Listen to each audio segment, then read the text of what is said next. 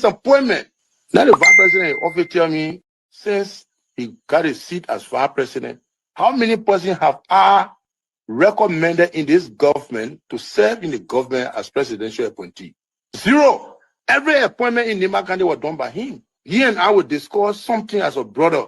To implement it, you will bypass me and do different things. I better keep it. I don't talk on it. Now you need to deceive us. The thing we saw, it frustrates us. So why can't you lie? Why can't you steal? Why can't you allow the citizens to be? You see, we just tell you that why we voted you. But you fool us, you screw us, you use us and later on abuse us. So why? The government should lie. Why? But that's the question that we ask. The good person in our whole United Party, that President Bwaka. You want to say that again? The only person that appreciate good among all the United Party for the President Bwaka. The rest are ungrateful. The right, they use you and dumb you. But President Bwaka, if all of them were thinking the President Bwaka and behaving the President Bwaka, United Party will have another chance in 2029. Just for now, they do not regard people that help them.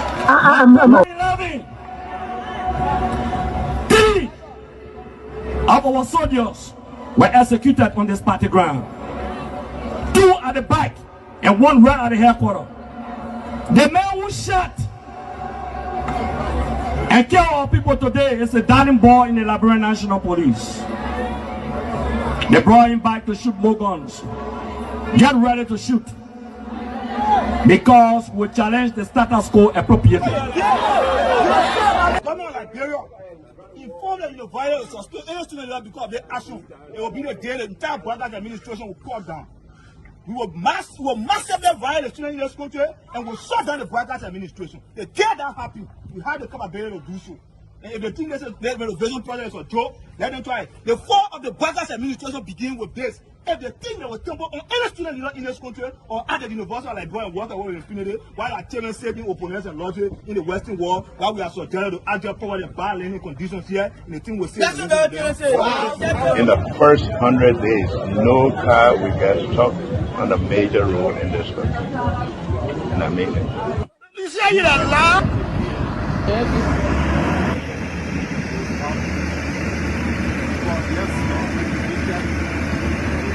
It's going down. First floor. There you have it. That led to decades of war still run deep. But so too does the longing for reconciliation. A reconciliation defined not by political bargaining or by an artificial balance of power by tribe, region, religion, or ethnicity, but by the equality of opportunity and a better future for all Liberians. Bwaka can lie, the government, all the ministers in the government, they can lie. They don't put all hustler, they put a hustler, they lie. Everything they say, they never say the truth. Today, the supporters of His Excellency Joseph Bwaka presents him as a poor man from Lofa, and I said that he will understand the plight of the poor people. Fellow Liberians, do not be fooled. Vice President Bwaka is not poor like you, not even as me.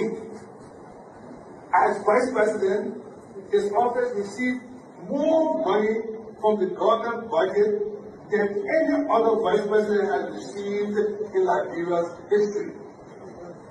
He has enjoyed some of the best and most lucrative government jobs. First of all, there's this, what I call sort of vicious lie about the fact that Mr. Kobe is gay or bring gay lifestyle to Liberia. It's complete bullshit. When people can accuse you of stealing people's money, when they can accuse you of being involved in war, anything, people don't make up stuff. They don't make up shit. Excuse my language, right? So it's complete nonsense. I'm married, 8 Teresa, 2 children, 5 grandchildren. I believe in traditional family values, so it's complete bullshit, complete nonsense.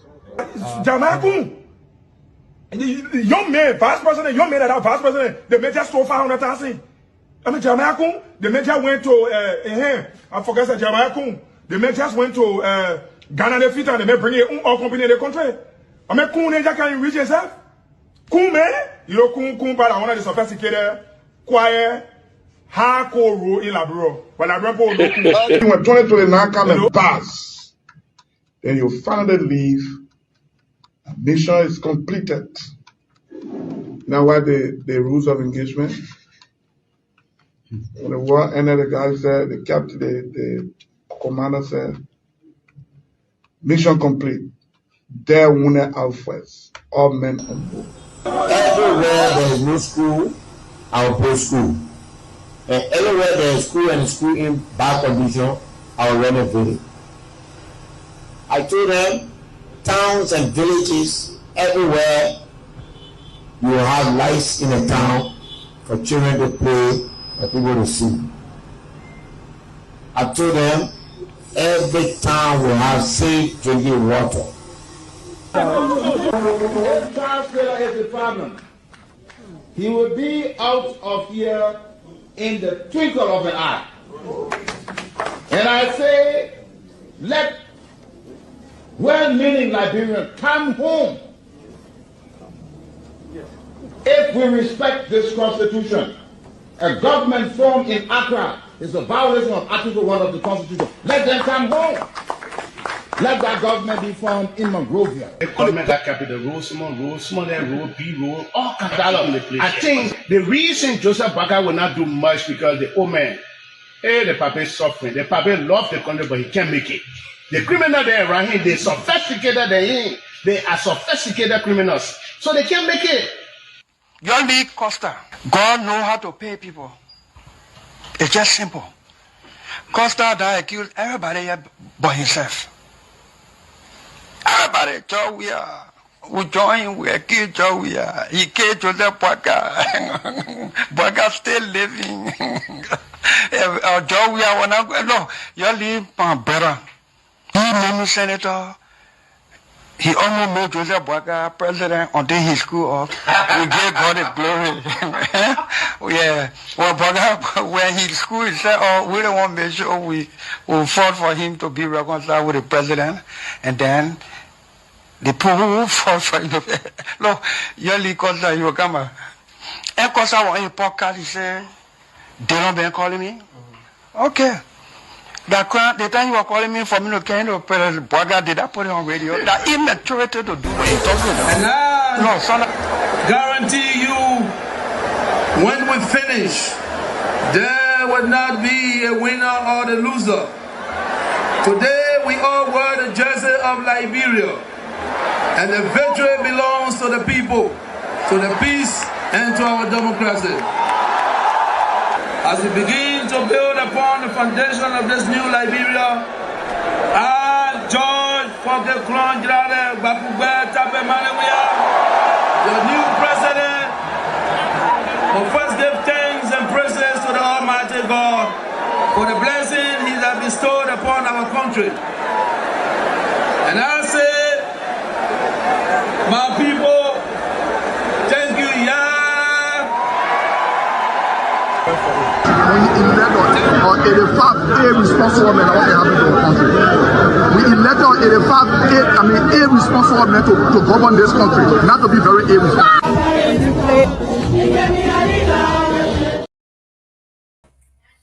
Hello, ladies and gentlemen. Today is Wednesday, the middle of the week.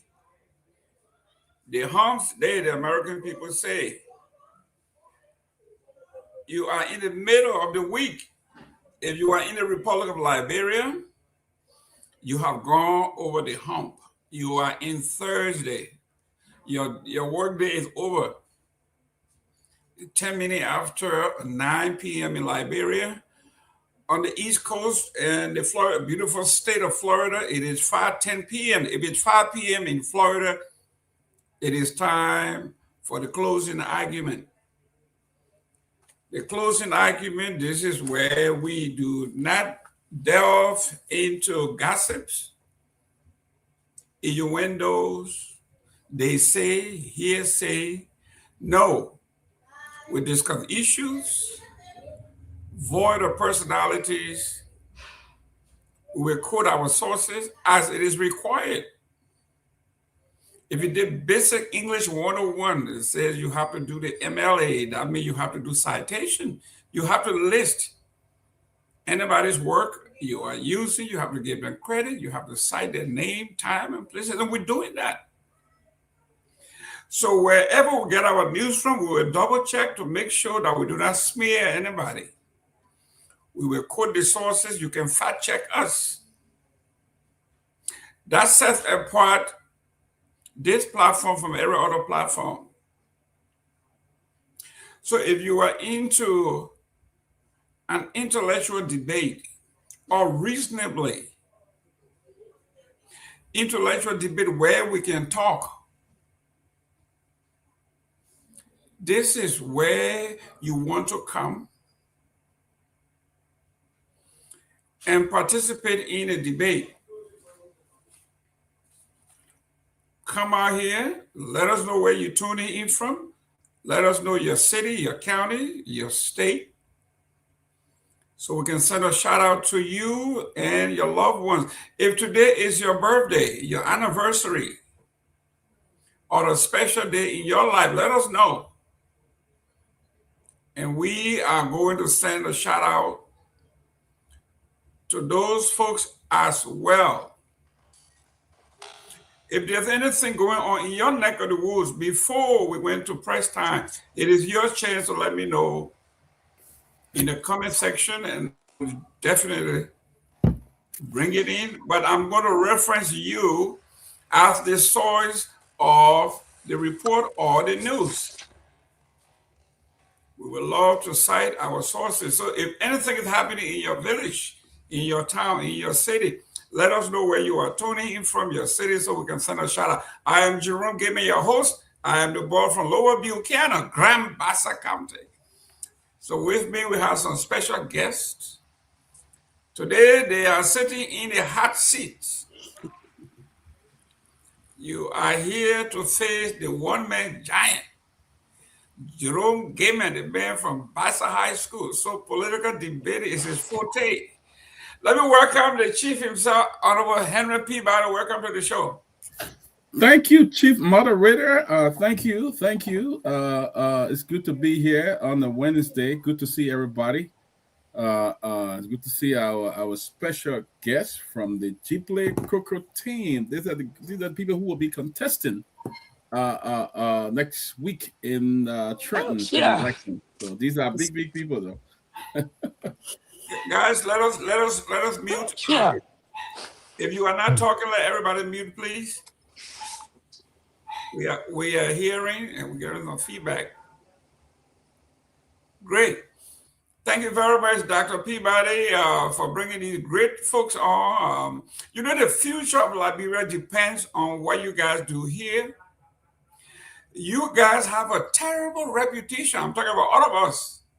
We in the United States, we do everything right, but when we get to Liberia, for some reason, it looks like our CPU erases. So we get down in Liberia, everything goes back to status quo, and we go back to the Liberia thing, and they say, I mean, IoT, you're doing America, and not how we do it here.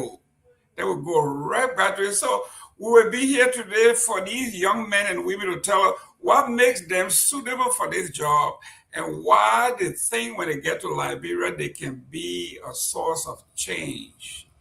So we are here. There are some names that I'm hearing. The Jeepley, I know. Is that Jeepley or Jeepo? How you pronounce that name? You are muted. You are muted, Albert. Okay, go ahead.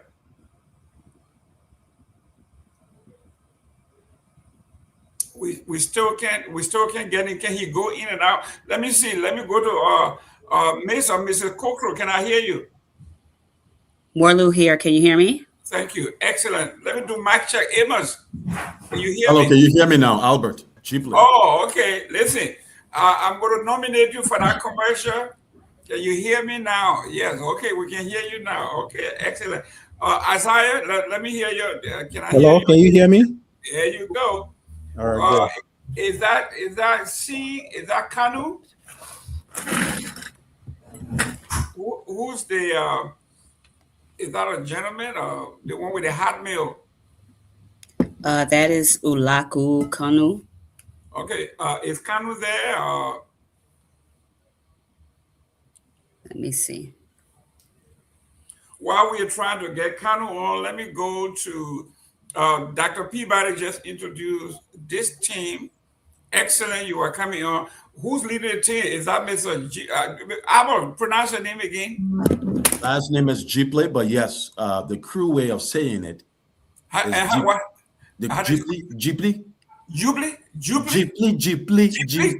Okay, very close to the Bassa people over there. Jipley. Okay, so go ahead. Introduce yourself, who you are, and introduce your team. Absolutely. We're excited to join here this evening. Want to thank you for giving us the opportunity to be on the closing argument as we wind down our campaign and coming closer to the election. By way of introduction, my name is Albert Jipley. I'm a husband, I'm a father, I'm an accountant by profession. I'm a business owner, entrepreneur, and a proud resident of Burlington County, Burlington Township. Been married for 13 years, 4 kids. I'm a servant leader. It's not about politics for us here. It's more about service. And with me, I have we've managed to put together a team of people within our community who are not just willing to serve, but ready to serve. Folks who have the competence, the background, the knowledge, and who have been serving in different ways. I run a practice in the Burlington area, a tax and consulting practice. And my wife and I also manage a home care agency where we have over 40 employees, mostly Liberians. And we've been here contributing in other ways. But tonight we want to talk about, we'll be laying out our platform, what we can do for the community, and what, we've narrowed it down to 4 pillars. That is bringing structure back to the Liberian Community Association by putting into place systems and processes that will enable us to move forward. We also want to do things as far as we want to partner up with organizations and nonprofit organizations and others. And we want to bring back transparency and accountability, something that has been lacking. And of course, community engagement. Running with me is Mrs. Wolu Kokro-Yutsi, who was a dynamic vice president. Wolu has the competence, the experience. She's here tonight. Also with us is the current chairman of the board of directors for the Liberian Community Association, Mr. Amos Flex Azea. And we have one of our strategists who joined us, Mr. Chi Kanu. And we have other board members running along with us who may or may not join tonight, but I just want to list them, for purposes of this meeting. And so from top to bottom, we have Mr. Milton Crow, who is our Secretary General. We have Mr. Seleke Kromah, who is our treasurer on our team. We also have board members, other board members running on our team who we believe are competent and who will not just be people who will rubber stamp our agenda, but folks who will hold us accountable, who will hold our feet to the fire, and folks who have the connections. I think when you're running a nonprofit organization, you need people who have not just experience, but who have the connection, who are willing to serve, and who will hold the leaders on the top accountable. And we have those folks. We have Mrs. Olako Kanu. We have Ms. Yeto Fiao. We have Mr. Dr. Boima Goba on our team. We also have Mr. Philip Kamara, and we have Mr. Emmanuel Mambandi, and of course Amos Azea, who I mentioned here earlier. So you can see the depth and width of this team. But I'll stop there and I'll let you. That's the introduction for now. Thank you very much. The Liberian method, talk your own, and everybody going to talk their part. Okay, let me know where were you born? What high school did you attend? Because we usually worship our high school, then we do our college degree. So tell me the high school. Let me send a shout out to your high school. I attended Cathedral before migrating to the U.S. I attended Cathedral Catholic High School until 10th grade. And then when I moved to the U.S., but yeah, shout out to the Cat's Kingdom. There you go. There you go. Never forget where you come from. That's right. My foundation. Absolutely. That's right. Let me go to, is it Mrs. or Miss? So my name is Mrs. Warlu Kokro Utsi. Go ahead. So I am Warlu Kokro. I do live in central New Jersey in Ewing, not too far outside of Trenton, New Jersey. I am a native to the Trenton area. I am born to 2 Liberian parents. I have over 15 years of experience in corporate affairs in the pharmaceutical industry. I have over 10 years of experience in patient advocacy, as well as nonprofit organization and adherence. I also am a member of the local NAACP in my area. I also am a co-lead in my women's group at my company as well. And I sit on the board of directors for one of the largest nonprofits in the state of New Jersey. The list goes on. I mean, I bring to the table with Albert some technical expertise, as well as, my background in education is liberal arts, which is centered in with concentrations in psychology and English. So dealing with people has always been my passion. Helping people has always been my passion. I am a wife of 10 years, a mother of some accomplished young adult children, and also started all over. We have an 8-year-old, and we've been living in our residence, which we own in Ewing, for about 5 years. Great. Your high school. Let me send a shout out.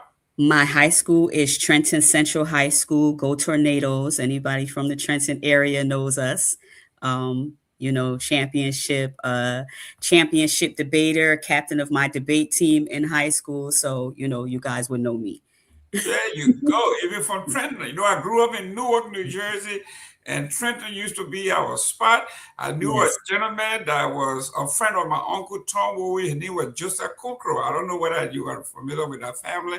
So Joseph Kokro is my father, is also one of the founders of this organization, the Liberian Community Association here in Trenton, New Jersey. Absolutely. When I was a young man growing up, he and Tom Wowe, you were all over the diaspora, obviously. Let me go to Mr. Isaiah. Welcome to the show.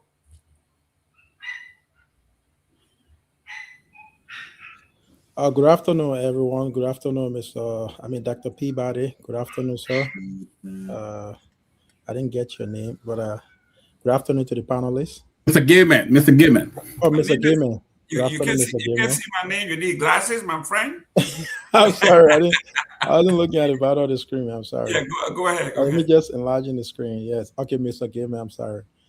Good afternoon. My name is Amos Isaiah, and I'm a resident of Trenton, New Jersey. I'm a father of 3 beautiful girls, and I also IT professional.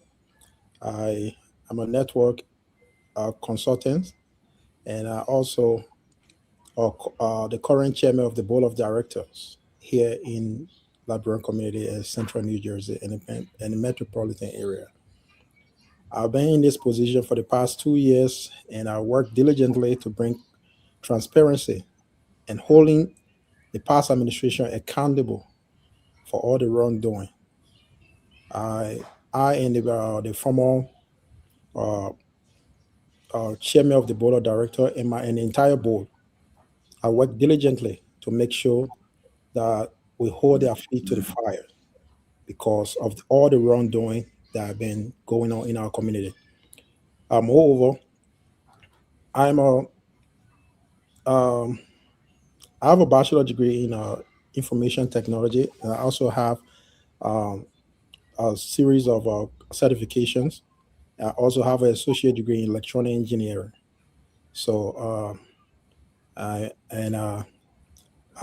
live here in Jersey, and I decided to give my services to the community because I think our community dearly needs competent and transparent leadership.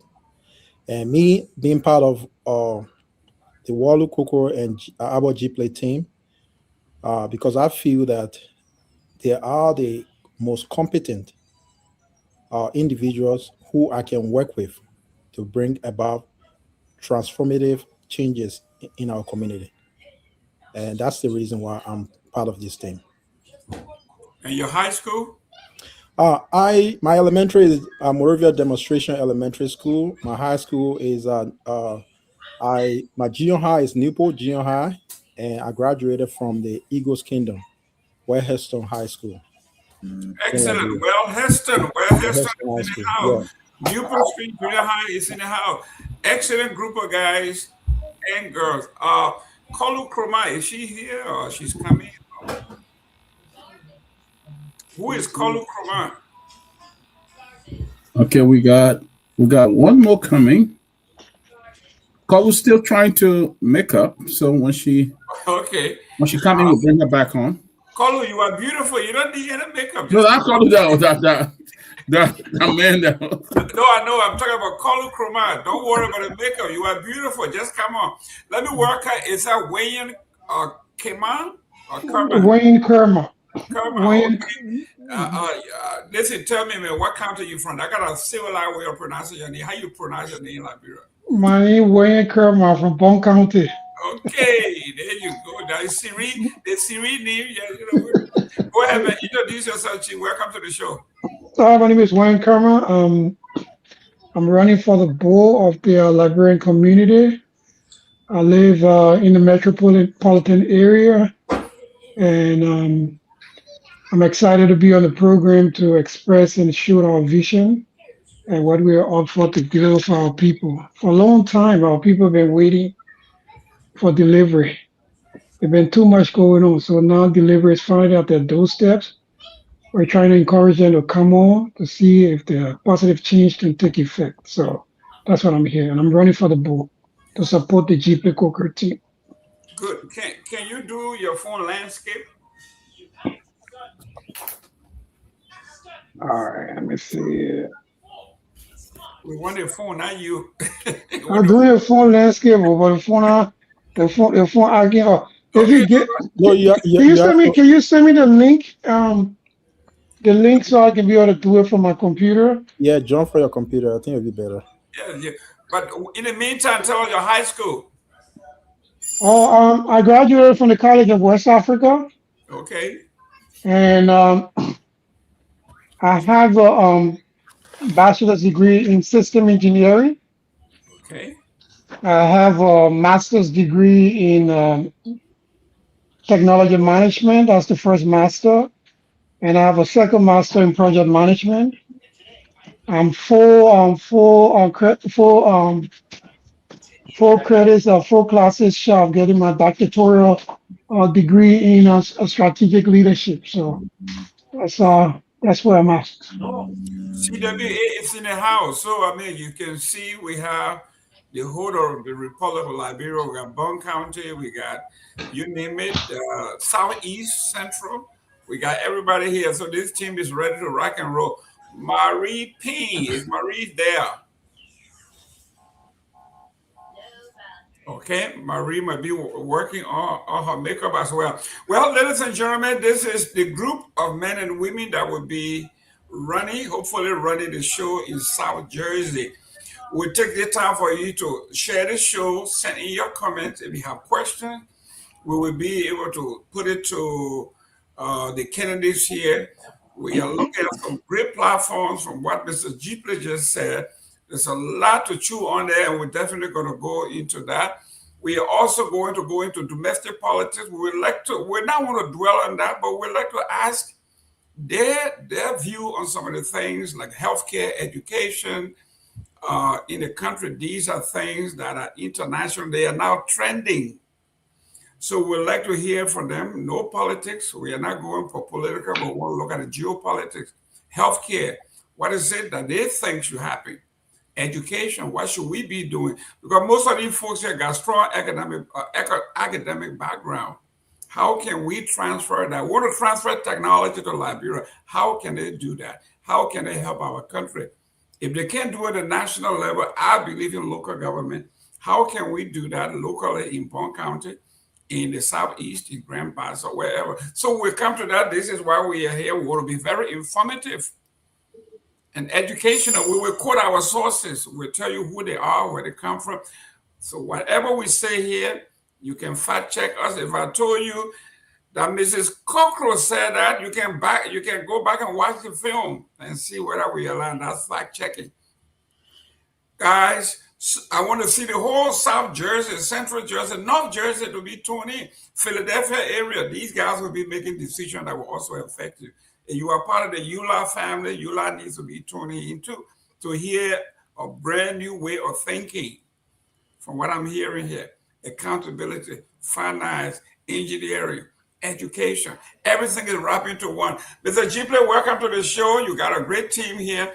Look at the platform here. Tell us, you say you got 4 pillows. Let's look at the first pillow of the 4. You are muted.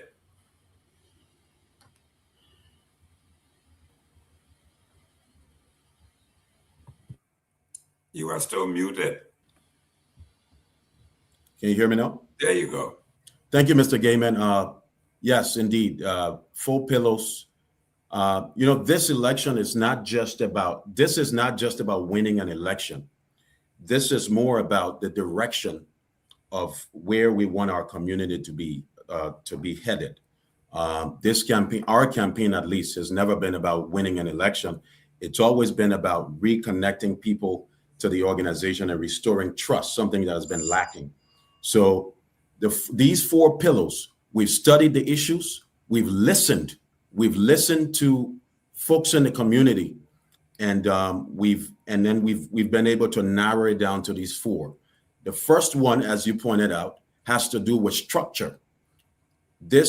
Our organization needs to be structured in a way that is not ran as a social club, but rather as an institution. And what do I mean by that? The first thing that we ought to do is we need to have a sense of how many Liberians live in these metropolitan area that we want to be able to serve. So the Central Jersey and the metropolitan area, let's know how many people that we want to serve. So we need to have a database. And in addition to that, we need to have systems. We live in a technological age. We need to be able to catch up with technology. We have young people, we have a lot of folks on our team who are IT savvy, and they want to be able to come in and give their expertise by putting together a database, so we can have, a website that is updated. The last time the Liberian Community Association website was updated, it's been a while. It wasn't until recently that when questions were raised during this campaign, that the administration went and updated the website. But this is something that should have been done on a regular basis. So you need processes, you need systems in place. So structure is important. That's the first one. If you want me to continue to go, I'll elaborate more. But so we need to have systems in place that have to do with how people are paying their dues. So people need to have we live once again going back to the technological age. People can have a link coming to their phone every month as a reminder to pay their $5 dues, right? So you don't have to go in there and go send Zelle or Cash App or do a manual way of reminding people on how to pay their dues. I can be somewhere.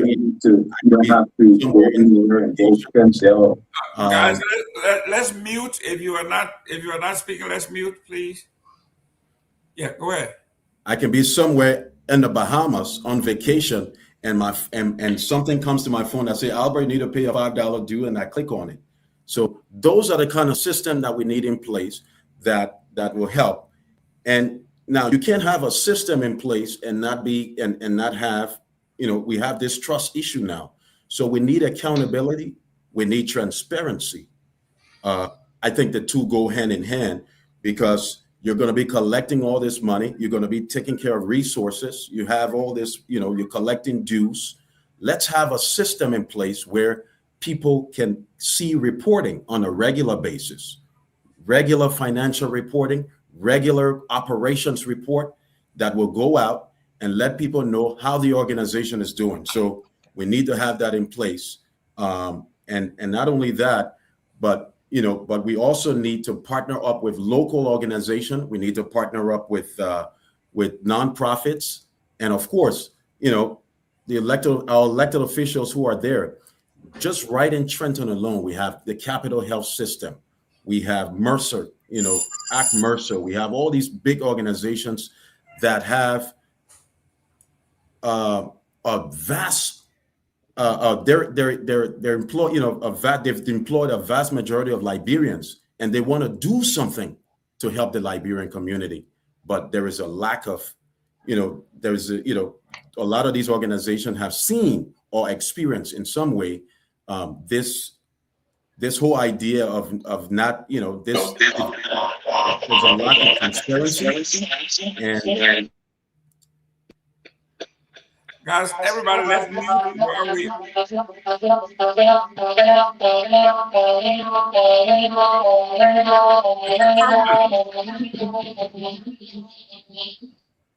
There you go. Ooh. So bring these organizations in that have the ability, that will be able to contribute in a major way, that will put us to the next level. Organizations, like I said, like Capital Health and Ark Mercer and others. Partnering up with Mercer Street Friends that will bring, bring back resources to our community, where we'll be able to assist our elders. We'll be able to provide scholarships to our youth and provide resources to other members in the community. We're talking about care packages for elders. We're talking about scholarships for young people who are going back to college. If you ask the current administration, hey, what have you done so far for the young people who are graduating or who graduated last year? They can't even tell you they offered a scholarship. So those are things that are lacking. And of course, you want to engage the community in a way where people feel welcome again. They're more inclusive, where people feel heard and people feel like their ideas are not being thrown by the wayside. People can engage once more, because and the way we do that is by appointing ambassadors in all these various areas, because when you talk about the metropolitan area, it's a huge area. You can't, you have to be able to run an organization as if, again, as an institution. So you can have people in the Bristol area, or in the Levittown area, Langhorne area, who will serve as ambassadors, who will bring information to us here in the Central Jersey area, because we can be everywhere at the same time. So those ambassadors will be able to function in a way that will bring back information. Thank you very much, ladies and gentlemen. You are just tuning in. You got a team from South Jersey, the G-Play, that's the real crew, way they're going to call it, G-Play, and Cockrell here to tell us about their vision, their plan. Dr. Peabody, let me welcome who are then Emmanuel Crusoe, if you are there. Emmanuel Crusoe, welcome to the show.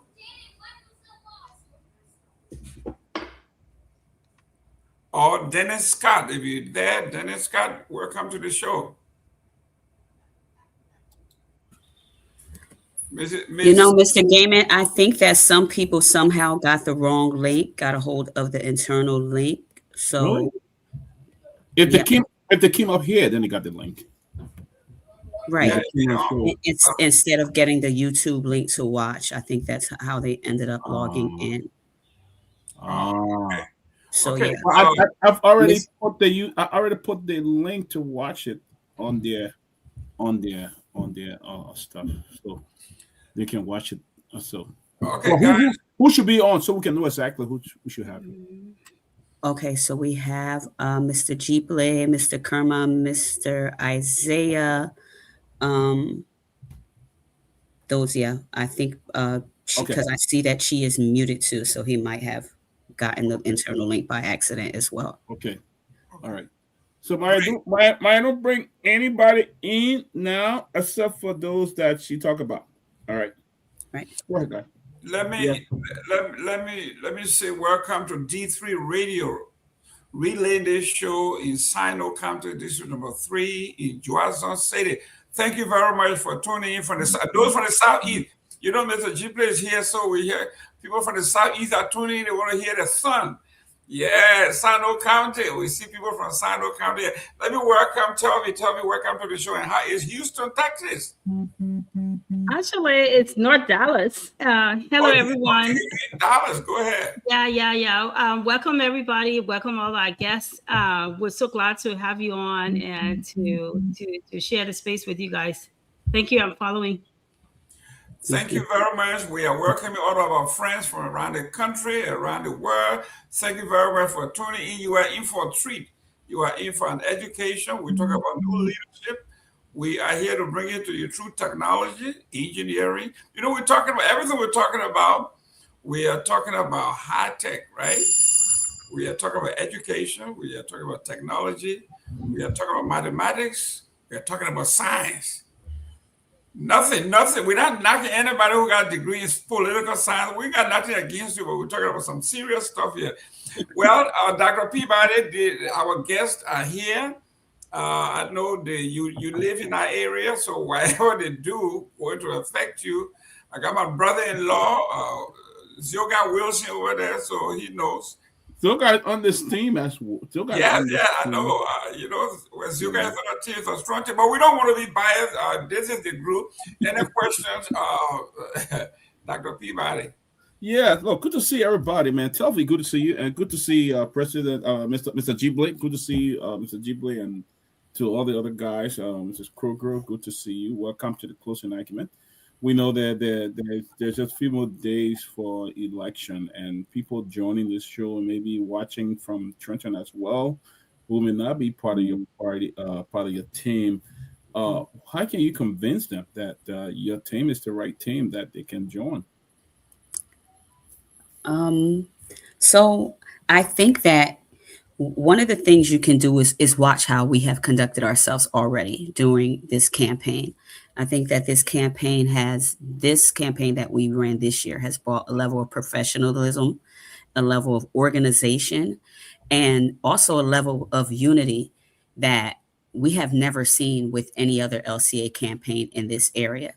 Even if you look at our team, we have diverse skills sets, we have diverse professionalisms, we have diverse religions, and we've brought people in from every area of this metropolitan area. So we also have people on our team who represent different major groups here in the Trenton area. And Albert and I sat together and we did this strategically because one of our first pillars is unity. And what we wanted to do was bring people together in a major way. We want people to feel heard. We wanted people to understand that this organization, Liberian Community Association, is not a social club. It does not belong to 20 or 20 people who sit together and say, oh, we make the decisions for the rest of the community. It doesn't belong to 3 to 5 people that say, without hearing the rest of the community, we are going to say that we represent the community. So I think also another thing that's been happening during our campaign, our incoming president, Mr. Jeepley, has been making reports of every fundraiser we do. He makes a report of what we bring in financially, what we used, and what our profit was. We weren't even seeing that during the last administration's run, where, there are financial reports that are not there. I like to remind you that LCA, even though we have these elections and we think politically, it is a 501(c)(3), is a public 501(c)(3), which means that anyone can walk off the street and ask to see financial records, and they should be available for those people. Some of us who have actually donated and put into the and put into the organization have not been able to ask for the reports that way. And so we have already been moving differently than we've seen in the past. We have gone around, we've had conversations with our elders. We've had conversation with the founders. We've had conversations with younger people. We've had conversations with the churches. We've had conversations with all the other organizations in this area. We've listened. And so we know what we are lacking. We know what we can build on. We know what we should trust and continue with. We know what we should stop and rebuild and revamp. And so I think those are some of the things that people can look at us and say, listen, I can trust this group a little more than I've trusted past groups because they are doing things differently. And that's what this organization in this area needs is change. One more question, and then let's go to Mr. Cheapley. Mr. Cheapley, let me ask you, the organization in Trenton have had a lot of problems, a lot of issues. They've been back and forth in court a lot. Been a lot of back and forth court, spending thousands of dollars that could help actually move your organization forward, but it's been back and forth. How do you plan to unite the community, Trenton? You know, that have been, I mean, they said they've been down. The Liberian Association have been at knuckleheads. They've been down a lot. How do you plan, if you win, how do you plan to unite them? Thank you, Honorable Peabody, Dr. Peabody. That's a great question. I think unity starts when people start trusting and believing again. To my colleague's point, I think Wallo spoke wonderfully on this. She kind of touched on this subject a little bit, and so I'll just elaborate. This is, people started to lose trust and confidence in the LCA here because there was a lack of trust. You know, there was a trust factor here, and that trust factor had to do with this whole idea of money and due payments that were contributed, and those due payments were never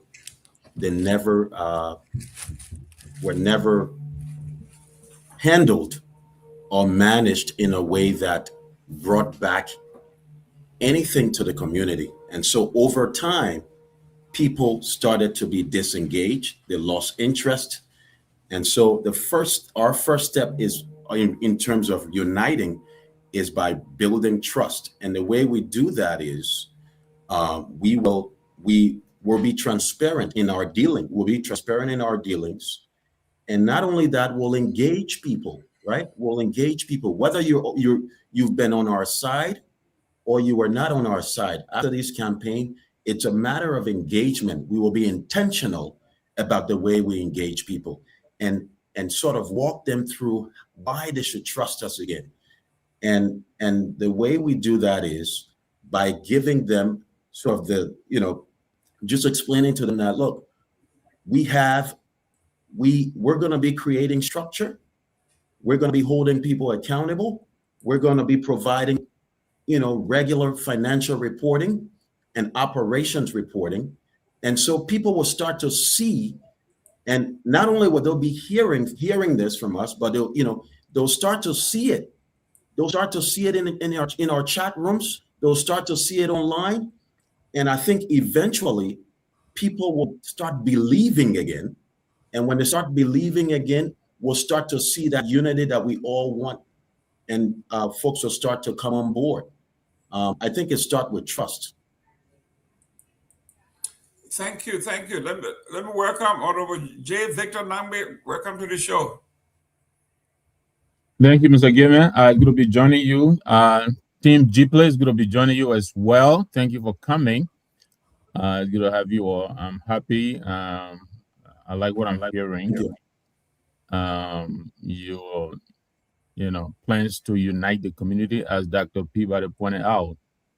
I think you guys spend a lot of time in the court system, the community, and so I'm happy that That is going to be one of your focus areas. I was at your debate, and the majority of the questions that came off the floor were about what you or Mr. Watkins would do to unite the community.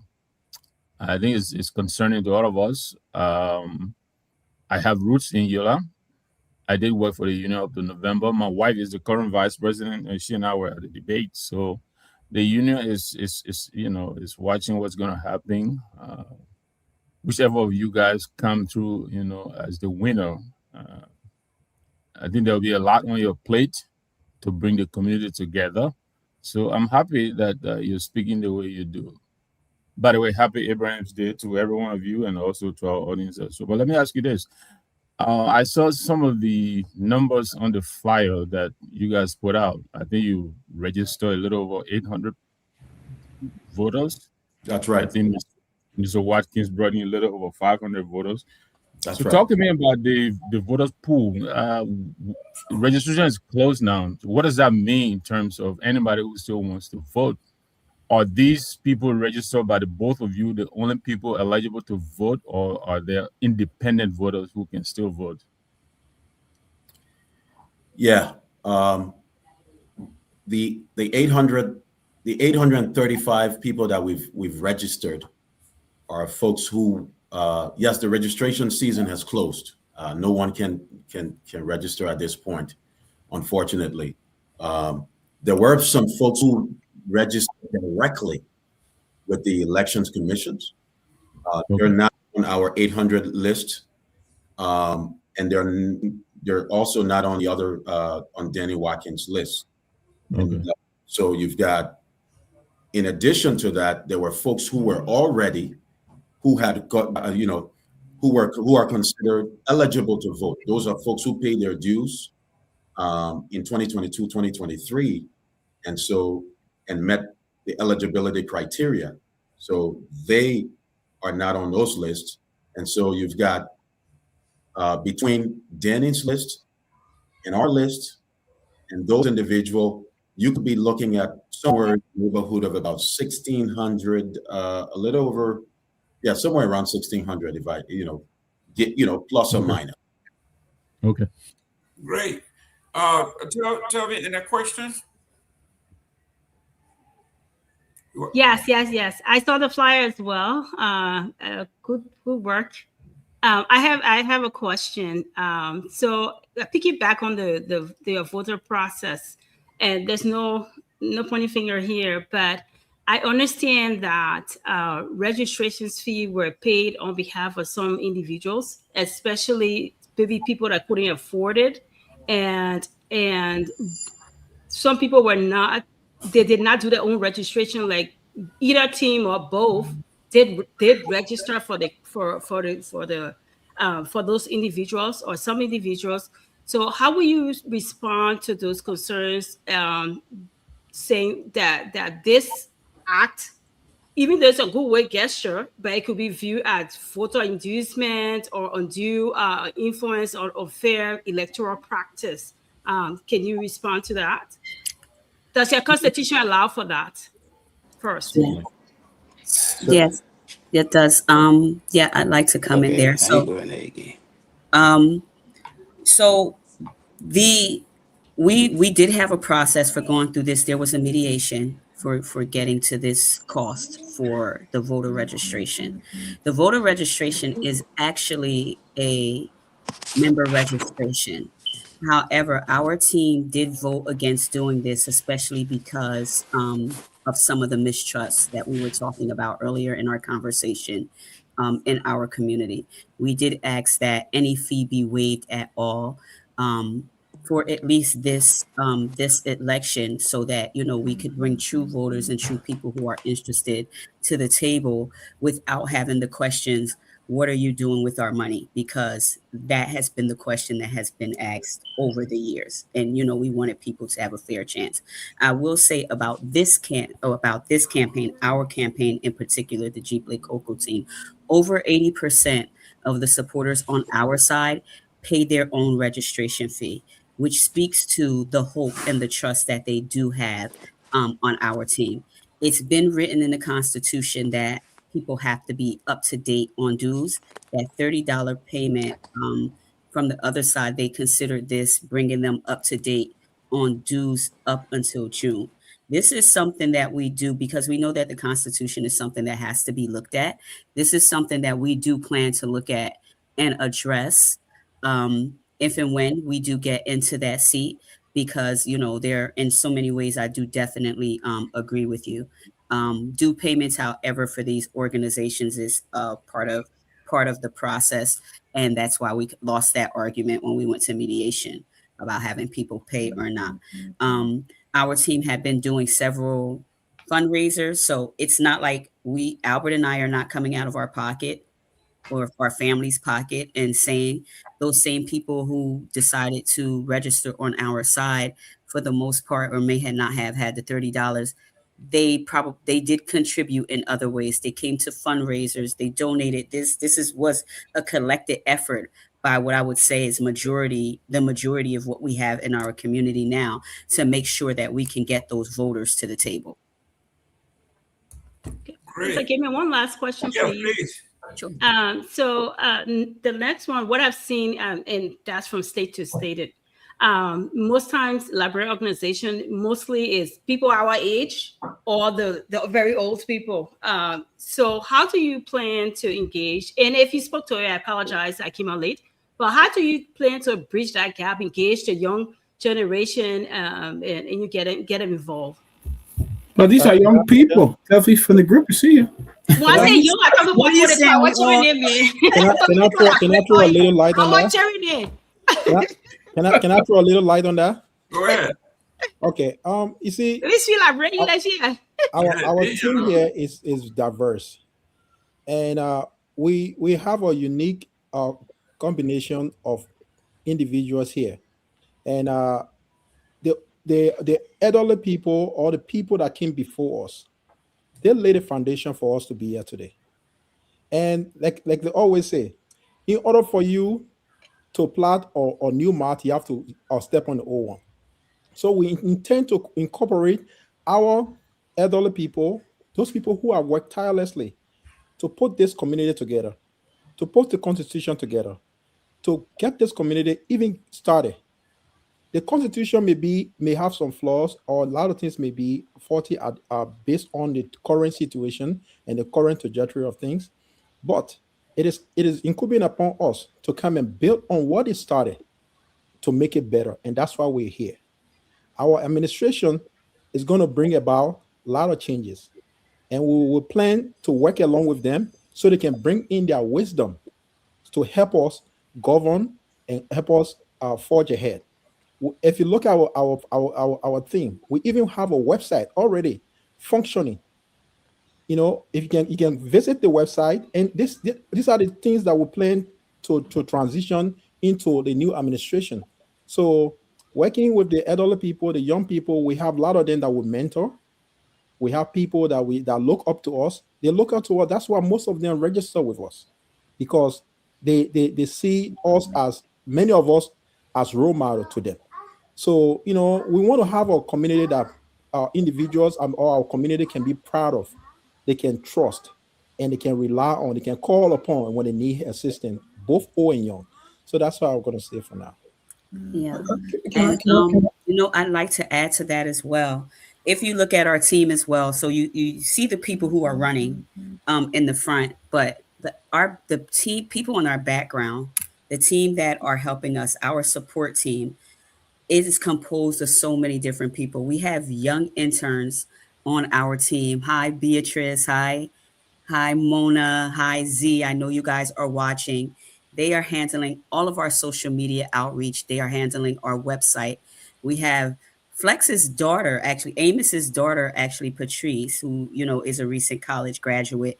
She was at our last launch, and she had a table where she was taking blood pressure for some of the Liberian people and giving information on heart health and different things like that.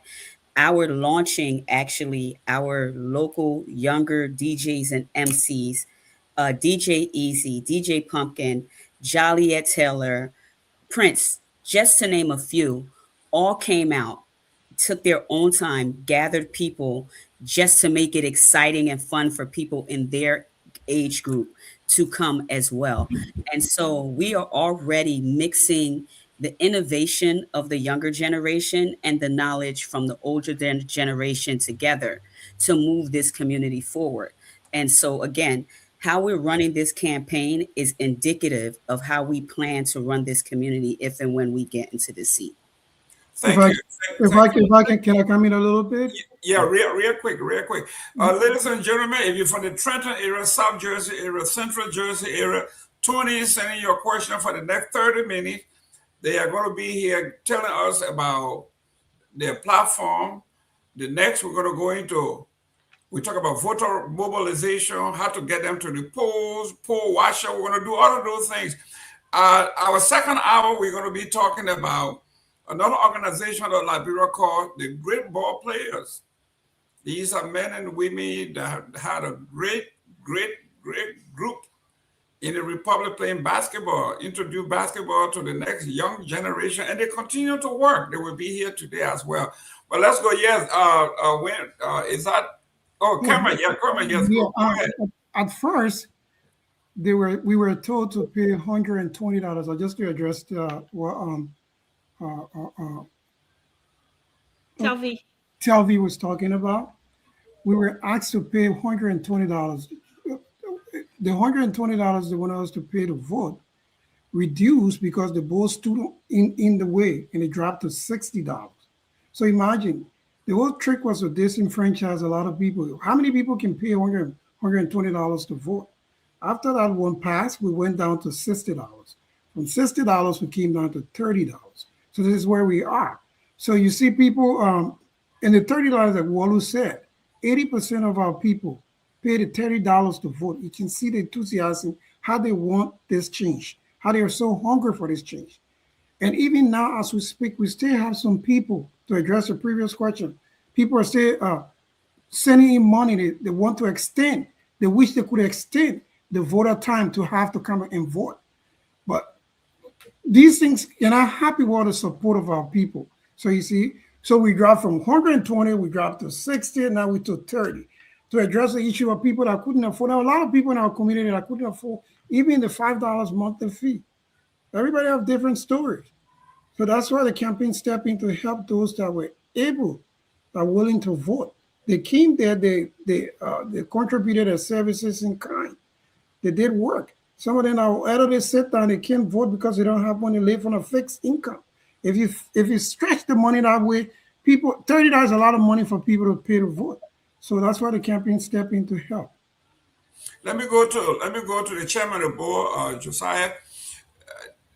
In America here, we say the people do not value what they do not pay for, what do not invest in. How do you engage the Liberian people to continuously invest into the community by paying their dues and doing things that will have, you got to have a vested interest. You got to have your skin in the game. If it is free, they have no value. That's why they don't come, they don't stay. Because they got, you don't hold them responsible for anything. They can come and go as they please. One thing I want our listening audience to understand is that no one wants to be a part of failure.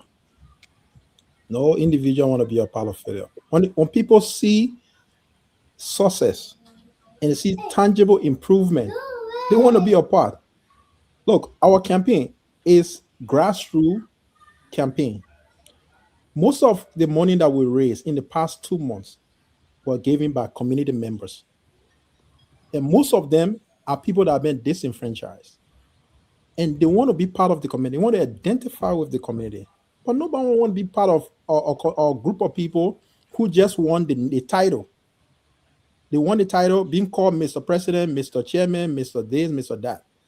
But to do the work, they don't have they don't want to do the work, even if they have the technical know-how. And our team, what we intend to do is to encourage. We're going to run programs. We're going to run a lot of. We're going to bring about transparency is one of the key things that people, the community is lacking. Opportunity to look. We have individual, right? We have a person on our team, right? Mr. Myean Momo.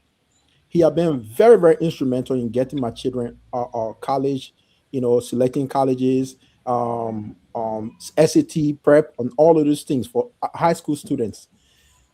When I was trying to get my kids into college, right, he was one of those that came in and helped them navigate that process. Those programs will be run by someone like that, by Nikki Ender, who is currently working with the Trenton Board of Education. These people want to come in, they want to help, but when you can see a lot of mismanagement and this, all people want to do here is just go to party, go to function, and when they call you Mr. President, then you come and give speech. I want to thank the people. I want to congratulate this. That's all they want to give speech. Or wait for July 26th. Then they raise money and no accountability and nothing. Our administration is going to be quite different. We created a database of Liberians in here.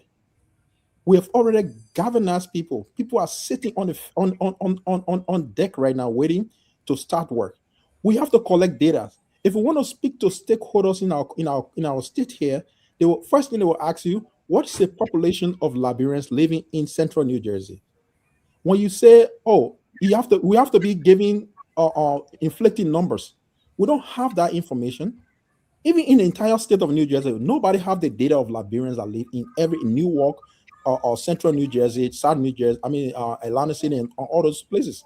But what we plan on doing is to collect this data so we can be able to identify, we know those who live here and encourage them, have program for young kids, have program for adults, and encourage them to pay their due, and our community will be our sources.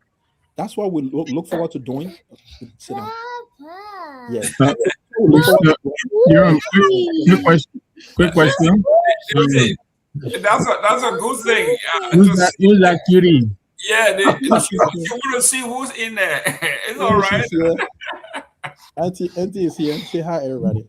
Hi. Hello. So cute.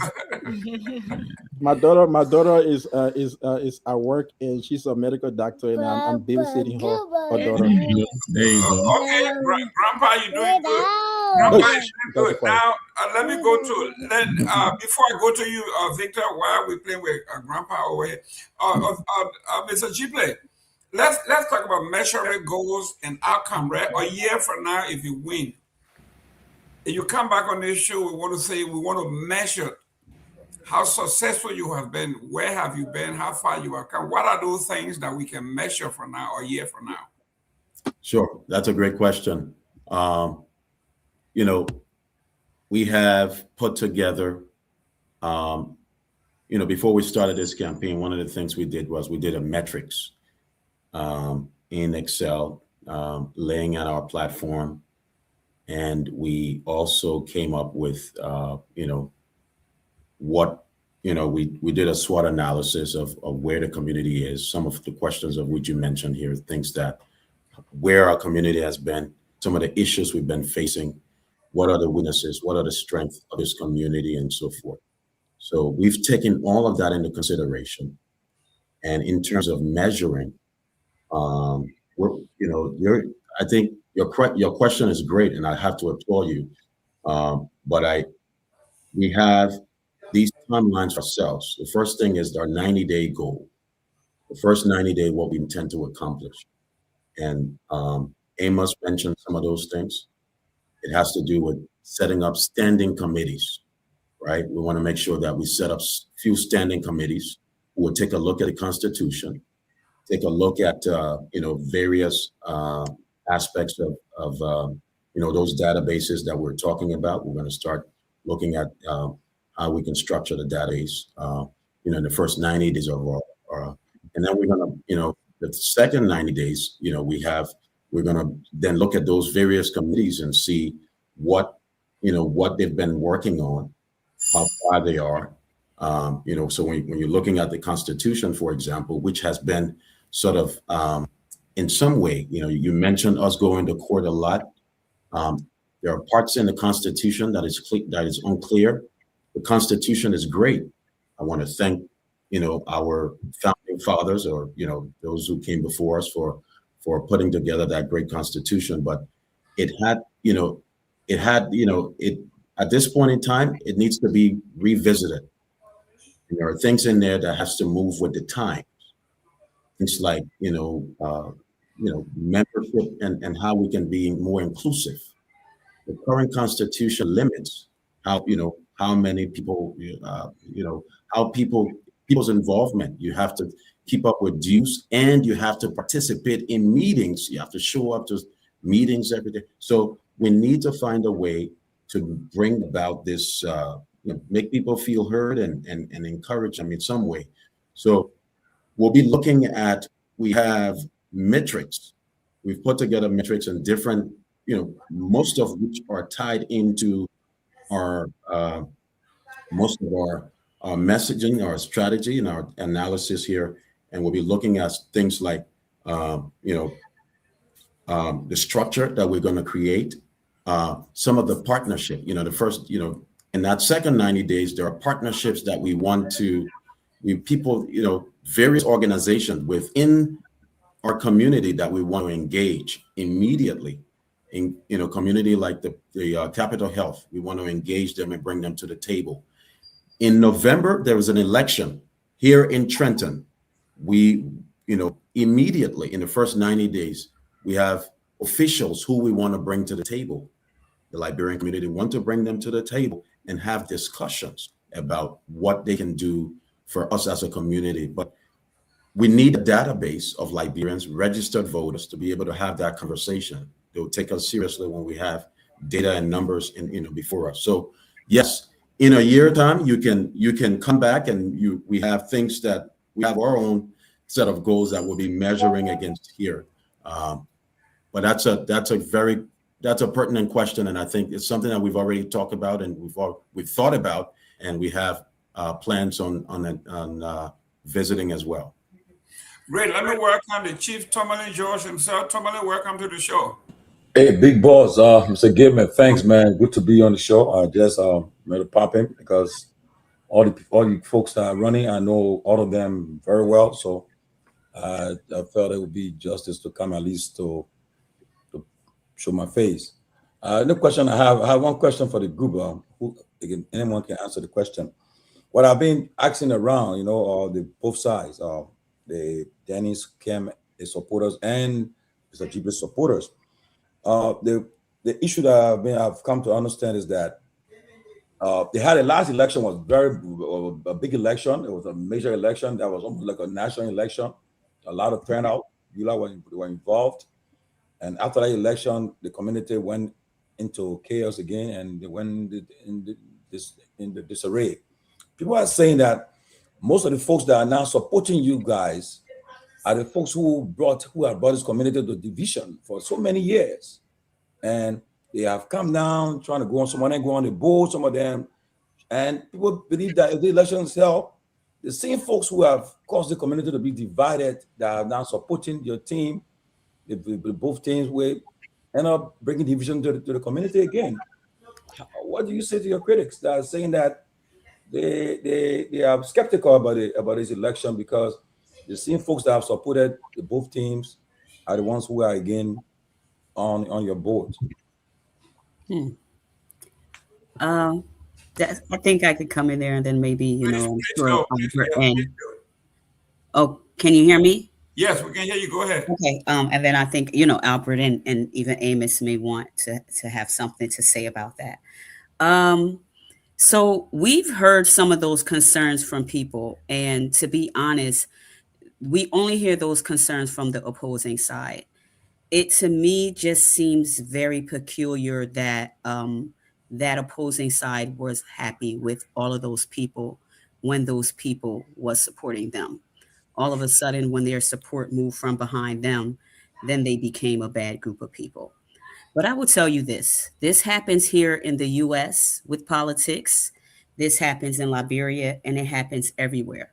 When you put your trust behind someone, when you put your resources behind someone, when you put your connections behind someone and your whole fortitude, and you trust that that person will carry out an agenda that is beneficial for the most people involved, you plead for that person to other people and you say, trust me, I am vouching for that person or these people. They are going to do well. Trust me, because a lot of people were skeptical during that election too. And there were people on that side that they did not trust and they did not want to support. But they had a group of supporters behind them pushing them. And people came in and voted for them because of those group of people that was behind them.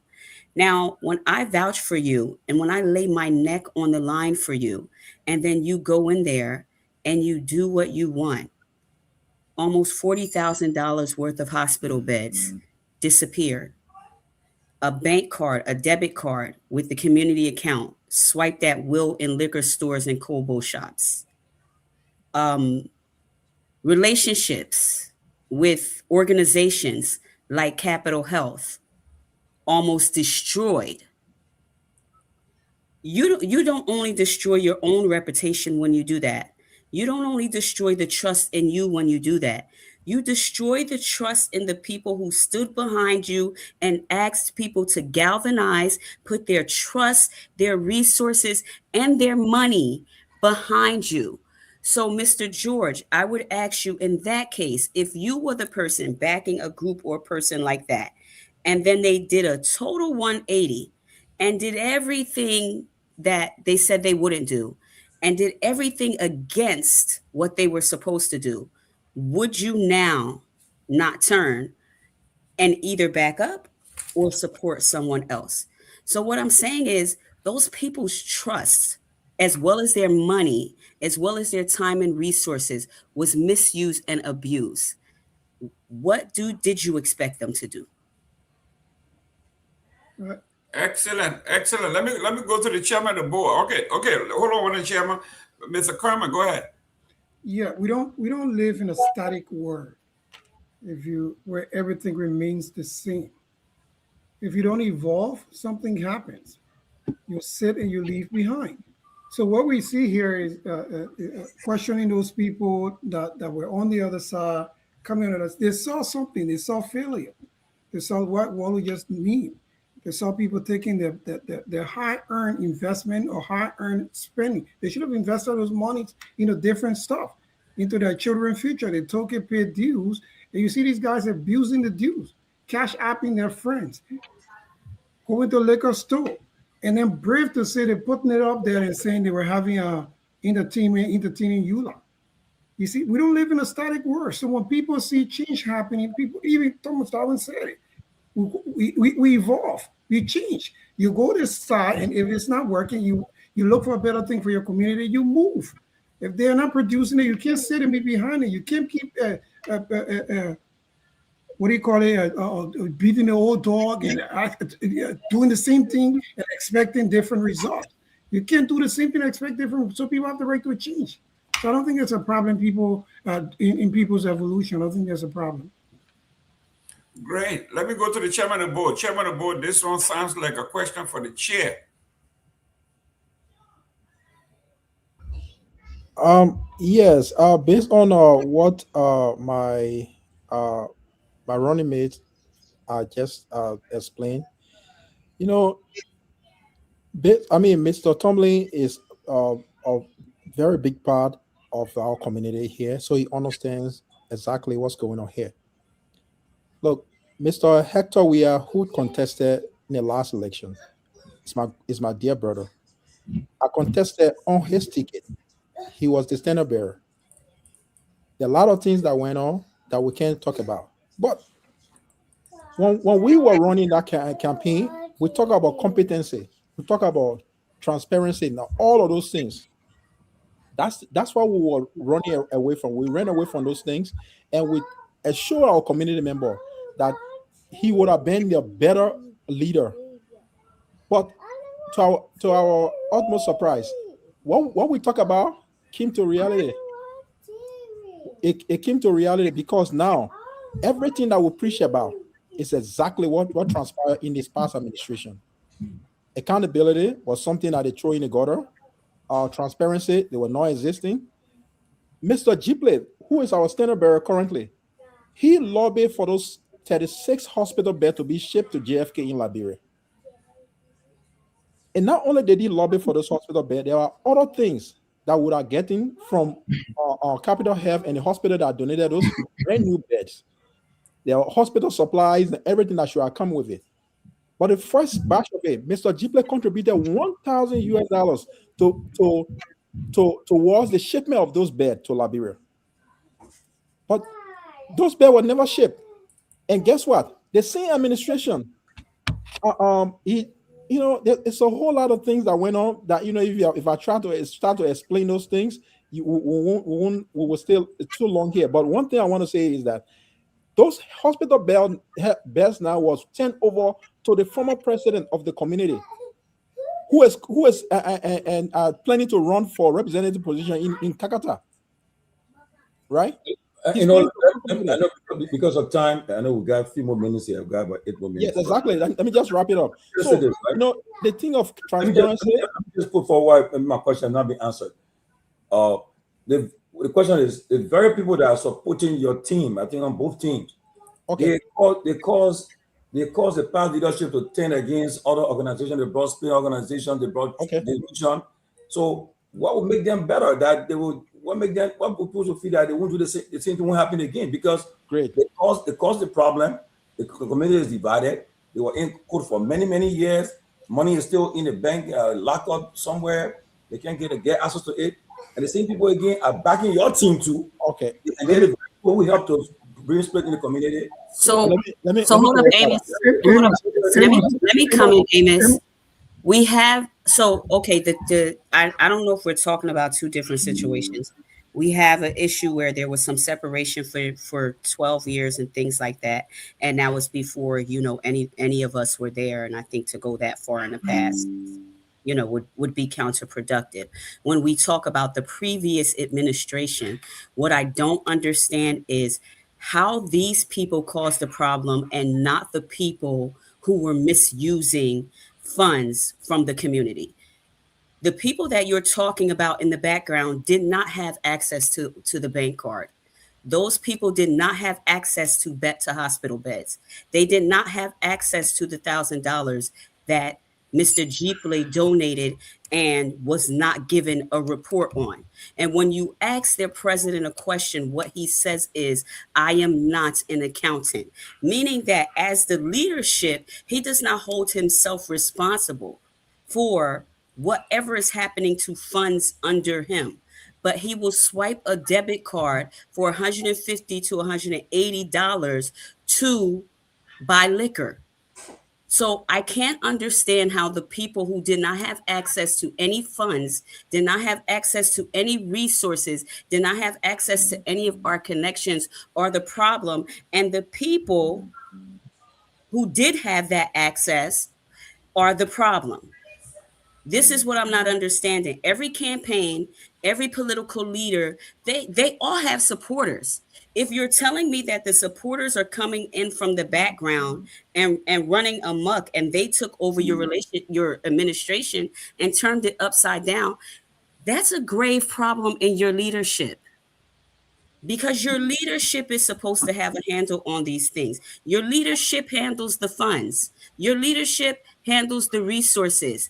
Had the leadership worked together with the board of directors, gotten the approval for spend like you're supposed to in this case, then we would not have had these problems. These are not questions that they can answer. The fact is that administration went in. What they have to speak about is they had a successful July 26th. They had a successful event here. They had a successful event there. What program did they put forward for the community? What connection did they make with our local competition, our local politicians? Was that in fact the job of the supporters too? Were they supposed to be doing that as well? Or was it the administration that's supposed to be doing that? So to keep going back and blaming the people that you are actually supposed to be serving, that's counterproduction. When we have this thing in corporate as the leader, as a manager over people, anything that goes wrong under my watch is my fault. The buck will always stop with me. Thank you very much. The Jerome, I have a question. I have a question. 1 minute. I'm coming. one minute, guys. You said 1 minute, 5 minutes ago. You never came back in here. I know. Yeah, because you keep talking. Now your problem. You keep talking. You keep talking. Let me say. Welcome to Sumbo from Totota, Bond County. Isaac Adu from Rhode Island. Thank you for tuning in. It's MUWIO88 from Delaware. Tuma from Coba City, Kulahon, Lofa County. Kwekwe from Konya Town. Sacom from Benjamin City, Lofa County. Chris Brown from my hometown, Lower Buchanan, Grand Bassa County. So we got a whole republic covered. I just have to say now, go ahead, Victor Nagbe, so we can close out. Thank you, Mr. Gayman. And again, Team Jipley, I want to thank you for coming on. But Miss Kokro, I have to ask you to clarify this question about this liquor store purchase, because this question came up during the debate. I believe you guys discussed it at length, and I see some of the other team members typing in the chat here that it is being misrepresented. Doesn't the president have access to petty cash? And if the administration does it matter where they go to spend his money? If they have guests in town and they go to a liquor store to spend within the limit of their petty cash, I like you to explain this so that I think we all understand what this is really about. Yes, I would love to explain it, and there's two answers to that. The first answer should basically dispel anything that was said. Number one, I'll state this again. Liberian Community Association is a 501(c) association. It is governed by state and federal laws. We do have a constitution, but we don't just make up our own laws. It is not within regulation to spend funds, the 501(c), linked to the 501(c) account, on alcohol. So that, first of all, what we're talking about there is an illegal act. That's number one, right? And if we had administrators in place that knew anything about 501(c) and charitable organization governance, they would know this. That is number one. Number two. This is an administrative error, not necessarily an act of corruption, because I think this is the undertone. But we'll finish. We'll keep going. We'll finish. We'll keep going on this. This whole dispute about petty cash. Well, I think she froze up, and I will chime in. And it is not only administrative error; it is also corruption. Because the reason why it's corruption is that there are a lot of funds that were spent without any board approval. Of over 3,000 plus was spent without any board approval. And I want to ask anyone on this chat, on this panelist, if that's a weakness in your board oversight, though. No, guys, it is not a board oversight because there is nothing presented to the board. Mr. Chairman, our time is out. Let's go to close. They spend the money without any board approval. A member of the board should have been on your bank document. So Great. That's the reason why we went to close the account when we noticed all of this irregularity, and there was no accountability. We keep spending community money without no board approval. We went to close the community account. We took the $15,000 plus and we held it in cashier check that we have today. And this money will only be turned over to the new administration on inauguration day. That's the reason why we did that. To safeguard the community from mismanagement. I have a question. That's why the board of directors that I'm part of. I have one last question. No, we have run out of time. Our other group is in the back there. Oh, in the back? Yeah. Okay. I'll keep it for next time. Yeah, your closing remarks, sir. All right. Thank you. I want to thank the panelists here tonight again. I want to thank those who are out there watching. Want to thank those who have been engaged in the process and those who have been caring enough to participate in this election. Just want to say that this election is not about personalities. It's not about politics. This is about service. It's about structure. It's about the direction we want our community to go in. It's about inclusion. It's about the kind of organization that we want to leave for our kids. Our campaign has shown that when people feel heard, when people feel respected, when people feel included, there is an excitement, there is engagement, and we've been We've been able to show that throughout this campaign, and we're asking for the opportunity to serve with humility, with transparency, and with purpose. On May 30th, when you go to the elections, when you go to vote, you want to vote Albert Jipley, Walu Kokro, Milton Krah, Ahmed Kromah, Boyman Gopa, and all of the candidates, Myean Kerma, Amos Isaiah, Olako Kanu. These are people who will bring back structure, transparency and accountability, partnership, and community engagement. I thank you tonight. Thank you very much. Listen, thank you very much for the team. Well spoken. One thing, as an expert for nonprofit, this thing sounds like the Speaker of the House with $500,000 for entertainment. Somebody is taking money to buy liquor. It is unacceptable no matter where you are. Thank you very much, guys. Come back next time. Good to have you guys. Thank you. Liberia community, come on Saturday, come and vote for Team Jipley Kokoro. If you don't have ride, we'll provide ride. If you live under the rock, we'll go up and pick you up. So come vote Saturday. Not a vote. You have to tell Joga wasn't to relax. I live under the rock, so come and get me. We'll get you. Register, we'll pick you up. You don't have a ride. Thank you, ladies and gentlemen, for a disclaimer. Honorable Zilka Wilson is my in-law, so I stay back and ask my question. Thank you very much. God bless. All right, guys. Good to have you guys. Okay, guys. All the best. Whoa. 5 minutes commercial, man. Man, those young people are very smart young people. Mr. Jerome, Mr. Gayman, that's so I check about okay. You say you think we got great ballers coming on. I'm a sportsman. I love my sport. You know I let it fries. Yeah, right. I think they really raised the profile of the community. There's a lot of interest in the community now, and I think that's a good thing. I can understand the heat of politics and all of that, but I hope whoever comes out victorious will really reach over backwards to accommodate the other. That community needs peace for a very long time, and I'm happy Honorable Dizo is in there. No lawsuit. That was my question. Exactly. This is all help around whoever wins. Yeah, to reduce the whole lawsuit thing and bring some amicable solution versus going to court and fighting, because I don't think it's going to end beyond election. That was my question. I wanted to hear that resolution.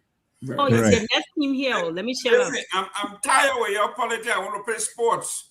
That's right. Okay, Mr. Cassidy said you can't hear us. Yeah, go and come out.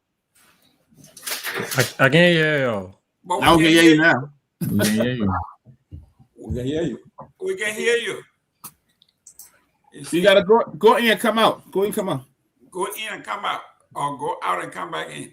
Go out and come back in. Mr. Weeks, can you hear us? Yes, loud and clear. Can you guys hear me? Good. Mr. Newton, we'll do your mic check.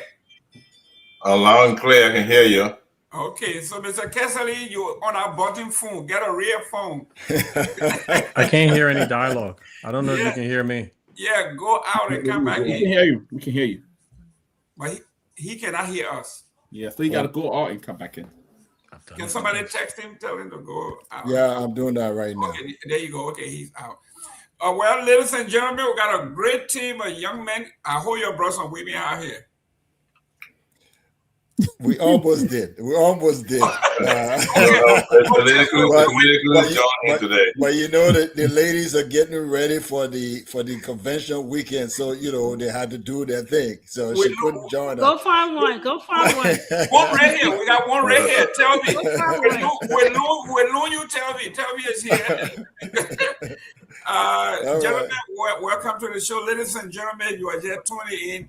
We just had a great debate, and we're going on the flip side to talk about sports. If you are a lover of sports, if you grew up in Monrovia, for those of us that grew up in Buchanan, they didn't include us in their great ballers. So I guess if you're not from Monrovia, you can't be a baller. So they are guilty of that. But we have some great men and women here that will be talking about what great ballers are, or what is the organization, what are they doing.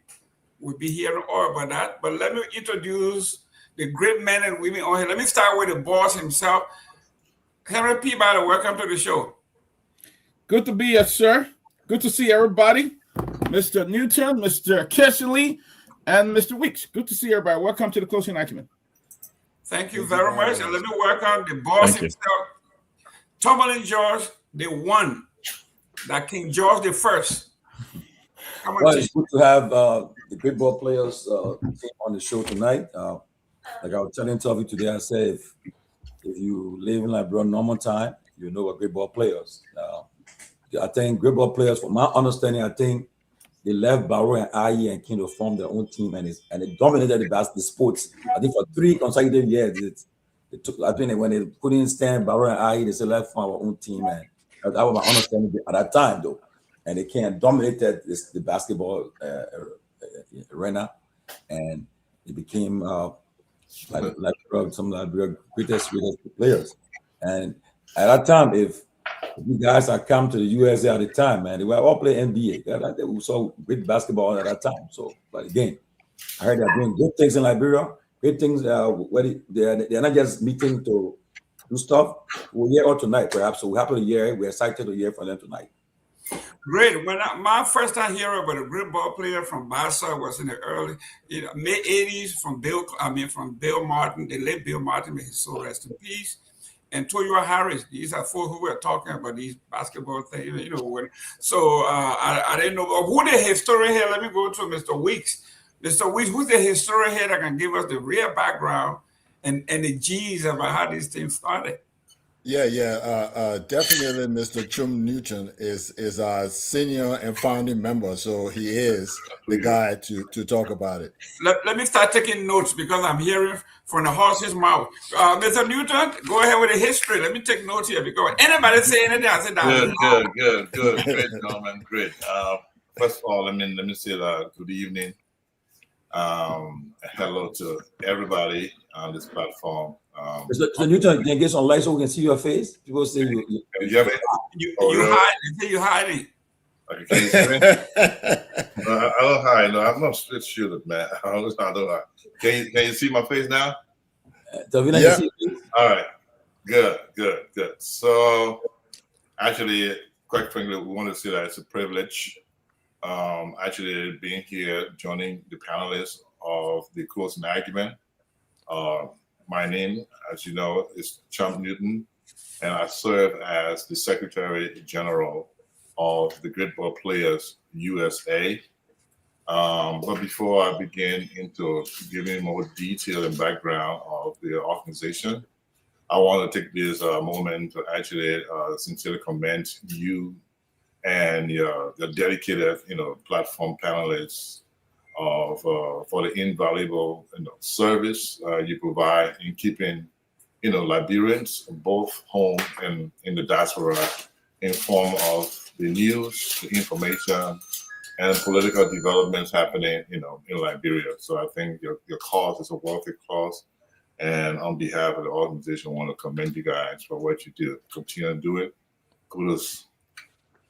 Now, going into giving you a little bit of background of the Great Ball Players USA. Initially when we heard you guys and trying to, give a framework of who we are and relating that to the basketball team of the Great Ball Players back in the day, it was a little bit off, and it was a little bit of fun as I was sitting here listening to you saying, "Oh, we heard about the Great Ball Players back in the day. We know about the Great Ball Players back in the day." The organization, the Great Ball Players USA, is an organization now. What you're talking about was the basketball team of the Great Ball Players. Today, the Great Ball Players USA has much to do with a conglomeration of former athletes, former basketball players, coaches, supporter and well-wishers of the game of basketball. So the composition of the membership of the Great Ball Players USA has much to do with players from Mighty Barrow, the Invincible 11, the Great Ball Players is South, Pythons, and all of the different teams, because people that are actually members of the organization are from all of these different teams. And so obviously it's not about that team you're talking about, but it's an organization as a whole that is pretty much carrying out charitable cause for girls and boys in Liberia. So with that being said, just to give you a nutshell of who we are, actually the organization, I mean, going further into my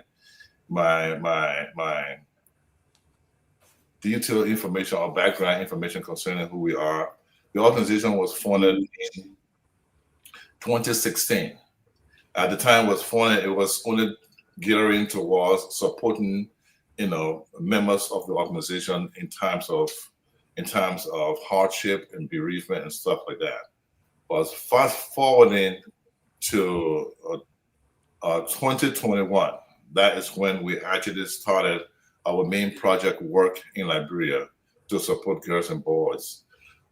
Actually, at that time, the organization decided to come together to do something more meaningful and that would be more impactful than just helping one another in as a group in terms of hardship or bereavement. So we decided to take on some of the one of the initiatives in Liberia to see what we can do to give back to Liberia. And so speaking, because we are former athletes, we decided to go on the route of sports. But we could have gone anywhere, like any other charitable organization giving back to Liberia through, providing medical, health care, or providing foods or water sanitation, or even through education. You can choose as an organization what you want to do to give back to Liberia. But because we are former athletes and we feel that sports have played a very significant role in our lives to shape up to become who we are today, we try to give back to Liberia through the construction of basketball courts. We go ahead, we renovate basketball court, and we construct brand new basketball courts as well. We have a couple of projects that we carry out, in Liberia, and one of our first initiative was the renovation, pretty much the rebuilding of the basketball courts in the Newtown area, and that was in the 2001, April of 2001, where we came together and we kind of refurbished a basketball court that had been sitting there for over 30 years before the war, So after the war, that place was pretty much ruined, and then so we kind of rebuilt the court from the ground up. If you look on our website, there's many information concerning some of the projects that we carried out. But that was our first major initiative that we had in Liberia, and that court was actually dedicated by the Minister of Youth and Sports at the time, Mr. Zola Wilson. So yeah, besides that, there are other projects we're going to be telling you about, along with my fellow colleague here, our chairman, Mr. Myean, and also the chair of our upcoming 2026 convention, Mr. Alfred Weeks. So I will stop here for now and have you, go ahead and answer the questions. Great. Let me welcome our other panelists. Honorable J. Victor Nagbe, welcome to the show. Yeah. Thank you, Jerome. It's good to be here. Let me welcome the great ball players, Mr. Newton, Mr. Weeks, and of course, my dear brother Kehleboe. It's good to see you. Thank you for joining us. Bro. Yeah, thanks for joining us. Thanks for having us. Great. I appreciate the opportunity. Let me go to Mr. Kessler. Mr. Kelly, Honorable Kessler, how you got involved and how is this organization important to you? So for me, sports has played a major role in just the formation of who I am as a person. I played in high school, I played in college for Cuttington. I was fortunate, I had two mentors, one in the late Matthias Nimle, we used to call him Tuesday, and the other, the great David Chair. They mentored me and allowed me at times to practice with the national team. I wasn't good enough to play for the team, let's be very clear. I was good enough to make it to practice. I was good enough to be on the Cuttington team. I was good enough to be on the Ricks Institute team. I played for Barol in the off season. I played for Amenwe, played pickup games, and I played with some of these guys that you see here and some of the people that you see over the weekend. And what I realized, the relationships that I built over the years through sports has continued to forge those same ways that I engage with these people over time, and realizing that our real way of unifying who we are as a people is to go the route of sports. So I'd say maybe 8 years ago or so, the late G. Alvin Yuso reached out to me and said, "Hey, I want you to be a part of something special that we're doing. We renovate courts in Liberia for young men and women in impoverished areas. We provide, materials for sports clinics for basketball, etc. We provide uniforms, shoes, basketballs. And we think it'd be great, since you're a former player yourself, to be part of this organization." And so I joined then. I've been fortunate and been blessed to have been an integral part of what we've been doing. I was part of the executive committee. And then, a little over a year ago, we lost our chairman.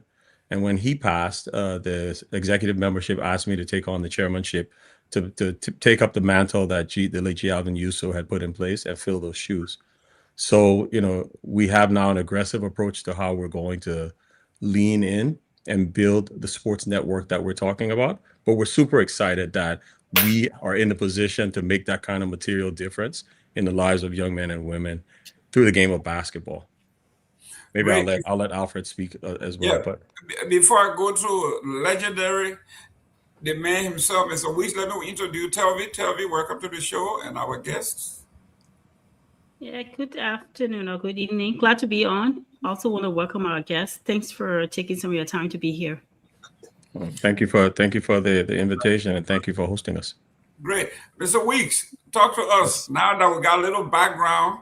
Tell us what I should have introduced yourself. Which high school did you go to, so we can send shout out to your high school? Yeah, well, I went to Monrovia College. That's where I graduated. The monkeys are here. Dr. Peabody, there you go. Right. And I went to TC when Tubman University used to be TC. That's why I started my engineering career. So yeah, it's a pleasure to be on the show. Thanks for having me, really.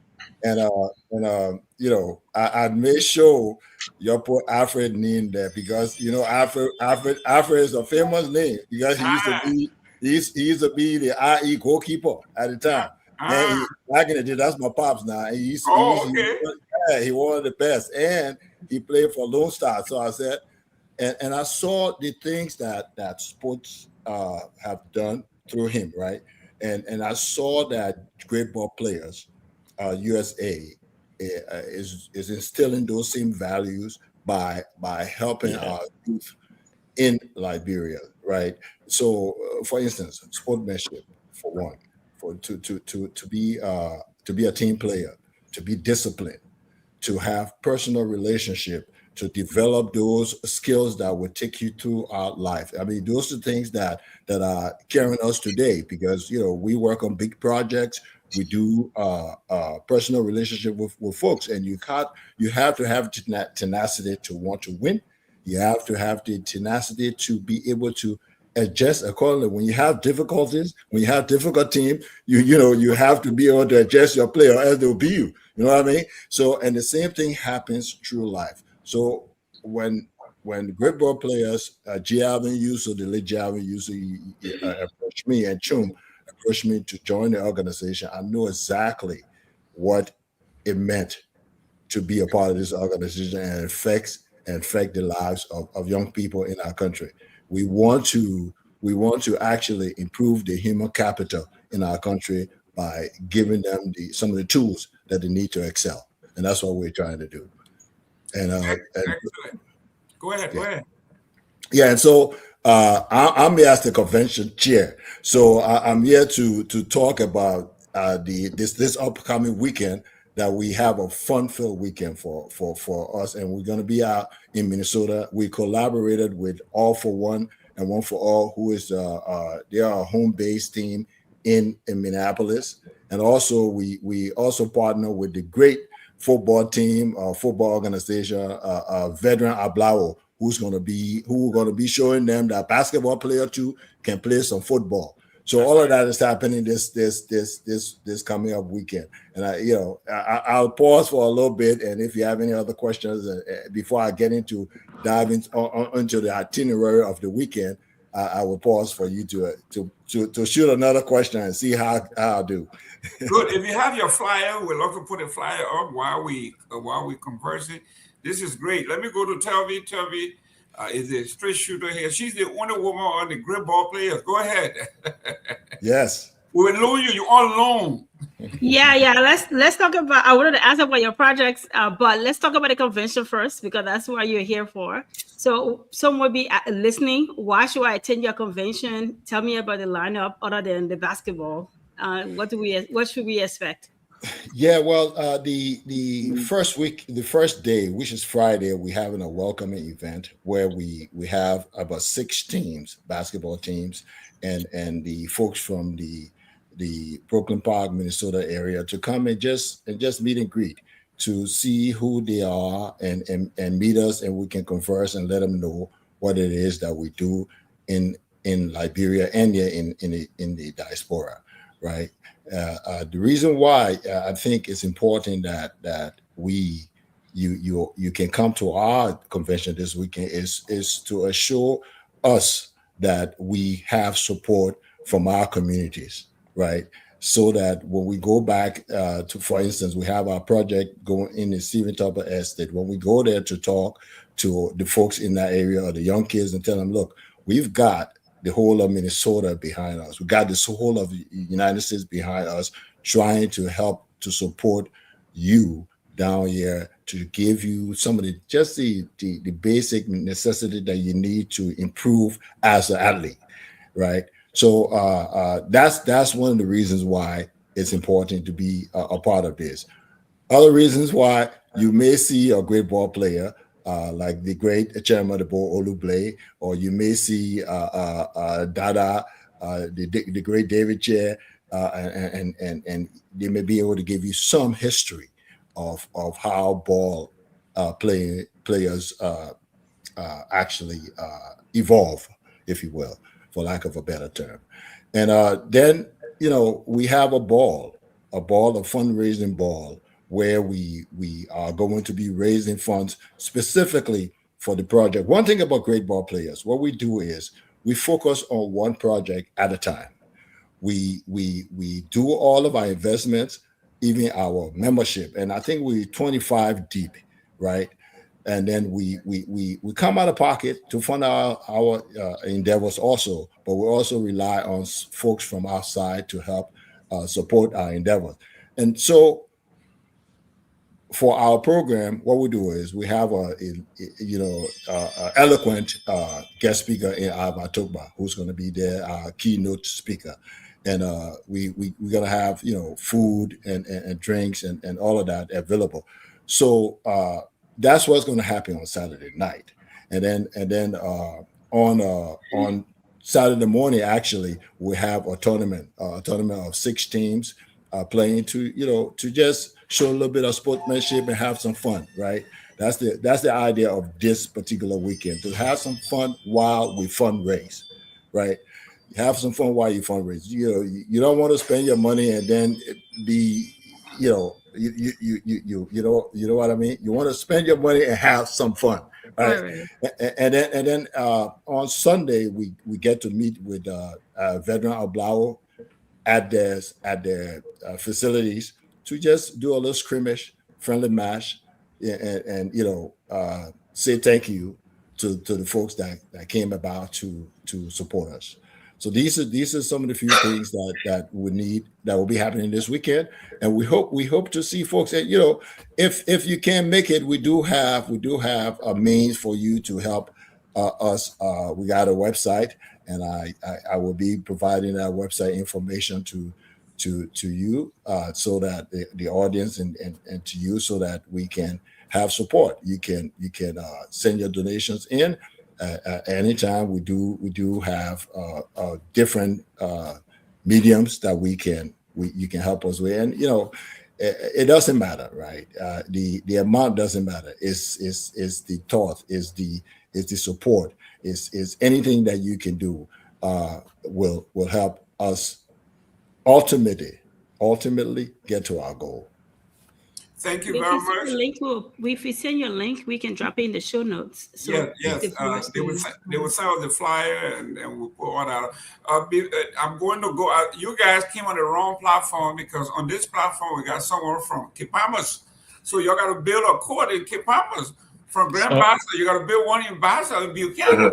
So Jerome, let me take that. Then we got somebody. We got someone from Orange Grove. You're gonna build a man. Chairman Kessler, you are in trouble. Chairman Kessler, you are in trouble. This is exactly why it's important for us to be on this show and start to do an outreach.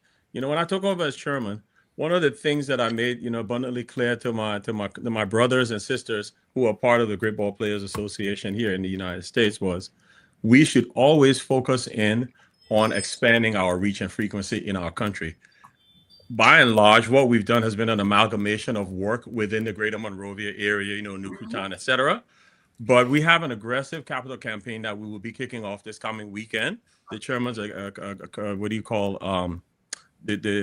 chairman's capital campaign. And the focus will be what we call one court, one county. Okay? So we're going to take this and go national. Now, it costs money. Absolutely. But what we will do on our website, and we're gonna start it at our upcoming weekend. We will disclose what it costs to build a normal FIBA size, Federation International Basketball Association size basketball court, along with the goals and everything, so that you know exactly where every dollar goes. Show how many times we fundraise, whatever amount of money we collect, and how we put it through to build the court. One of the things that I wanted to speak to, though, about sports, and I don't know that people take a conscientious look at it, especially, as we were growing up, it's the kinds of things that it builds in a person, right? There's this whole thing about the sportsmanship that Chim and Alfred spoke to. But if you stop and think about this whole thing about shared emotion, on the sports court, right, on the sports field, there's a common language you're speaking, but it's neutral ground. Skills work. Meritocracy comes to the top. You can't play, you're not getting on the field. You're not getting on the court. That's the one place for sure that people who got the skills are going to see the time. They're going to contribute there, and they're going to always be going back to them. It's a sense of national pride. And whenever there's conflict, that conflict, it either comes in us beating you or you beating us. But it's that whole thing about the competitive spirit that it always builds when you're doing it. So for us, that narrative is the thing that we're talking about that brings that physical, mental, emotional, and spiritual, embodiment of what we want the average young man or woman in Liberia in sports to think about. Now, let's come to the aspect of, all the things that we've done. We don't just build courts. We have paid consistently over the summers for basketball clinics. We're talking about almost 200 to 300 young men and women going through basketball clinics. Chim will talk a little bit about that, right? For those of you that have been to the SKD Stadium where they have the basketball court there, the electronic scoreboard up there, we provided that. It was installed during the tenureship of Zioga Wilson when he was Minister of Youth and Sports. So we've been doing a bunch of different things. But now we realize, and I sort of, thankfully got the blessing of the executive committee, we now need to go broader. We need to be a bit more, rudimentary in how we exist and get people understanding that there is this organization that exists in the diaspora that is firmly rooted in uplifting and unifying our country through sports. So I want to make sure we made that point clear. And certainly, I think, Tomalin, you have the flyer that we sent along with our website. So by all means, Jerome, we're going to be depending on you, since you were the first one to put your hand up, and we know Victor, we go way back to cutting us. So I know you will be supporting us as well. And Henry, you're not hidden. I see you. and I want to absolutely. I'm going to make my contribution. Yeah. I want to sign up. I want to sign up my ambassador sister here, Glennie. I'm surprised you have never told these guys to go to Buchanan and build a court. But let me go to Victor. Victor, we have always accused these guys of being Monrovia boys. Todma, he just said Monrovia boys. I'm President Todma said the Monrovia boys. So finally, Honorable Kessler came and said, no, we're going to demystify the whole thing. It's now one county, one court. That's an excellent idea, Mr. Nagbe. Thank you. I think that's a good idea. Again, I'm happy you guys are taking up, the mental. There's a lot that could be done for our people, and what you guys are doing, it's one of those things that will all add up, to bring relief to our people. But Kezo, I gotta ask you: is Ava running for office again, and why? Again, Victor, Don't even during our militant, college days, I always took a balanced No, approach to Ava politics. is being. You're gonna have to ask Ava that question. We reached out to Isaac. Don't answer that. Don't answer that. We reached out to him because he's been an integral part of the sports.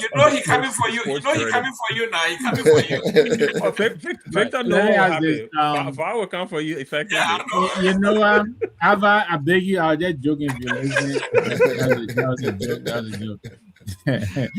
But let's talk a little bit about. Do you have something that you wanted to share? On some of the projects that we've done, so people can get a glimpse. Yeah, we're coming to that. Okay, sorry. You want to land? Go ahead, Nagbe, behind. No, I was going to actually something I was heading towards it. I was wondering if they would talk a little bit more about those who intend on coming. What the ticket is going to get them when they get in there. What do they look forward to?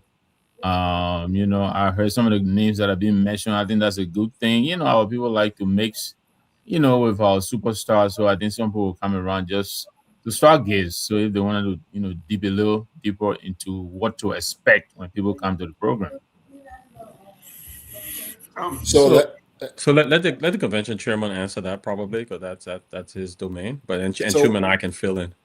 What we've got in store for you is a good dinner. We have one of the best chefs in Minneapolis going to be fixing some nice dinner, and then we do have a program where we will be honoring some of our major folks in the community that have contributed sport-wise.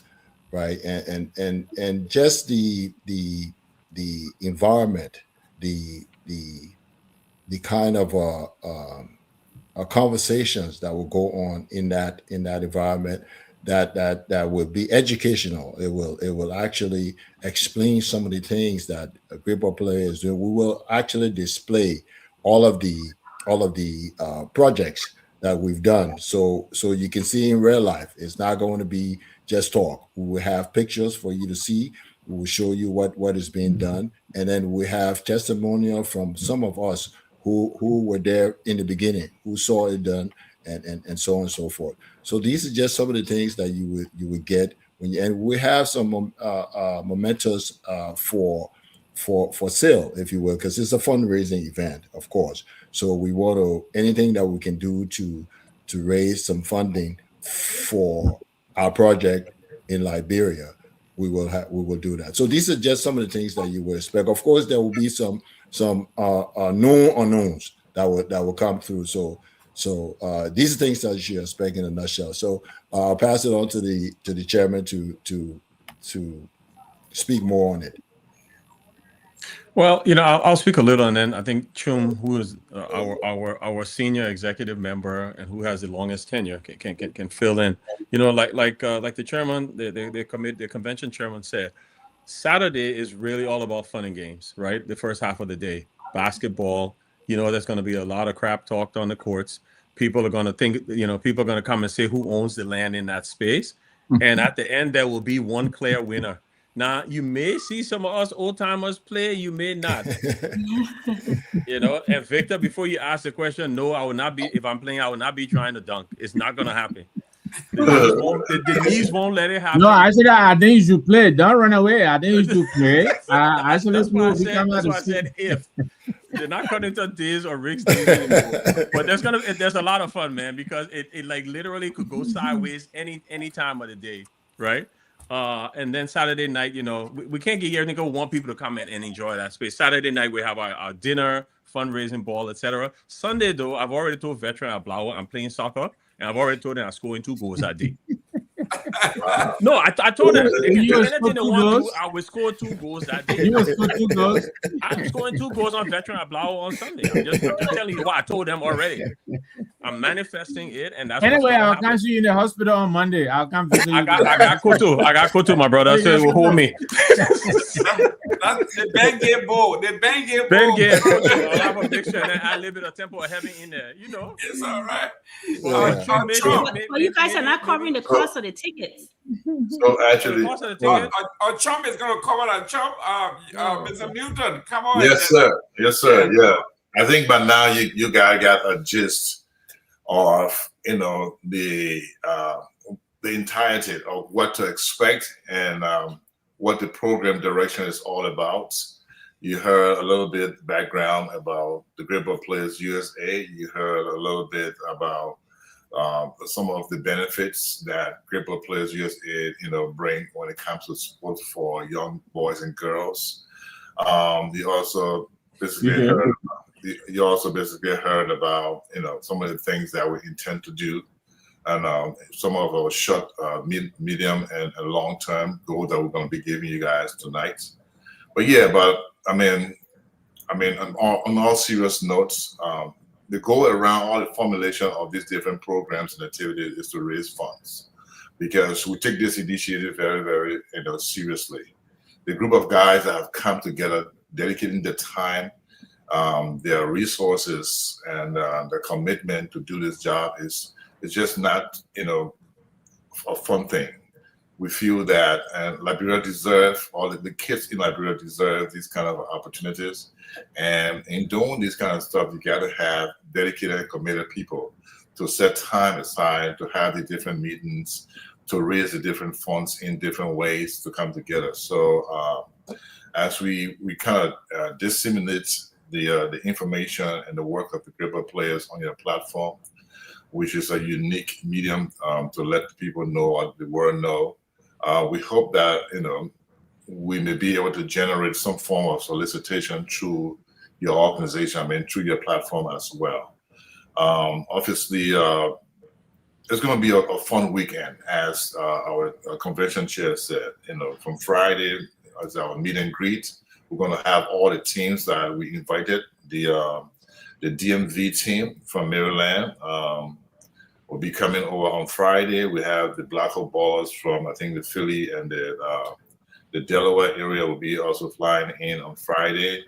We'll also have the Fargo Legacy Hoop is coming from the North Dakota area, and we have two other teams that come in, making up for the All for One or One for All basketball team. So that particular activity from morning up to 4 o'clock would be able to generate the momentum for our evening fundraiser. And we even going to be having part of our fundraising activity at night. We're going to be having our construction board. I think any of you guys here will be able to begin to make your contribution towards the construction board. Our construction board actually is 50 slots board that is being set up with material. These are materials, in terms of you want to contribute, you can buy the sand, you can buy a load of sand, crushed rocks or steel rods and stuff like that. So usually every year when we have our convention, we have our construction board activity as one of our major fundraising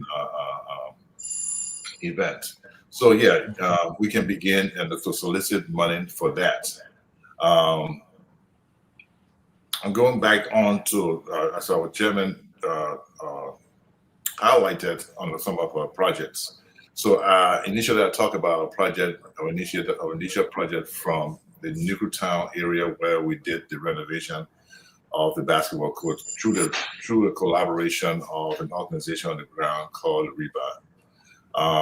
Usually when we go about building basketball courts, we actually, network and communicate or collaborate with the local community. We get in contact with the chairman of the community, the district superintendent, the housing authority and stuff like that, in order to secure a land.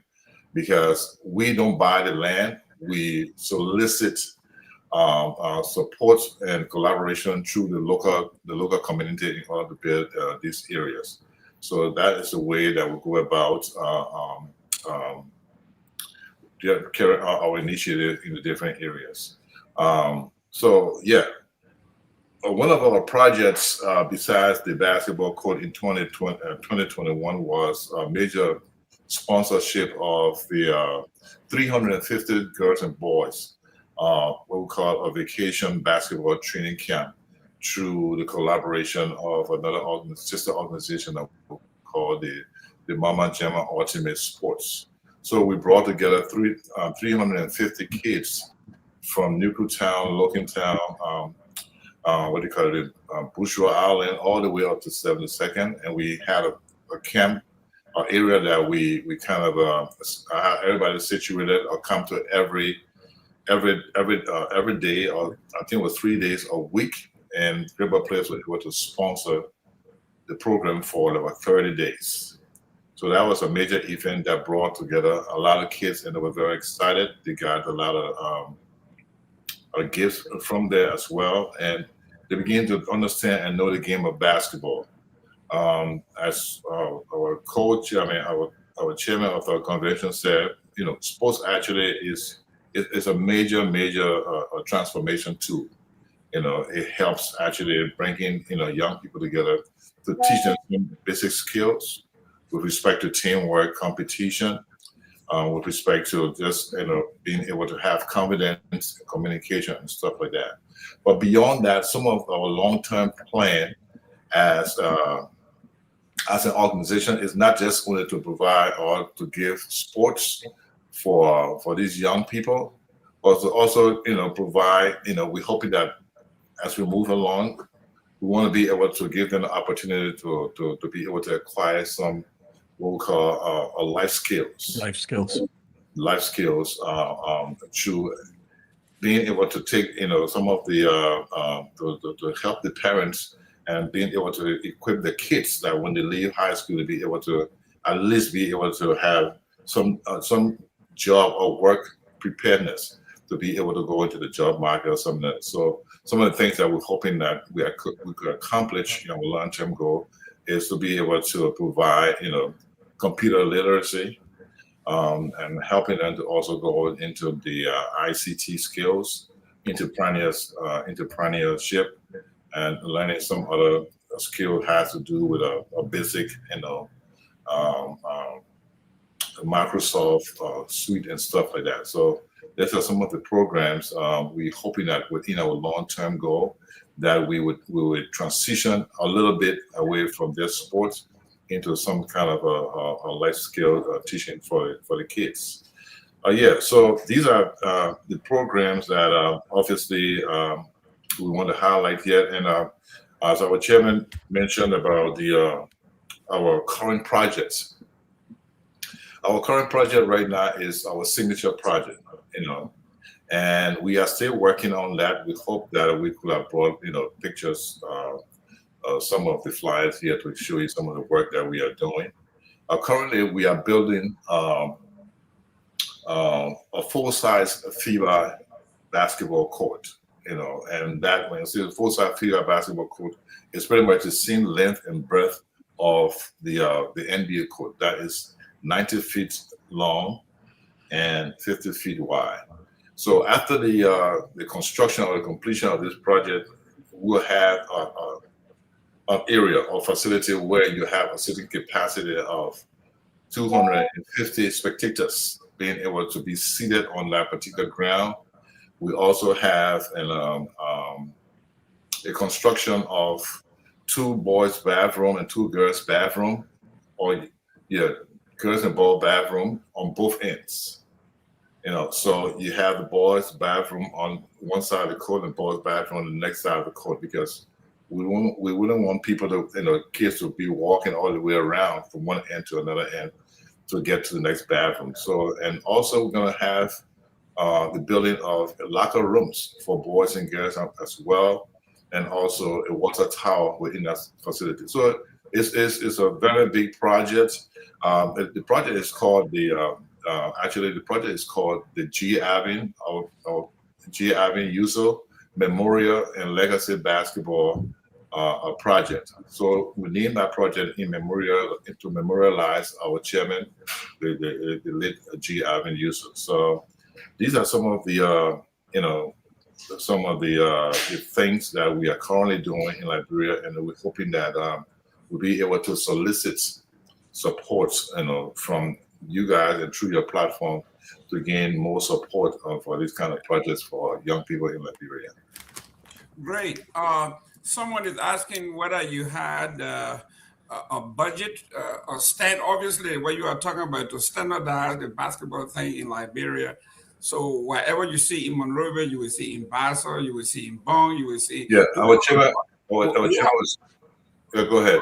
Okay, do we have a budget? Basically, how much one of these will cost us so we can have an idea? Okay, before I turn it over to the chairman, okay, currently this project we have right now, so far we have built the platform, the basketball court, the 90 by 50 size basketball court. We have built the seating area. We need to do the painting and we need to get the bathroom and stuff going on. So in our estimation, before that project is done, this particular project before it is done, it will be around 35,000. But we want to standardize it since we intend to move around. The chairman is intended to give a robust solicitation campaign into the project that he has for his vision in these different counties. So I would like him to also to speak on that. Yeah, before you go there, Chairman, let me welcome. You got Double Trouble. We got CFR D's. Oh, Lord, help us. He would tell you, he would tell you to build one in Bomi, and then you turn around. These are Double Trouble. Watch it. Yeah, Watch it. you want a double dip. But Yeah, we know CFR already, so He it's was all in right. Kinma and Bomi. Welcome, CFR. You are muted. I decided to just listen, but when I heard Ben talking about like you'll be dunking on Friday and No. on Saturday. You heard that too, right? That's not the old days. The knees would not let it happen right now, my friend. I want to make sure. I want to make sure I was seeing the same person that was listening to this. Exactly. Man, you got to remember those are us that played back in the day. If you get back on the court in our advanced years, your mind would be telling you, "Oh, I can still do this thing." But the body, in your mind, you would take the steps, but in reality, the body you would not you'll allow be you to. stationary. You end up twisting something, and you end up going to the hospital. So before you go embarrass yourself, you got to leave it alone. But let me come back to this robust vision of one county, one court. We have engaged a couple of architects to really look at what it actually costs, because if you think about the G. Alvin Yusuf Memorial Basketball Court, this is an exceptional case for us, right? Because it is inclusive of changing rooms, bathrooms, etc. All of those things I want to put there because it's a unique one of a kind. Right. On average, we are estimating, and again, we will have the actual figures once the drawing has been articulated by an architect and by the person that'll do the painting, inclusive of the rims and everything. We're thinking around 17 to 25,000, but again, give us time.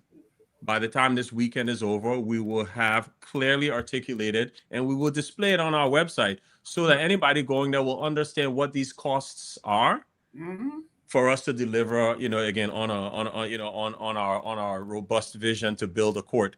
And we're not just building, it's not just go put some cement down there and put some poles up there. We're putting, regulation size basketballs, proper goals that cost anywhere from $1,500 to $2,500 per goal. Okay? Because we want the kids to play on something proper. We want them to play on, they deserve it. And if we're going to solicit donations, which we've been doing, if we're putting our hands in our own pockets as well, then we should put something that's, reminiscent and indicative of what we're trying to build. But Chum said something earlier that, Telvi, I know when you asked a question, I noticed there was a shift in your, I saw like an excitement, on your part, but we talked about life skills. One of the foundational underpinnings of sports is to build discipline, to build teamwork, to build a sense of resilience, and to get young people, those participants, to understand what it means to be part of a homogeneous, group of individuals trying to accomplish a goal. When you build that foundational underpinning in young people, and then you take that same energy and then you replicate it in building life skills, it's a force multiplier for success.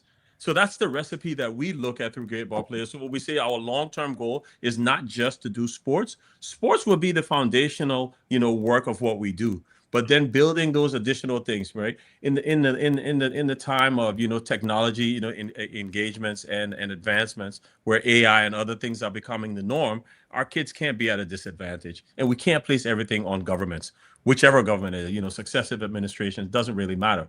What's foundational is we as Liberians that are in the diaspora that have been blessed have a unique responsibility to look back and give back and uplift. And really that's the crux of what we're talking about. So that's why we have the longer term goal of doing more than just sports. It's not an abandonment of sports. Sports will continue to be our great equalizer, but then we build on that for how we enhance our young people for the future. Excellent.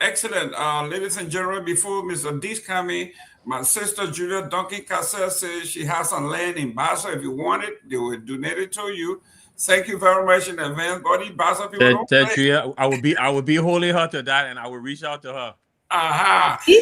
Mr. Moderator, before you go any further to call your next guest, I'd like for our chairman to speak on the information that Sylvie asked about the price. Yeah. I feel like you're shooting the price thing here. Why are you taking so long? So you're talking about our chairman, that's what he said. Our formal dinner is $25. It's a $25 cover charge for that evening. Either you or the chairman, you're gonna have to help me with the cost of the ticket for the games on Saturday. Basketball is $5. The basketball is $5. You get to watch a bunch of different that's things. reasonable. You'll have some vendors there selling food. We're not selling the food; the vendors are. But Sunday is free, right? The food being provided, etc., is free. You come watch me score my 2 goals against Veteran Ablao. That 2 goals minimum. We know, but I don't know what else will happen with the other people that are playing. That's right, minimum. So, you better buy your ticket to go see once in a lifetime 2 goals. No, that day is free. And I saw always on that fee, so you will be there. Hey, the man who scoring 2 goals because I retired 10 years ago, so I gained free pass. Anything you say, but maybe you're on that fee, you're gonna be full. That's what it is. But you know he's scared too. Tomalin George, you are a sportsman. This is right in your alley, man. This is great for the young folks. This is great for our folks. Your input. Well, yeah. Again, I want to say thanks to the Great Ball Players for this initiative. This is very worthwhile, especially to see what they're doing in Liberia. But as we on the show, people being texting me and asking me, the Great Ball Players, what you are doing in Liberia is so great. But the one thing they're concerned about, I know the president said that, the chairman said that one thing at a time. I agree, but they also said that whether you guys will also get into when you go to Liberia to at least do workshops or something for young people, because the time that you guys grew up and played the game and in Liberia is different from now. Things have changed. The war have changed everything, and all you guys, I mean, you're successful people in your own careers, your own discipline, and how can you help? How can Great Ball Players be a help to our young people? 65% of our populations are young people, and they are the ones who most of the time decide our country elections. The young people, right? So how can you guys be a help to them, and with your expertise and what you have been able to accomplish in life? Well, maybe I'll take a stab there, Tomalin, and I'll have my other 2 colleagues speak to it as well. One of the things, if you recall, the Secretary General said was, we're going to go beyond sports, right? And we're going to look for life skills, where we're going to do, trainings around how people use Microsoft Suite, how people learn about AI and all those kinds of things. I think that's one way. When I hear workshops, I'm wondering, people looking for things related to entrepreneurship. I myself am a corporate executive with Pfizer, one of the largest, pharmaceutical companies in the world. And I have some expertise in, business strategy. strategic planning, process improvement, operational excellence. Those are workshops. And in fact, when I was in government, I used to host a lot of those in the first few years when I was in government at various universities. I think that each of us in our own right, Chum's an IT expert. He runs his own company. Alfred, works for the Transit Authority in Los Angeles, correct, Lorenzo? Yeah, that's right. And he's an engineer. So and we have a bunch. So Ua Harris is a part of our executive committee. He's an IT expert. Herman Blumenthal, who's our treasurer. He's a financial expert. With one of the major banks here. So there's several expertise that we bring. The question is, what kinds of workshops are our young people looking for? And we can take it offline, right? And Tomalin, maybe we can charge you and Henry and Jerome and the team here to sort of do a good collection of ideas that people would like some help on. And we can do it several ways. One, we could be physically present in the country, at our own dime. We could do it virtually, and we can pay for the bandwidth and data connectivity, pay for wherever the room is, and do that. So there's several ways we can help. We just need to know what it is they desire and how we can make that intervention. I think it's true and it's right. That's something that we should do, right? We have that responsibility as Liberians who have accomplished something, outside of our country, elsewhere in the world, and we should bring those skills home and help. So, yes, the answer is yes, we can.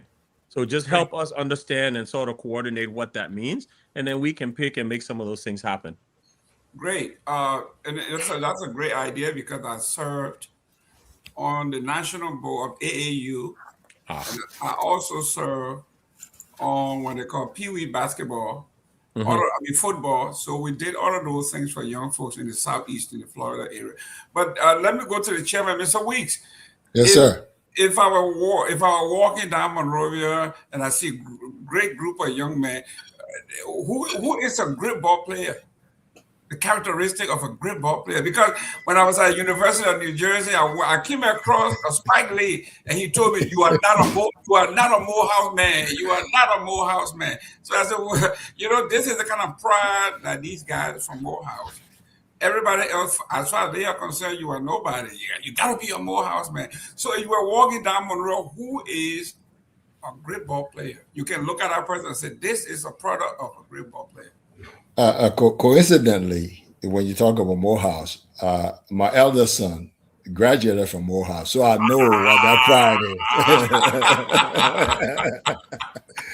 Yeah, a great ball player is someone with character, and when we talk about good character, we're talking about someone who knows how to relate to other people, who treats people with respect, who treat authority with respect, who knows how to blend into an environment without being seen.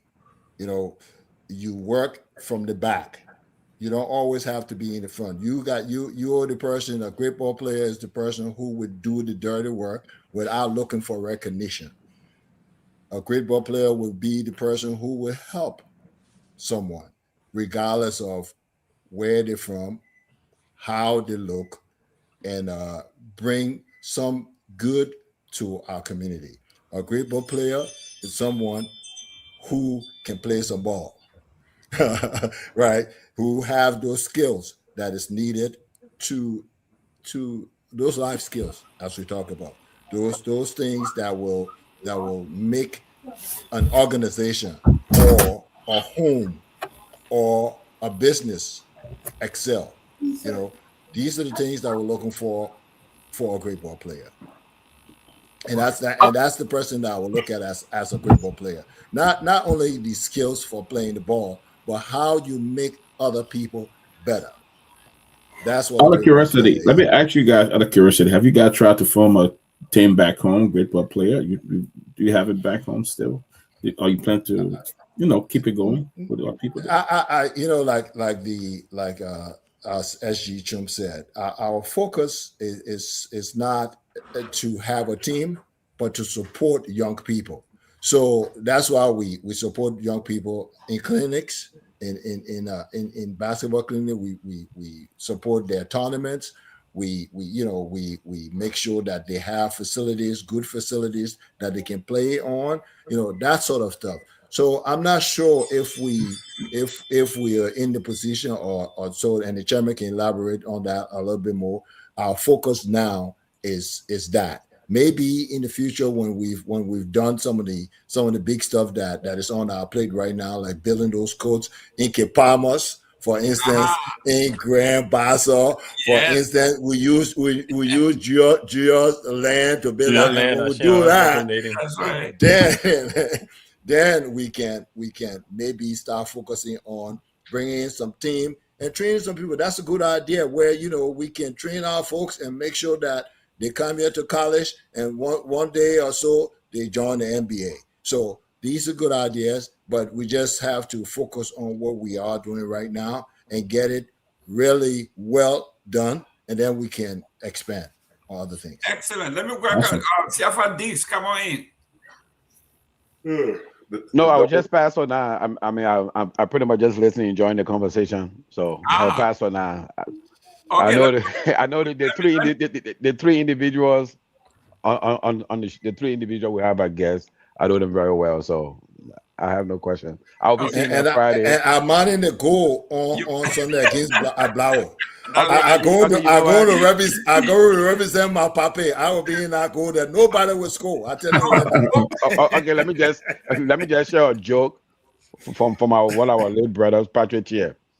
Years ago, we're on the field playing football with Blawo, and somebody passed Patrick the ball. He said, "Papi, I pull you through."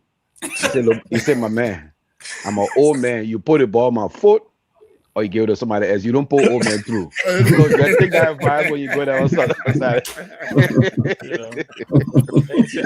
I want to pause for a minute and thank you for bringing the memory of Patrick to bear.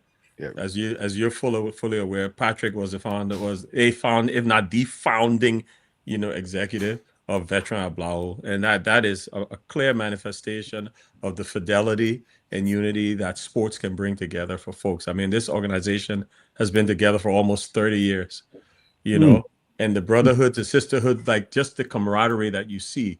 I wish all Liberian organizations in the diaspora could model their behavior, because that's what people should aspire towards. And I'm going to say it here on Saturday. We're going to be awarding them. We're going to be granting them an award to really commemorate what they have done to the world of sports, but just the world of community engagement as a model organization for which we should all aspire and be proud.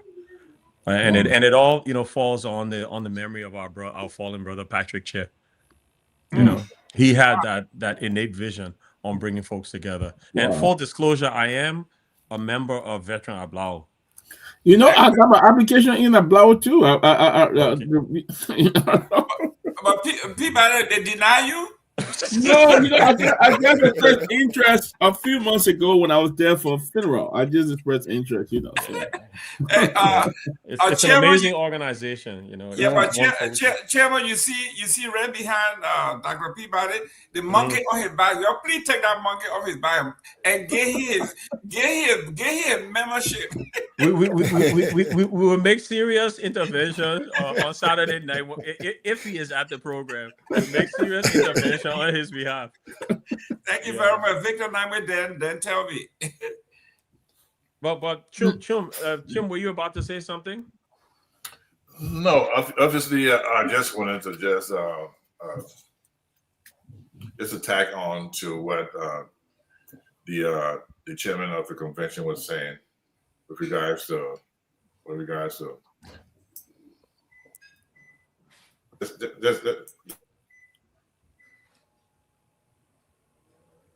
Okay. It seems like you muted, but let me just go ahead and because this convention is a collaborative effort, right?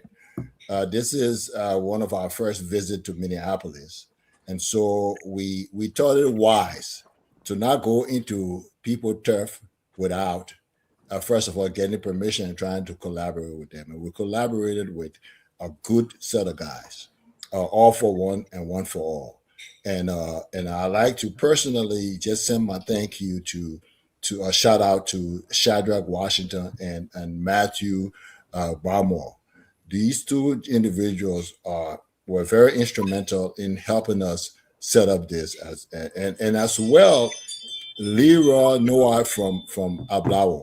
So all of these guys are instrumental in helping us set this thing up. I also like to thank you guys for allowing us to come up here on this esteemed program and talk about what we do, because a lot of folks don't know what we do.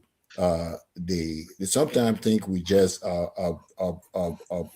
ball players that we collect money and we do. No, everything that we do, every penny that we raise goes towards the initiative of which we collected it for. We don't use it for operational budget. We don't use it. Operational budget comes out of our pocket, right? Out of So whatever is being raised here for this particular convention is going towards our project. So rest assured of that. And I haven't got the mediums yet that I can send to you, the financial mediums that I'm going to put it up in a few to let you know where you can Zelle, or you can Venmo, or you can towards to assist us in our endeavors. I will get that for you shortly, and I'll get our website where you can go and see some of these things, see it with your own eyes, and make decisions for yourself. Like I said, it doesn't matter the amount. Whatever you can do, we will use it towards improving the lives of Liberian youth, one basketball court at a time. G-Lord have always sold ticket to me. G-Lord Bashir. Yeah. I've always bought tickets for my wife and I, even though sometimes we don't make it. We didn't make it, but I think up to last year I bought a ticket for him. So you guys are doing a wonderful job, and we plan to do that again to support you guys, man. We appreciate you, Henry, and your wife. Thank you. Thank you. Let me thank Mr. Wisa for lifting some of those people who are helping in the Minnesota area. But let's see if we can also elevate those who are helping you in Liberia. So I don't know if there are a few people you also want to mention. I know you say you do some stuff in Liberia as well. Yeah, Chum, you want to talk about Sam and a couple of those guys, please? Right. I think it's exceptionally obviously, in carrying on this kind of projects, sometimes people ask us how you guys do it, how you guys get to have people to commit to, being in America and having, a trusted, a trusted partner in Liberia, or somebody that you can rely on to do this kind of work. So our work actually since 2021 up to what it is today had actually been carried out by a young gentleman who actually we met through the first project, Mr. Samuel Weir, who has helped us and very dedicated and passionate about, our goals, just to give back to girls, to young Liberian girls and boys, in building this kind of structure in Liberia. He kind of dedicated his time and commitment to help us, get our materials, to negotiate with, to get the papers that we need to get along with the representative of the district in that district. I've forgotten which district is that in Gardensville. I think district number 12 or something like that. But he got in touch with the district leader, representative, got in touch with the community chairman, and also was able to link us to the administration of the housing authority. So we in order to get this kind of project off the ground, there are a lot of groundwork we had to do, even with the IRA, the General Revenue, the Revenue Authority. We had to get registration, a lot of paperwork through that. He was one of the persons instrumental in doing that. And we also have another folk on the ground who is also the senior executive member of the group of players, Mr. Vivian Jones. He's one of the person that actually helped us to get this course through the first what we call groundbreaking process and stuff like that. So you got to have trusted people on the ground. in order to carry on this kind of work, because in Liberia we know obviously to build a structure in Liberia is kind of difficult if you don't have people that you trust or the people that you can rely on to have money transmitted and sent to them and stuff like that. So we just want to commend them and appreciate them on this great platform.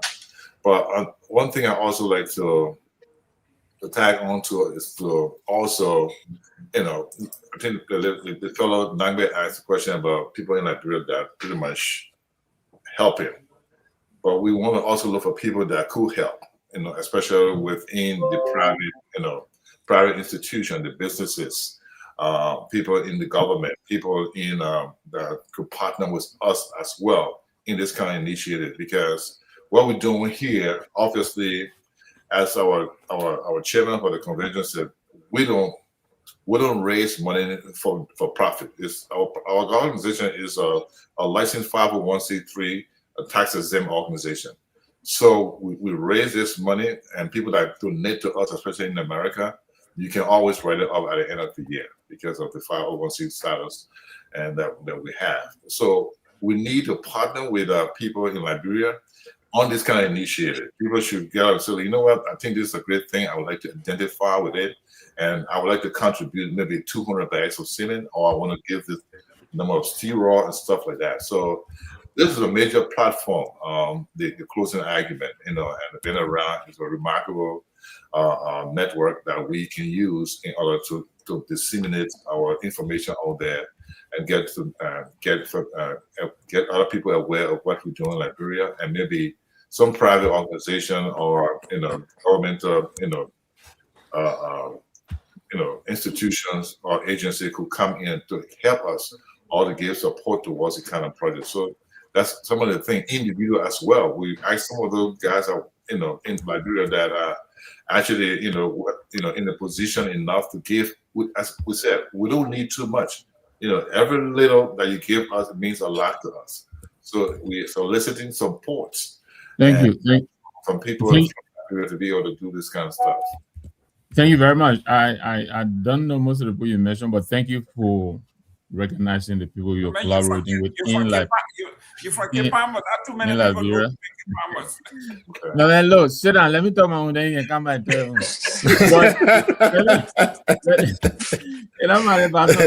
But Kehleboe here knows Vivian. He's a solid guy. So but Vivian has in fact, Vivian has another IT, in fact, he's an entrepreneur, he's a business owner in Liberia. He has Myean, one of the leading, IT, tech companies there. He was an executive with IBM for years, and he got the bug to go home and start his own business. We were in Boston together, in the early 90s, and he made that shift.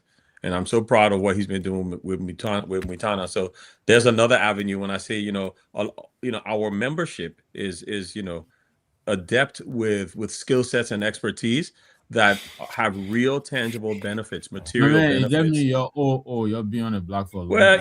If we look at everybody on the team, don't be talking about that stuff. But that is good.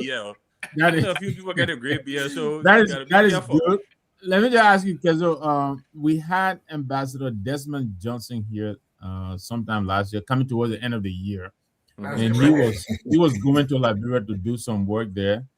And I'm wondering if you guys, is that Desmond? Yeah, DJ. Yeah, exactly. Okay. DJ. So I know we're looking to collaborate with him on another level. I'm wondering if he's tied into what you guys are doing anyway, because he had also had gone to Liberia and tried to do something that you guys are doing. He was making a trip to the southeast as far as Maryland, Harper, and all of that. Right. To my knowledge, no, but Chum would know a bit better. Right. So to speak on that with Desmond, actually, Desmond is one of the great ball players. When you talk about the definition for great ball player, he's played obviously. He's one of the guys that played, a wide range of basketball, Australian basketball in Liberia. So Desmond is part of the. I believe he'll be in Minnesota this weekend as well. That's what he told me when I saw him he's part of the DMV. Yeah, he's part of the DMV squad, so he'll be coming over. Obviously, we collaborate on many levels, and the guys also from the Black Hole Ballers, we donate. One time we donated at least 100 pairs of sneakers, and they were going to Liberia. We sent it by the Black Football delegation. I'm going to Liberia to give back to Liberia. But yeah, as we said, our concentration, I would say, mostly is focused on building these basketball courts and these major projects. We're hoping that within the middle or long term, we will be able to, share along with these, these small projects and stuff like that. We carry on and collaborate with other organizations as well. But yeah, but Desmond is our boy. He's one of us. Good. He's actually tuned in and he's commenting here. That's good. Listen, we are from Bassa now. We get big hat. We want to tell you, you are not going to build that legendary usual thing in Monrovia and then you come to Bassa and build that small. if it's good for Monrovia, it's good for Bassa. It will depend on the land that you get. Julius says you got. If you didn't get good land, they will not build nothing. Jerome, we hear you. We hear you. And we will work with the sons and daughters of Grand Bassa. Yes. To make you proud, Yes. All we ask is this: we will come with our resources. We ask that you match our resources to make it grand. And I already know some sons and daughters of Bassa that I will. That's correct. Yes, Glendy, me too. Glendy Jr., you listening? We got to put our ass together and match what these guys will do. Thank you very much. Tell me, you got a question? Go ahead. Yes, question and comment. I'm enjoying this. Comment there. So what Tomalin asked, obviously, I'm all for youth empowerment. So I had to shift when you started talking about long-term goals for the youth. But I'm glad that most of the guys you mentioned are in tech. And I just want to throw my, feedback, my suggestion out here, just because of small work we do in Liberia. But even as you mentioned, Microsoft Office suite, we don't even need the whole suite, but just Word, Excel, the PowerPoint. And now with everybody playing around with prompt engineering, just basic prompt engineering or basic leadership, basic leadership class or public speaking, basic, we'd be surprised how they struggle with public speaking and basic things like that. But I think starting that direction will be a good thing. Just having, I don't know if you have an office there, but if not, you can utilize Leo's Learning Center. He has a lot of offices there that he rents to people for workshops and training and stuff like that. So that's in Painesville, in yes. In fact, it's funny you mentioned Leo. I remember Leo from my days in Canada. He had this idea a long time ago, so it's really great to see that he's brought this to fruition. And absolutely, like I said, I commit that I will do that whenever I'm on the ground and there's a need, or I'll make the special trip. I will also volunteer my wife's services, even though she's a co-chair for the diaspora annual return thingy. But she has her own levels of expertise in a bunch of different areas, public health, fashion, etc.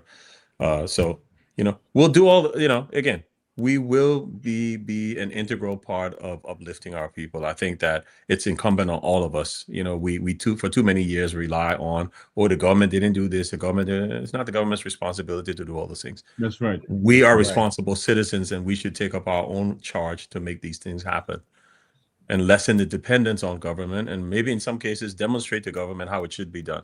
That way they can then supplement or complement those things for us. I completely agree. No, my question. Yeah, go ahead. That was a comment. Yeah, go ahead. She said comment. I was very clear. Do not interrupt our lady. Attention for the beginning. Don't interrupt our lady, okay? The queen. She's the queen. She can go ahead. No. Somebody watching now may be interested in, they'll be wondering, how can I join your organization? What's the criteria? Is there a membership fee? So help our audience. Mr. Secretary General, that falls squarely in your domain.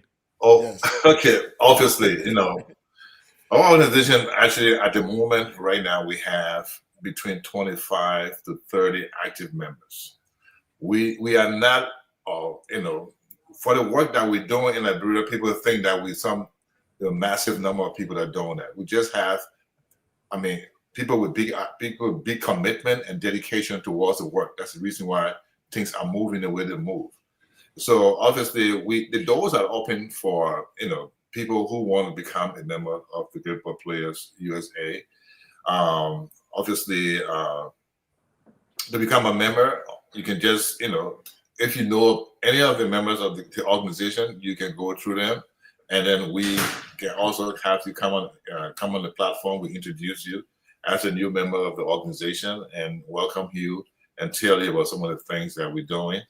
But obviously, off the wall, to tell you straight up, the organization is a little bit cash intensive. You know what I'm saying? Yeah. So it's not just one of the organizations where you're just hanging around, because we have our annual commitment, as a matter of fact.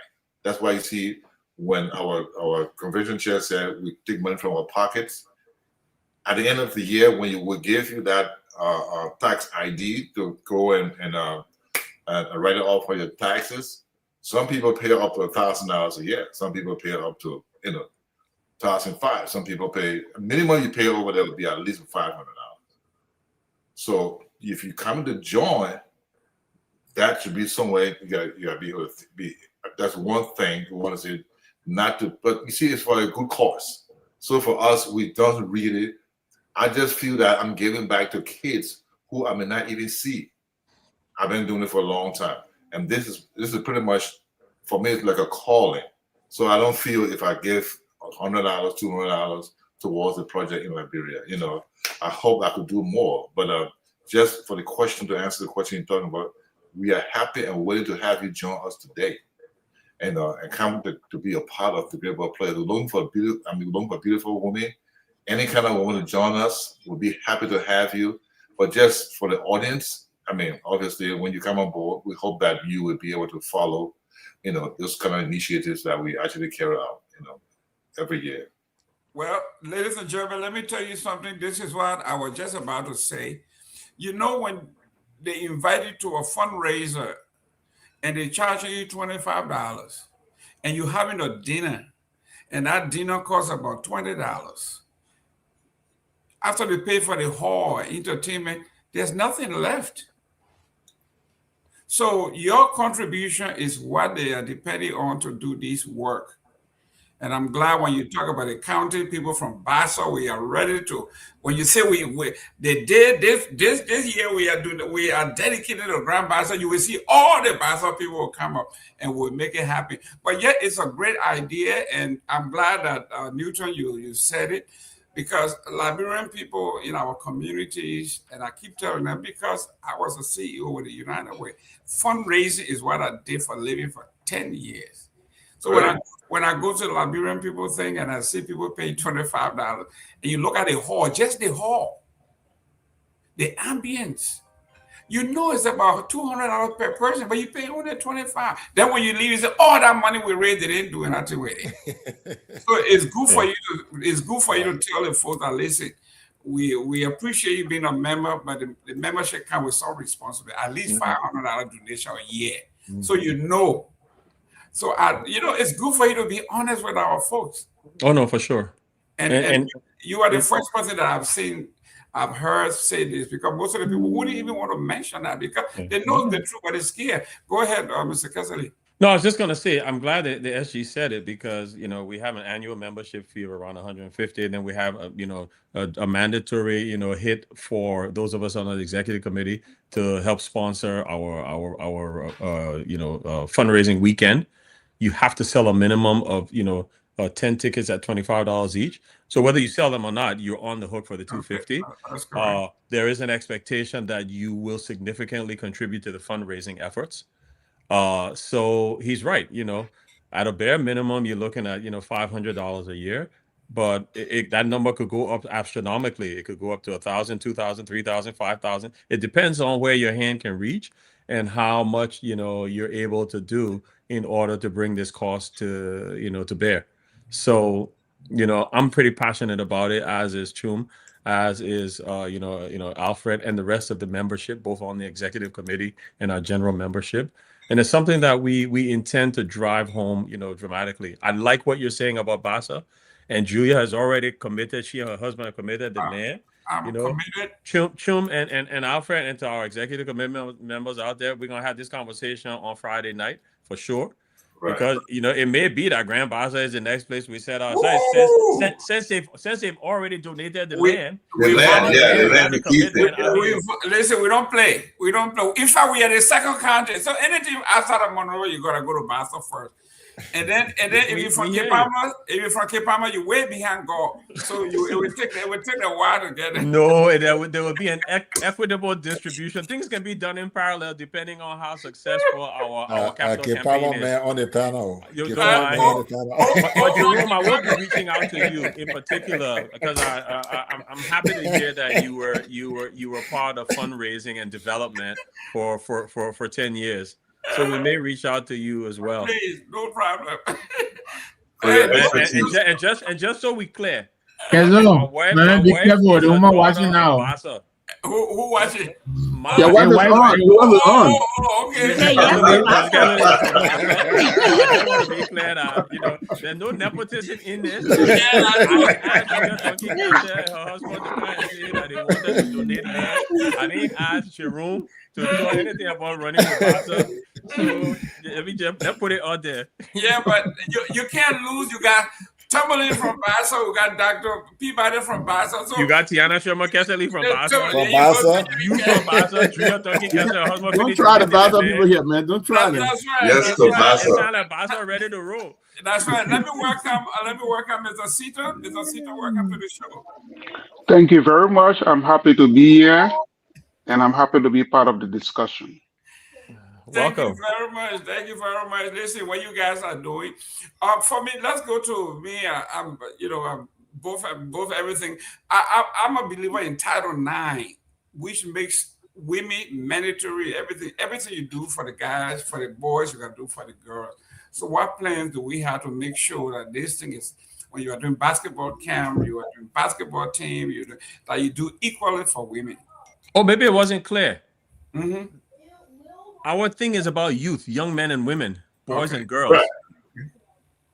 In fact, we have women in our organization. In fact, two of the strong women that we have, in Nancy Sherman and Lynette Henry Robert. Lynette should have been with us tonight on the call, but she had a family, situation that precluded. We were trying to do this yesterday. She committed for yesterday, but no. I mean, we have women's basketball in Liberia. You did the grace of, Dawn Richards, Dawn Garber played as well. Lynette played, Nancy played. I mean, God, we could keep going down the list. Are you kidding me? Excellent. Great ball player isn't just men. This is basketball, boys and girls. But I know some women that played during our time that could outball men. Good. How is it? This man didn't talk about other women until Tiana Lochner here. All of a sudden, he started. See how you let trouble? But Jerome asked a question. Well, we talked about it in the beginning of Victor, you started. I will call you started. Because we said in the beginning, we said young men and women. We said boys and girls. Well, ladies and gentlemen, I think the chairman just posted a number, the Zelle. I think it's 667-436-7609. We're going to be putting it up later on the flyer, but that is the Zelle number.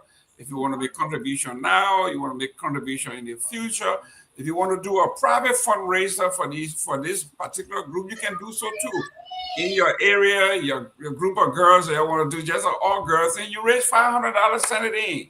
You raise $1,000, send it in, and they will give you credit for it. So there's many ways we can skin this cat to make sure that the boys and girls in every county has credible. One of the things, let somebody answer this. We are very good at building infrastructure. What plans do we have for maintenance?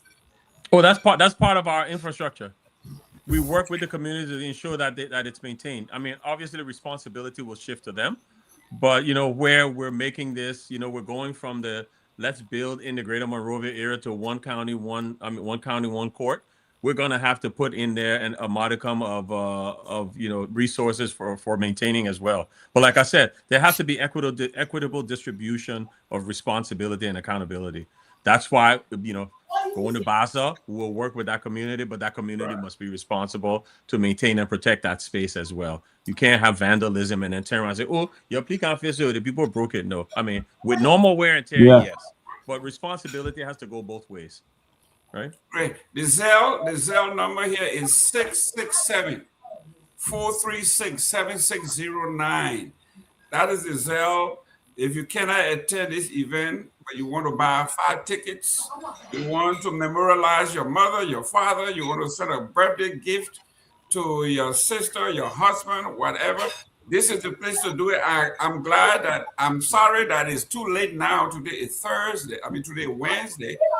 But we would have loved to see your ad in the paper, in the brochure, your wife, your grandmother, your mother. That would have been nice. But next year, it's going to happen. But now, if you want to just send some money, help the system, we got 667-436-7609. That is the Zelle number to send your contribution. Let me talk about collaboration. Dr. Peabody, you are into you're into all of those things all over Liberia. What they are doing will also entail the well and all that. How can you guys collaborate in this? It sounds very simple to do. I think Liberian Mission will be very happy to work with them as well in doing so, because it's all about giving back to the country, bringing hope to the young people. And what they are doing, I'm appalled. They're going in every county to build a basketball court. I think this will change life, because when it comes to recreation, most of the young people outside of Monrovia don't have an opportunity, where they leave school, they can go somewhere and, practice basketball, learn how to play basketball. You don't know. That could be the next Michael Jordan, or could be the next LeBron James, somewhere in the counties, but they have not had the opportunity. I think you guys going out and trying to decentralize that whole thing, I think it would bring a lot of relief, because that's why you find that most of the kids kind of end up in trouble or doing something else, because they have nowhere to go after school. Basketball will play a pivotal part. So definitely Liberia Mission will be glad to partner you guys in any way in terms of stuff like that. Excellent. Now you see this particular show today. Look, you got almost everything you need. Now I want to send a challenge over to my boys and friends from Nima County. Come on and challenge Grand Bassa County. We shouldn't be doing. Do your own too. Call them over there. I think Maryland County is here. Bon County. This is a friendly competition. Good one. We'll call it the new content meet, Jerome. Yeah, this is a good content meet. Come on here. What they are doing in Monroe, let's do it. Bomi is here. Bomi, come on, guys from Bomi. Is anybody here from Bomi? Or Cape Mount? They got somebody on the screen. Oh, somebody on the screen from Cape Mount. Come on. Yeah. Come on, Cape Mount is the best county. So, Cape Mount, what you want to do? We'll stick to the VAR legacy. Since I say VAR people lazy, we want basketball called one library. Yeah, so then Siafa, all work and no play made Jack and Jill dog. That's right. Dog, yeah. So you're not taking the lazy way. Oh, nobody told you VAR people lazy. Remember Dwalu Bukele? He was the first person to write the VAR language. And that's why we want a library. That's why we want a library. That's why we want a library. Y'all work with Leo Napoleon, Johnson on our. Y'all big code. You help us find the land. Everybody can be buying.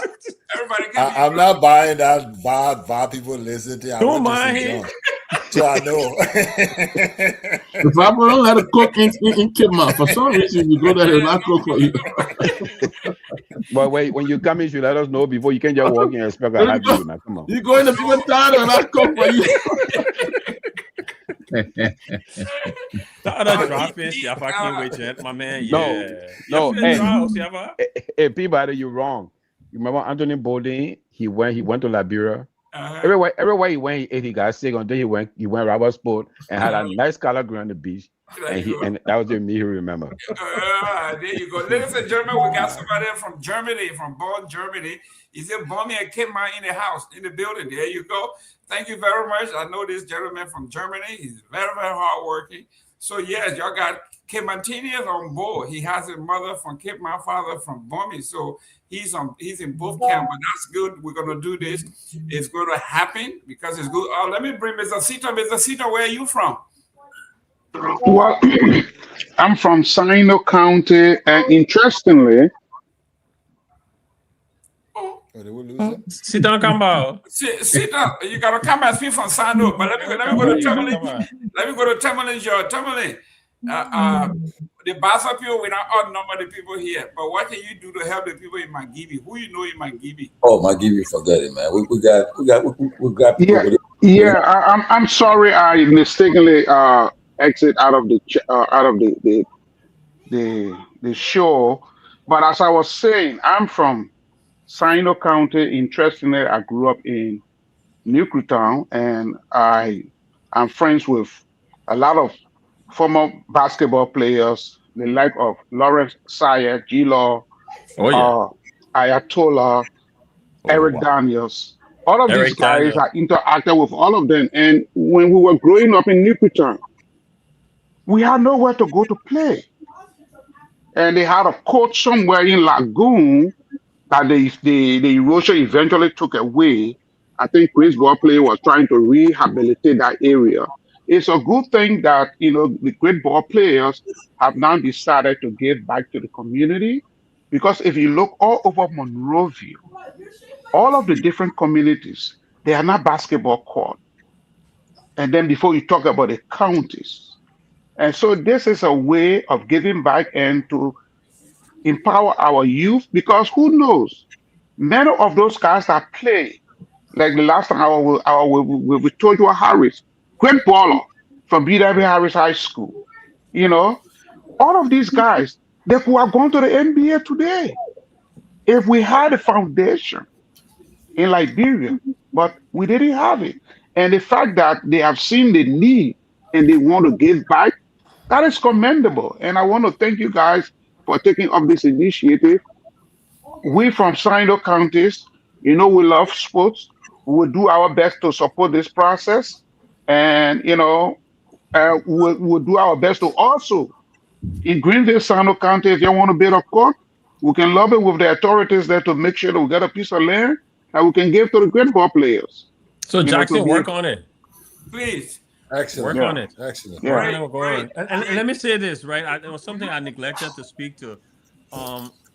For the first time, as we build this court, and again, the G. Alvin Yusuf Memorial basketball court, like we said, is a flagship initiative. We're actually going to have a marble plaque there, a wall of donors. Chum, what is the, for those who have donated, how much? Well, obviously, the marble wall of fame, we call it the marble wall of fame. It actually is for people who actually, I think one of our panelists talked about, supporting through memorializing your family member or somebody that you lost, and you want to make sure that you contribute and have the name on that marble wall. So we're going to have a 6 feet tall and maybe 5 feet wide marble wall, where for people who make major contribution from, between 500 to 2005, you'll be put up on our marble wall. And that will be there permanently for a lifetime. Yeah. So $500 and above. Right. And perhaps, again, it depends on how the donations look, starting with the great county of Grand Bassa. Yes. We could do that. The sons and daughters who are contributing, obviously the land, and those who contribute towards the building of the court, your names can be etched into perpetuity on that marble plaque, because it's also good for our young people to understand on whose shoulders they stand. Right. This thing didn't just materialize out of thin air. There are people who saw the need, a pertinent need, to invest in their future through sports, through mentorship, through a lot of different things. And so it's good for them to look, understand, pay homage to those individuals who are taking up this mantle to drive this change that we all, want to see occur. Excellent. Let me see if somebody from Lima County, Aloysius Alexander Tai, he said they are on board, and he obviously, from all indication, be willing to spearhead that. So there we go. Let me respond to Rewa G. Yeah. Nora Hooks just wrote that. We said at the beginning, and maybe you missed it. We said 1 court, 1 county. That's right. So there will be enough. We will, as we go through our capital campaign, we will make sure that at a minimum there's 1 court, 1 county. Every single county matters. No one county is bigger than the other. Ladies and gentlemen, it's important for us to do that. This is a great competition here, guys. People are we are leaving our tribes, our affiliation. That is correct. Political affiliation. It's about people. It's about Liberia. Whatever you can give, don't say, "Oh, I don't want to give before they say I'm doing political thing." It doesn't matter. Just give it from the bottom of your heart. Yeah, this is apolitical. So that's what we are saying. We're not allowing any. First and foremost, we're U.S.-based 501c3 organization. That's correct. Politics cannot play a role in what we do. The Reverend here, Reverend Dr. Peabody, I think in the book of Matthew, it said, "To whom much is given, much is required." So, you preach on, brother. Preach on. Those of us who are here, who are making a little more, you can do a little more to help your county. Absolutely. So let us do it. This is a great thing. I know. I wish I have started, but I didn't. They started so well. Let's support it. By the way, I just purchased my full ticket. So for perfect the dinner. So others must please do that, folks. Or our fan there too. The sales here, you can come and purchase some ticket. I mean, to support a word it costs. Or our fan. I know Nora Hope will send something to Zell. But I want to make sure Nora heard my voice. We're doing every single county. So if I'm not on Facebook, but if someone who's on Facebook send that message, she said she wanted to donate her land. Why she picking on Grandma? So can you flag her last statement there, please? I didn't purchase a ticket because I live in Texas, but I did contribute to your Garnersville project because I am from Garnersville. It's in the Stephen Talbot estate, literally in the center of the estate. That's before me, but I still know the area. Yes. Nora, Jerome talking about Bassa. So don't listen to Jerome. He promoting Bassa. And River G, if you're donating land, I will make a personal trip there to accept that land on our behalf, and we'll break ground. We're doing it, like I said, we're doing it every county. So, Sarah Dopoh, where you are? You're from River G and Cape Mount. So come on, we'll tax you twice. But you guys have any plans to go Liberia to one of these to celebrate what you guys do in Minnesota? Do you plan to do in Liberia one of these days? That's not a bad idea. There's nothing that precludes us from doing that, from saying that we want to have our annual, fundraiser in Liberia. Again, let's see how things go, right? But when the G. Alvin Yuso court is completed, a couple of us plan to be there to turn it over to the community there. And I hope that our I'll call you now our partners in building and our partners in upliftment will be there with us to cover that story as well. Absolutely. And it's important for our young men and women, our young boys and girls, to see things from concept to construction, right? See it all the way through and understand that when a people put their minds together apolitically and talk about uplifting who we are as a people, they bring it to fruition and make it happen. Those in the community know, but it's important for us to have it across the length and breadth of our country, as well as the diaspora, and it will also empower others to want to be a part of this great endeavor that we're doing. Excellent, guys. If you are from either one of the counties and you want to join to spearhead mobilization, do whatever you can to help. I don't think they will turn you down. Not at all. The more hands, the better. I'm going to be getting in touch with Julia and her husband to make sure that this promise is kept. I will call you back, tell you when, where. I will send you photos of the land so your engineers can go and see whether it is feasible. I would do that. And if anybody here from any of the other counties that you want to help out, please come and volunteer. In the meantime, if you are not going, we're asking you to purchase some tickets. The Zelle is 667-436-7609. 667-436-7609. Please make a donation, buy 2-3 tickets. If you have families in Minnesota, you want them to represent you, buy your tickets, let them go. If you got children, you want them to go, that's fine. They got basketball, they're gonna have fun going. You wanna mingle with the stars, the way you go. If you were not good as any of these guys, at least Mr. Kessler, you play.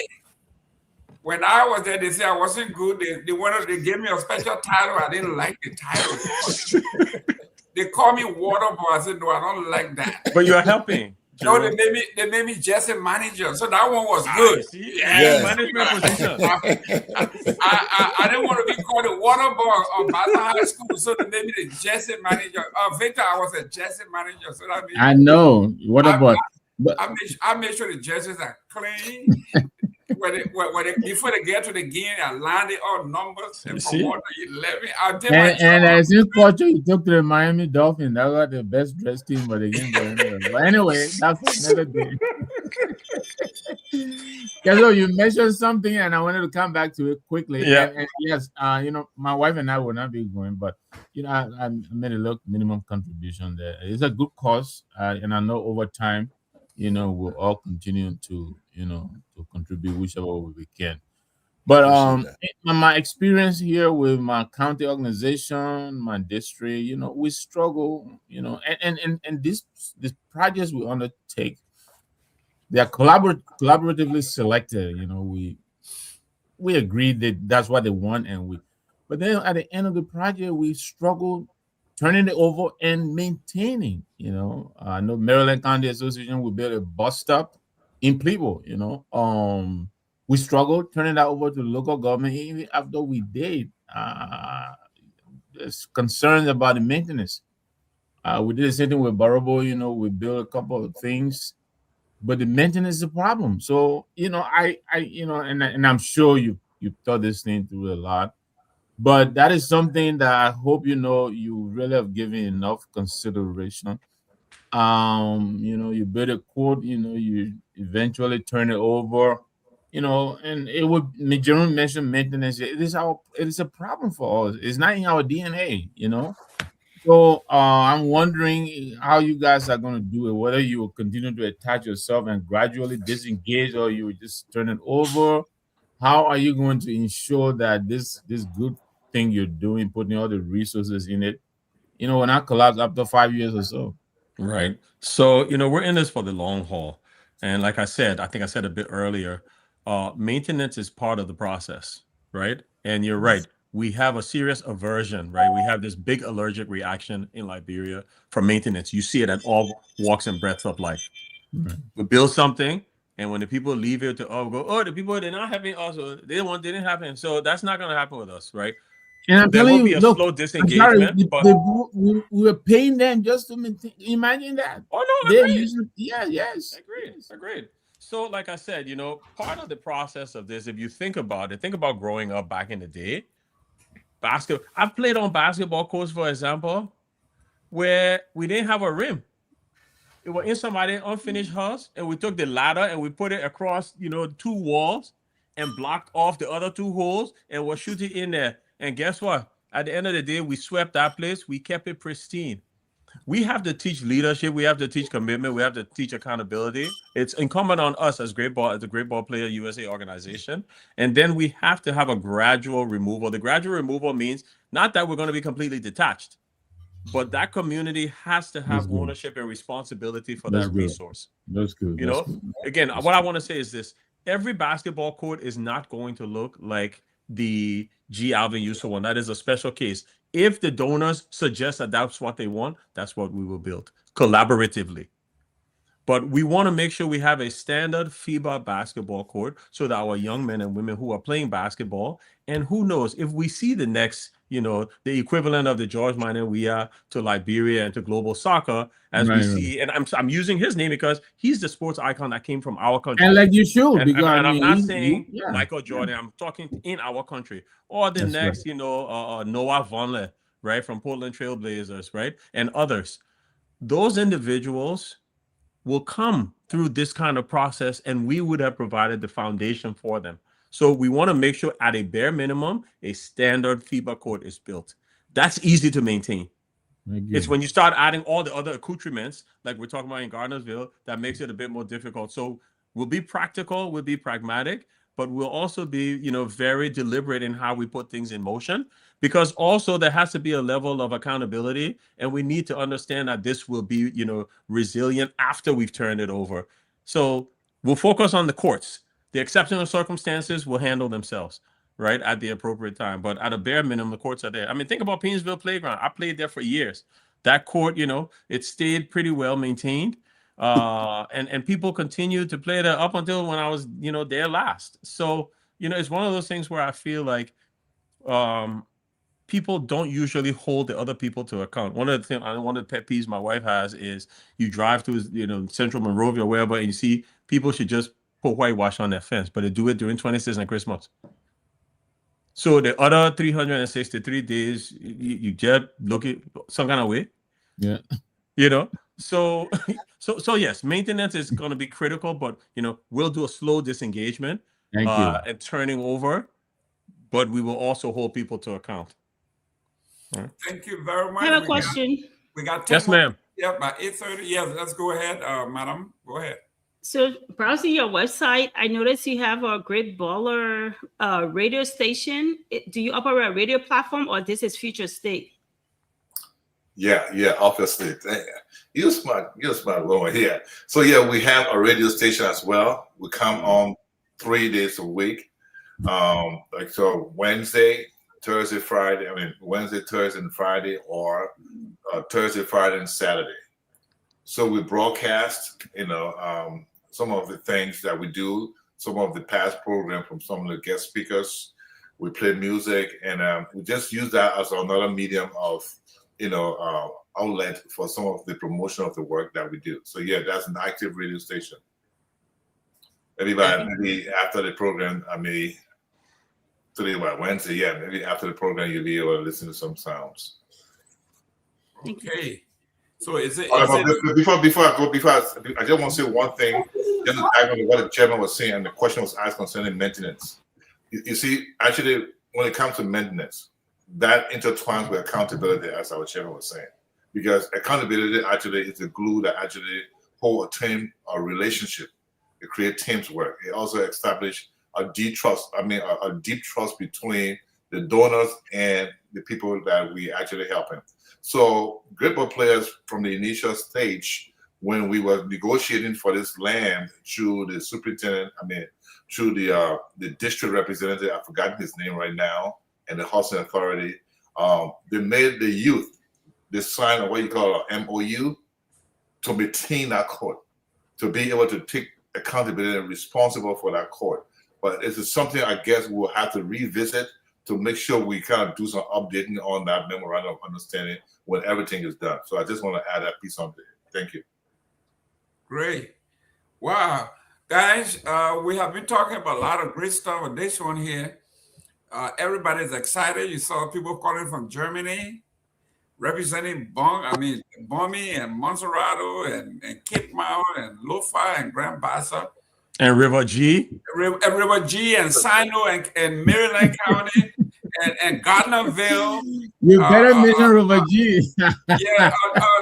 Tomalin, where you at? But your Magibi, where here? You see, he got one leg in Magibi and one in Bassa because they are from the Firestone Belt. And so you go over the river, you ain't always grow, you cutting trees. So where Tomalin? Okay, Tomalin is in the back. Doctor, you are closer to Tomalin in Magibi. What do you think they're gonna do when they see you? When they see Grand Bassa taking the lead, no guy from across the water, right across Farmington. They'll block the river for their crossing. What they do almost straight on y'all. Yeah, I know, right? But guys, it has been a great thing. Once in a while, we want to stay away from politics. We want to talk some good things that will make our community better. When those children are on our court, they don't care whether you're from Bassa or you're from Lofa, wherever. They just want to have a great time. Exactly. They just want to have a great time. And if you go back to the history of sport, the Olympics, the people would stop wars. Yeah. To go and play sports. Correct. So we don't have war now. Why aren't we using sports to unite us? Please answer the real question, I beg you. What Nora say? You said how much for ticket? Oh, the ticket was selling. For you, Nora is about $100, but $25 would do. $25 for the dinner tickets, Nora.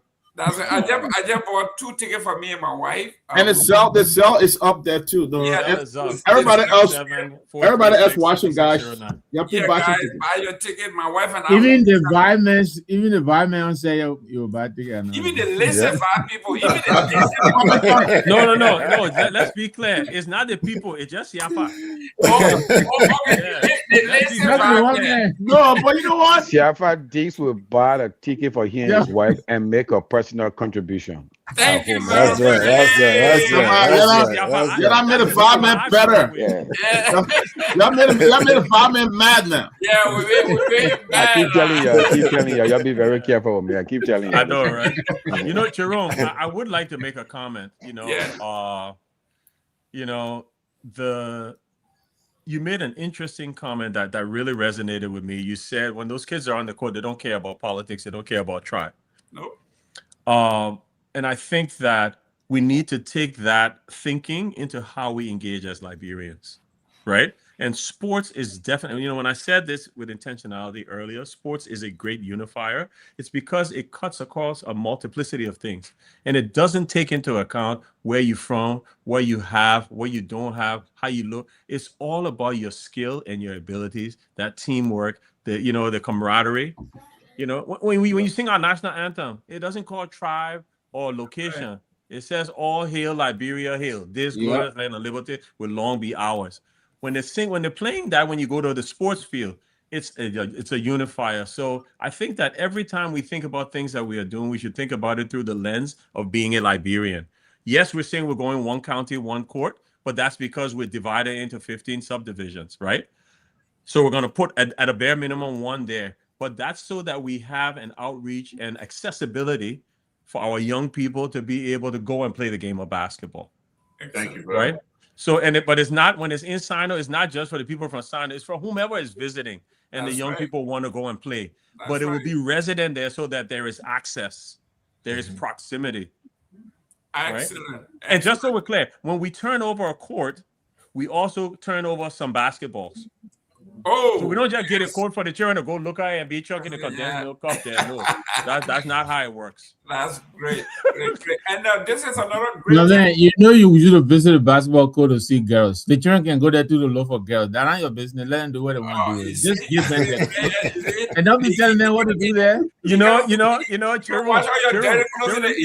me tell you why Victor taking all these liberties. It's because he knows Tiana is on the line. That's right. If Miko on the line, he will be quiet. No, seriously, I'm glad you. I'm coming through your boon now.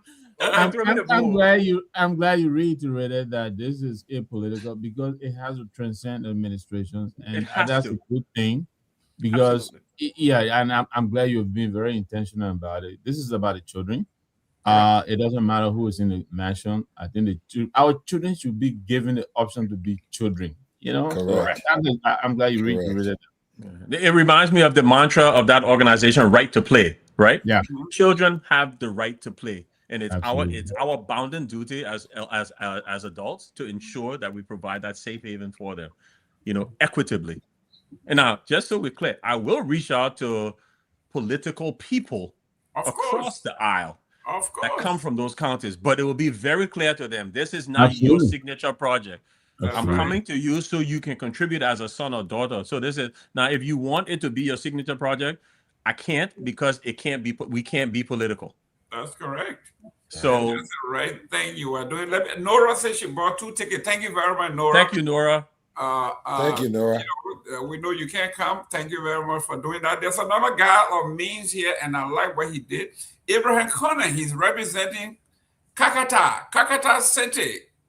He says, remember that the city has always been referred to as the student center. Very true. Abraham Connor. Exactly. Thank you very BWI. much. Yes. Thank you very much. You are from Kakata. You are a proud son. And you know why, Abraham Connor? The other day I drove through Kakata. I was trying to get ice. I couldn't find no ice in the town, man. That was embarrassing, bro. Abraham, man. We can't build a basketball. I'm going to Lima. I tried to buy some ice to put in my pool. I couldn't get no ice in Qatar, man. Abraham, go tell your people, man, what's up? You know, so Abraham Connor, you can reach out to us so you can spearhead that project. Finding the land, you know, again, and just so we're clear, folks, finding the land is 30%. The other 70% is the fundraising. No problem. To build on that, and it's important for people to understand. We find the land, we secure that, we develop that trust, we raise the funds, we build. Like literally, that's the value chain that we follow. And this guy has parents, families, organization has the means, and I'm glad that he's gonna take the responsibility to take on that charge. I love it. In fact, he's calling in. I love it. Yes, sir. You know, I told him, man, no ice, he calls straight.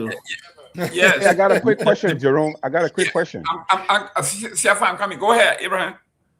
Let me say good evening to the guests, and I want to take this opportunity to commend their effort. It's a worldwide initiative that needs commendation from everywhere in Liberia. Though I got on the show very late, but what really prompted my call here, guys, just trying to single out my town. This town is very clear to me, guys. Kagata is my town. There's war that took me from that town. And really, that, Peabody, listen, man, I got businesses in Kagata over there, man. Talk about ice, man. They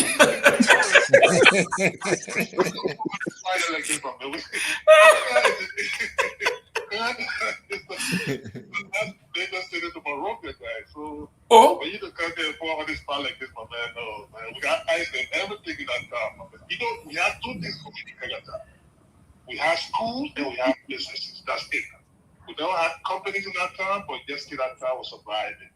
And with this initiative, quite honestly, I want the organizers of this to really consider that town, because it still remains to be a student center, and those are the major things that get that town going: school and business. So I just wanted to have our town get done, and because I heard you trying to put on the spot there, those people from might give you money for fire, so I'm from Kagata. Aha. So that's what you got.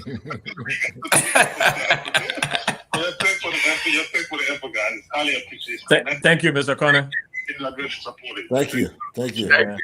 And Jerome, please give Nora our Zelle number. She's Jerome. asking for it. I got a quick question. I got Sylvester Pewee on it. He said, y'all mentioned Lofa. Sylvester on the line. Call him on. Go on, Sylvester. Sylvester.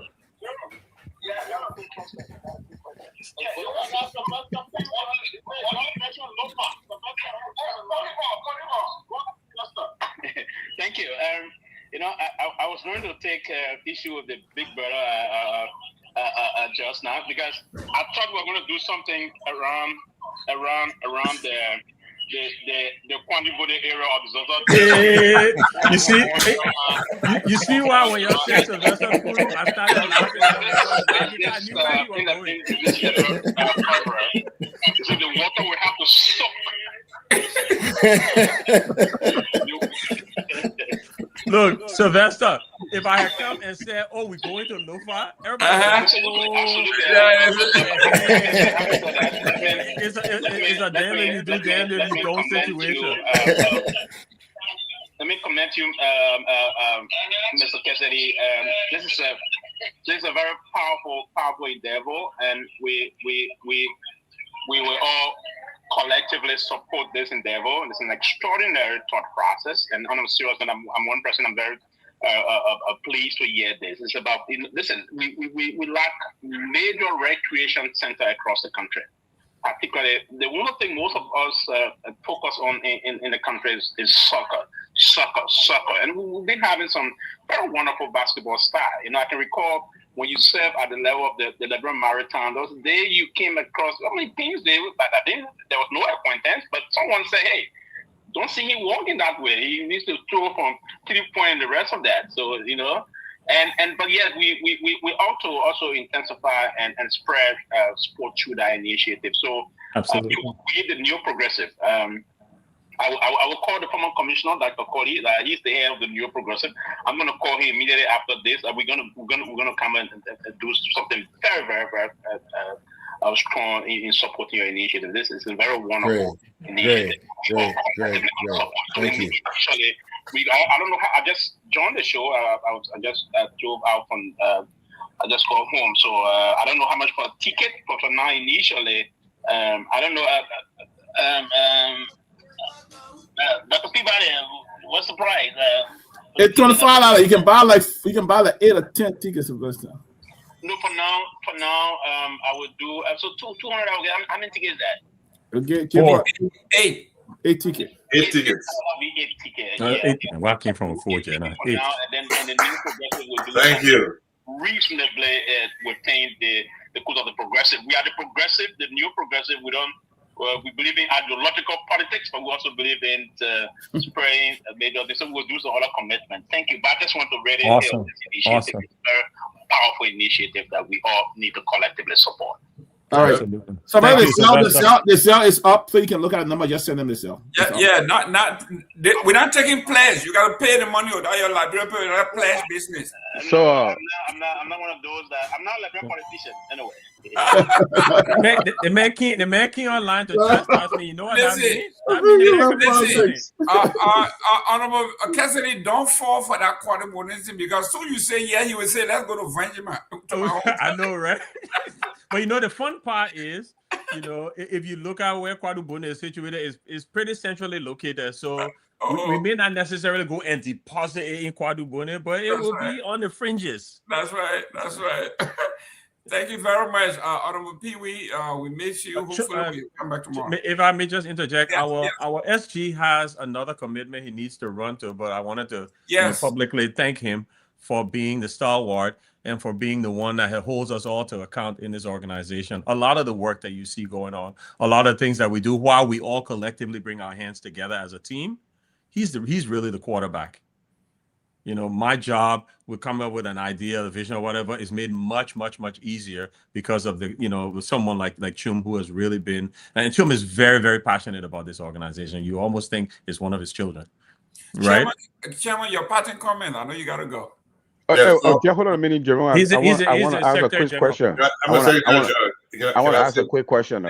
Yes, Yapa. Go ahead. So you guys ever thought about the idea of adapting existing courts?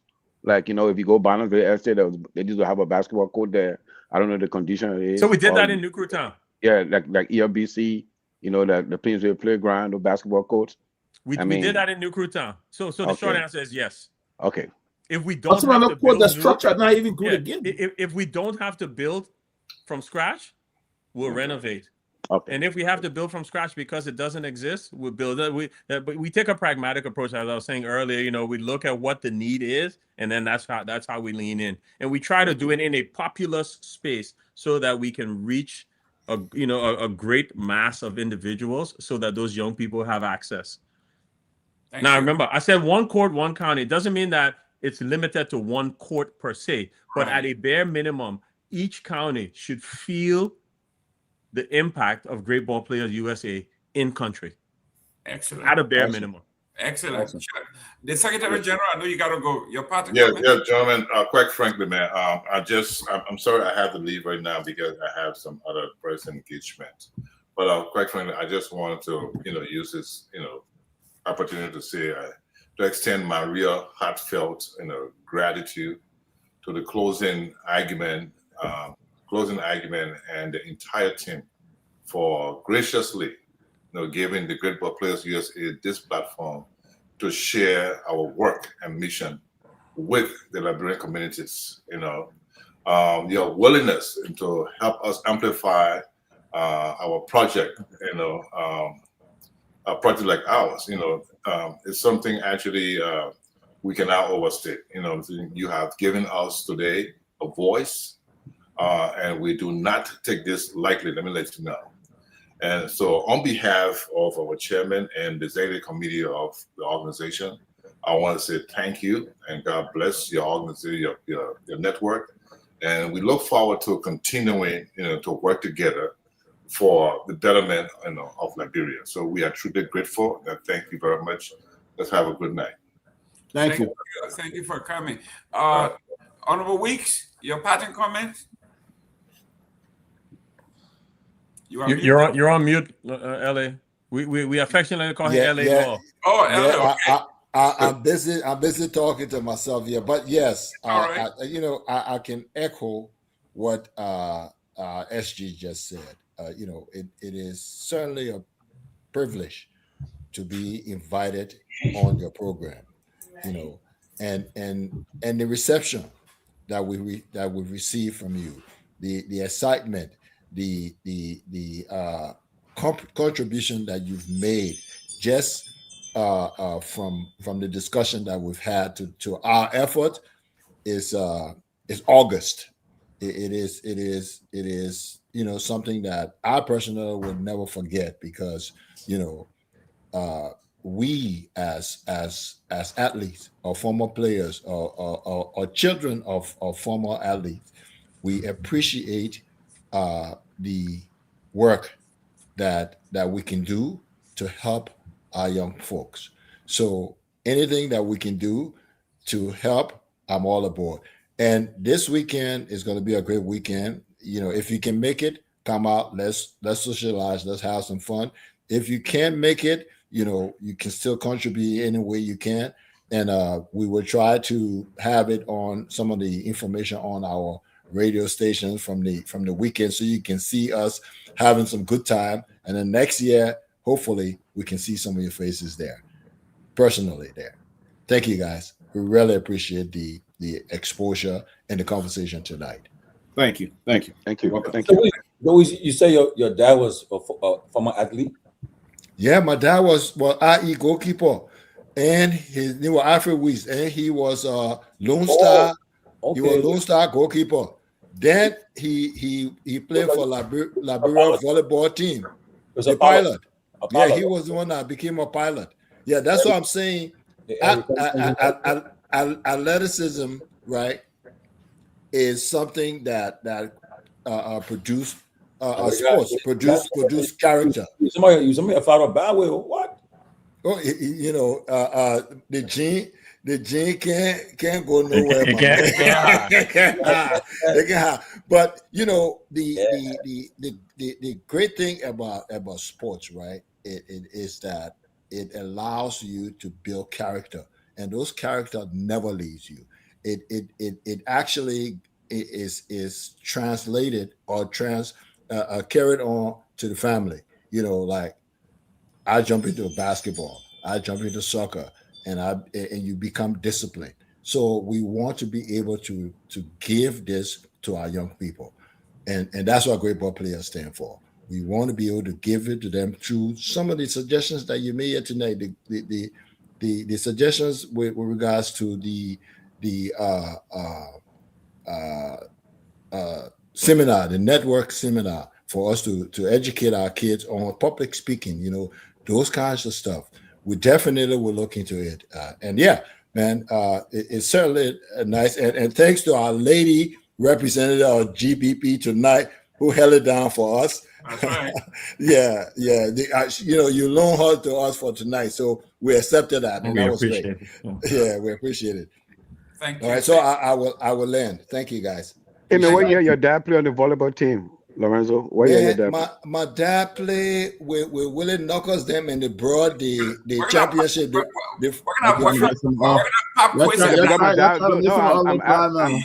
I'm asking that question because my dad was on that team there too. The first national championship from the West Africa championship to Liberia. The regional championship. Yes. Yeah, my pops on that team. They live with the Knuckles, Jim Hoda, right? Roberts, yeah. Right. Granville, Granville, yep, exactly. They were on that team. Yeah, my father was on that team too. They Eugene Peabody too on that team. That's right. Wow. Mm-hmm. Yeah. Well, listen, Mr. Wade, that was a good pop quiz. You passed the pop quiz, so that's Yep. Well, I eat my mind, my past school fee, my man. It's all right. Exactly. All right. Yep. Honorable Cassidy, Yes.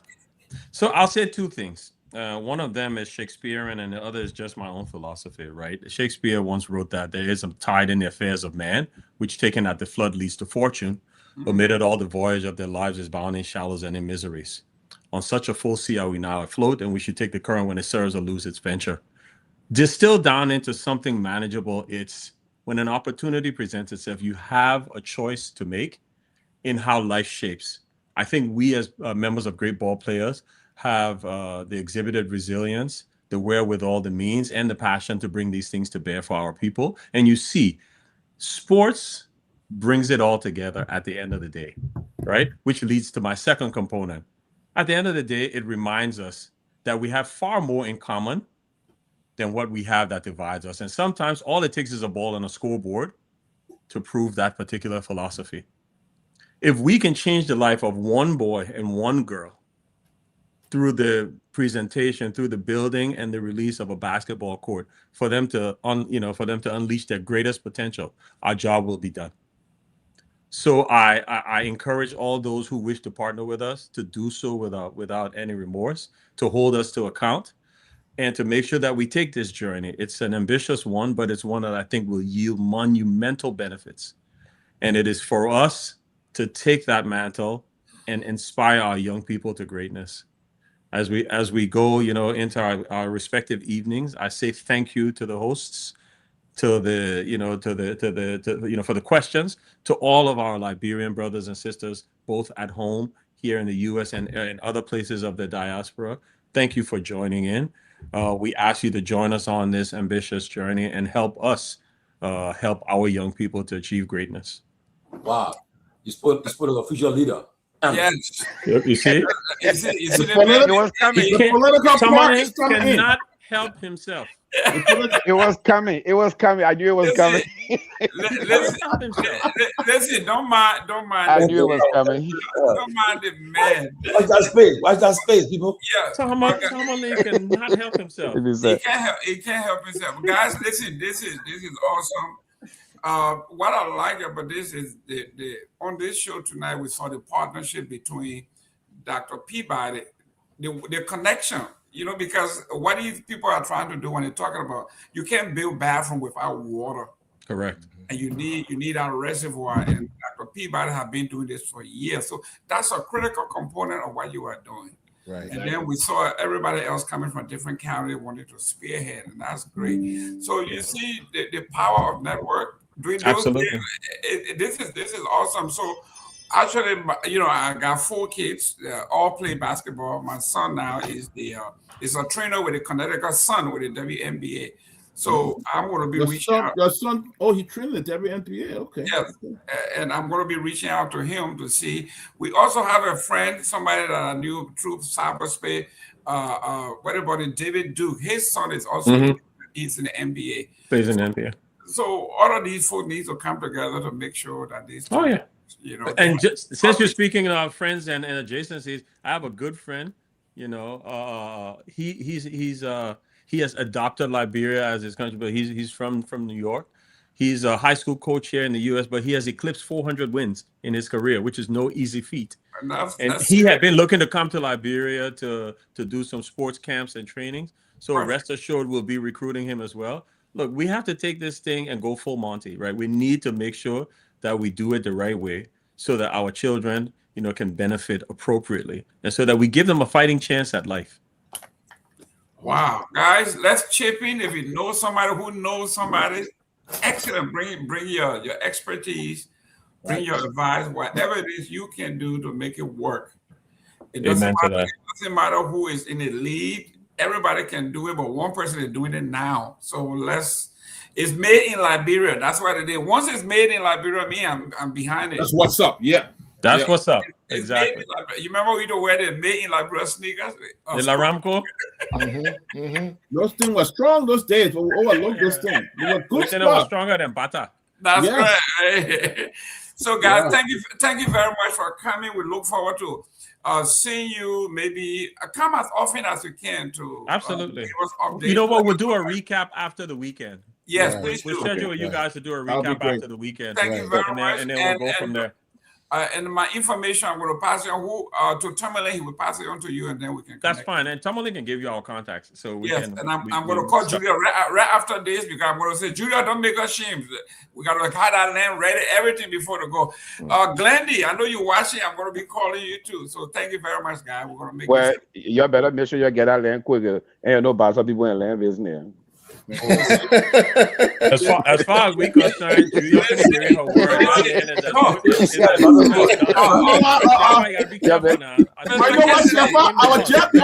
was just on a meeting today for land. Try to take one of the land I'm building my school. I want to try to take a piece of it. I was just no, Mr. Kesley, we the Bassa people have we have finally we made a resolution. We are going to repossess all of our land. So you better leave. We're taking our land back. And you say Bassa people sold the land. We will repossess our land, and you can go back where you came from. You got too many people. So the refund. So why you're bringing the small fee back? Half of it.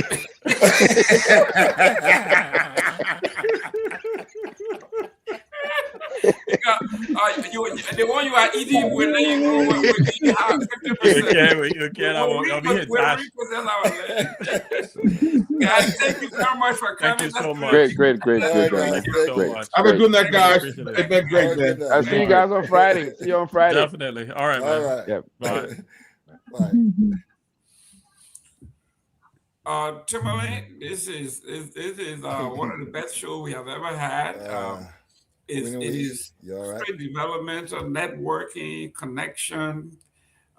This is what we should be doing often, man.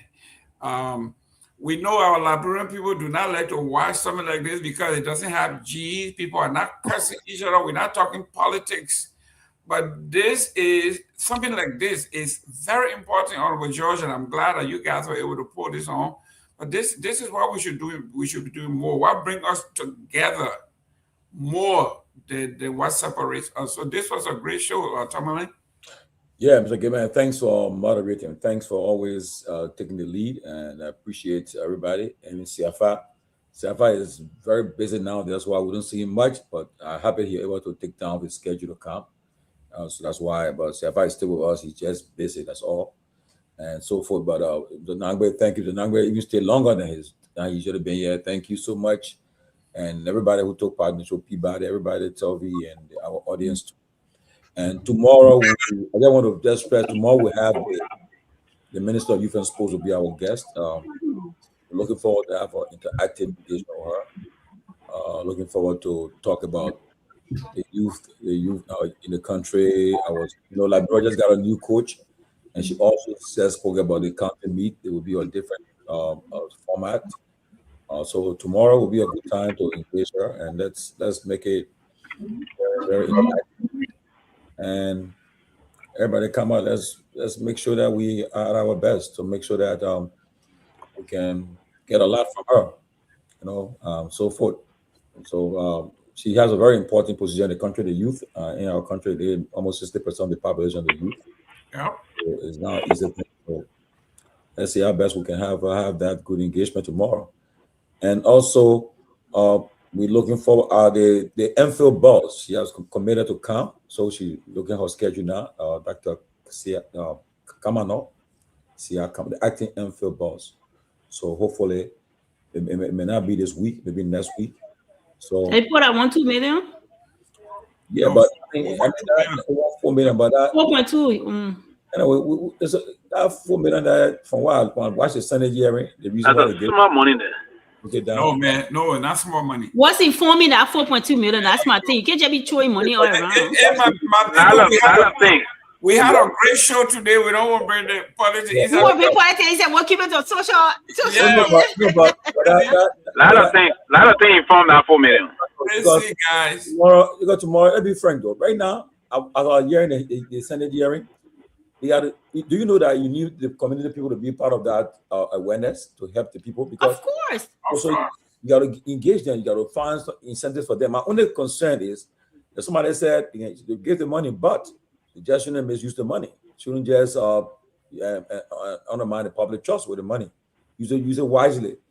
get community involvement, people that help spread the message about how to take care of yourself. You need them. If you take the money and then people start using the money, then there's a problem. So we just pray that they will use the money. The money, I don't think it's that big, but if they use it the right way, Liberia can put that stuff under control. Because the last thing we want to see right now, to see any kind of major upbringing in our country, because we don't have the support we would have before during Ellen time, and then I'm saying we are trying to go, we are trying to use the other government were helping us, but right now, our man, he ain't ready to do anything for Africa right now, so to speak, Liberia. So. Yeah. Listen, let us not go back. Let us not dredge, because today we start. But no. But given you discussed the social aspect already very successfully. So what you do sometimes, you discuss this kind of social thing, and you intersplice it with some little bit. They say you made it too salty. People try to make it too salty today.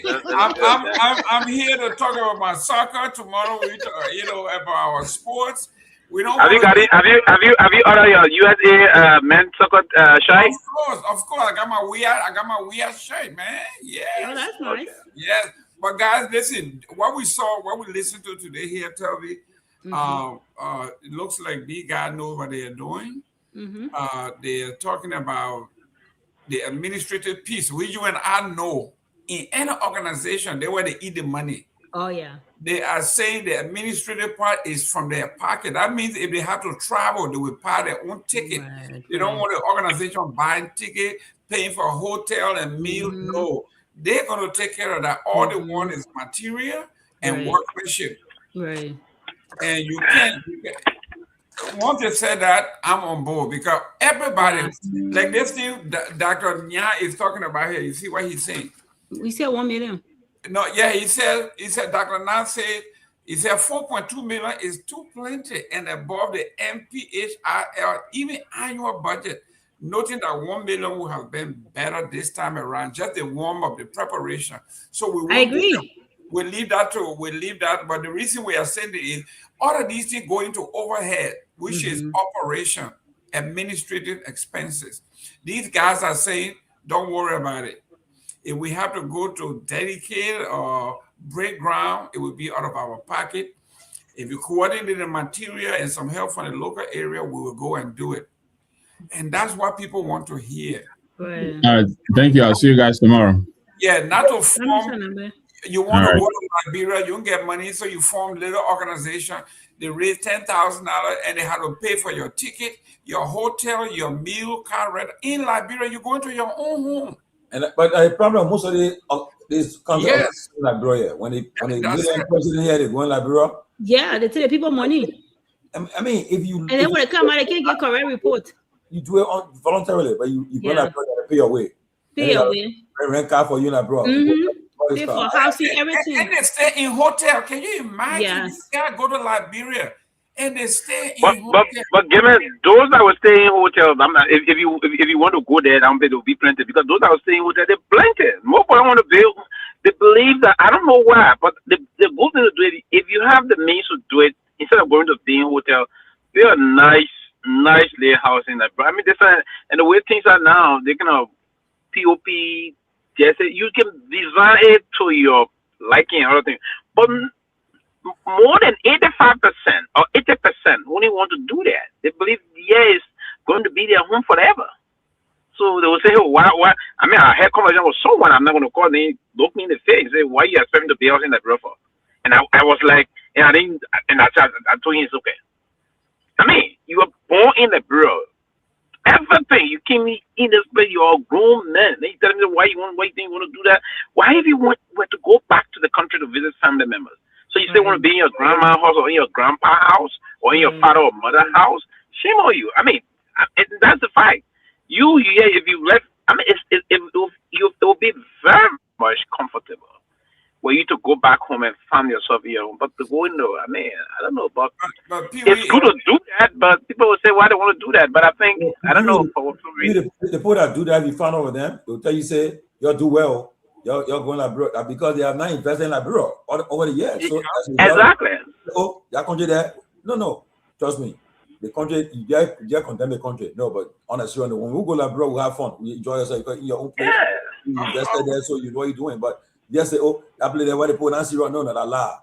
Because you got nothing to show. Now, what are you talking about for, you know? But when I go Liberia, if I find myself Gorbachev market, I will behave like Gorbachev resident.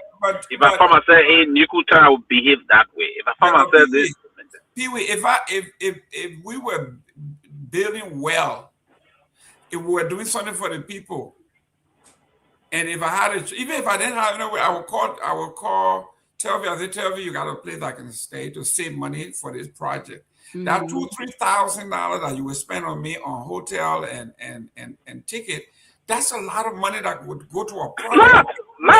Back. So what's wrong with me staying with a friend of mine for a week? While you're there, you contribute towards even the people in the yard. You are putting money into the economy. Okay?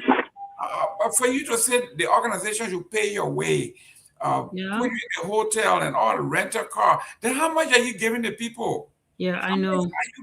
So what these guys are saying, if anybody you are Liberian, you wanted to invest your money, this is the place to do it. Right. Because not only they're not hungry, right? They're not hungry. They don't take it for money. They are all engineer, well accomplished people. They are working. They can afford it. So that's the way you want to go. But Mr. Gayman, another thing I wanted to add that, it's not that way. I kept on asking for their web link because I wanted to go on their website and go do no say poke thing because I just like to something. So, and one thing that I admire about them, they post their financial statements. They put their donations, everything there. The U.S. Tennis, they're not hiding nothing. Talking about transparency and accountability. Most of the organizations around here, they take your money. You can't see nothing when you talk. They say you're against community. Yeah, they can't post nothing, but it's there on their website. So that's another plus for me. A Liberian organization here, we had a meeting. The president using the money for charging the thing for his electric bill. It plenty all around. Another one too. Another pastor. I don't call him, but he's still around. When you see where that big gun with the chin, nothing. Meeting. He was hotel built on a poor car. The poor getting car just swapping the poor car. What's this? All around. Yeah, and he ended up disgracing himself. I don't want to do that. That's so bad. No accountability, no transparency. Yeah, so that's another plus for them. That I saw on their website that full transparency that they have this. I gotta say the one for who go today. Look, the issue about this code of conduct. Okay, I saw the attack on Kamara. Okay, honestly, I don't look. The hypocrisy get to me. These guys are all just they're trying to interpret the code of conduct differently, giving their own version of it. Of course. I want to say that he work on weekend.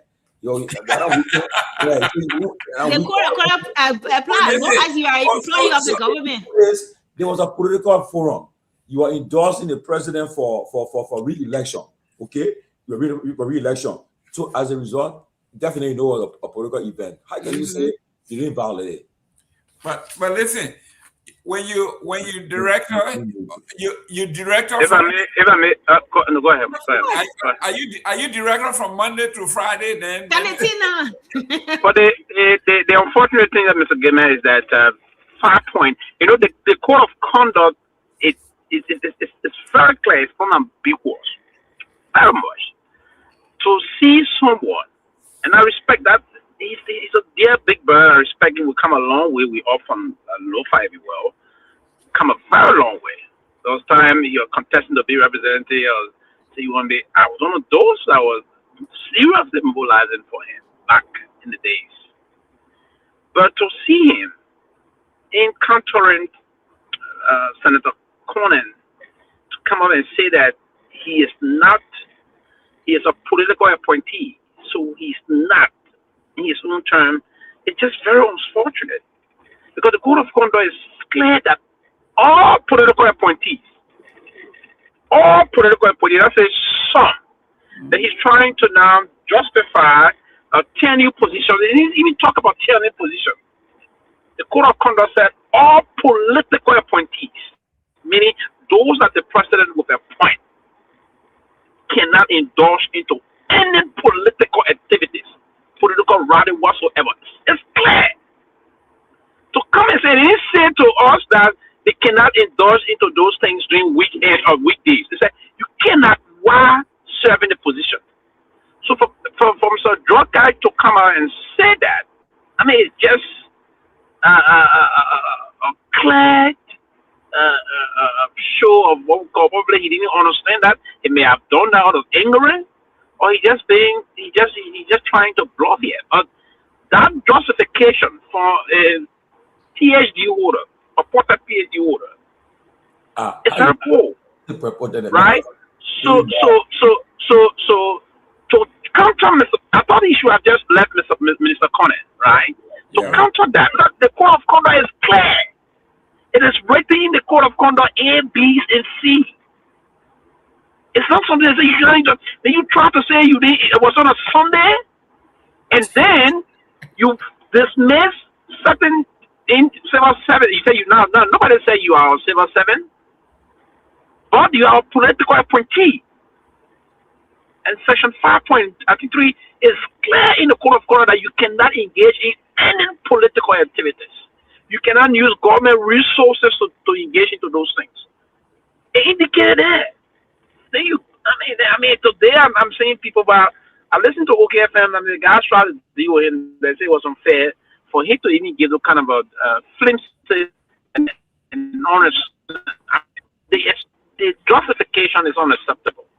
But moving forward, I think the country, we just have to sit down and try to reflect as to where we headed in terms of these things again. But they were just poor and unacceptable here. To see people trying to justify here. The president still on the issue about holding his officials accountable. He's still on that, miserably. That I can say. Period to the point.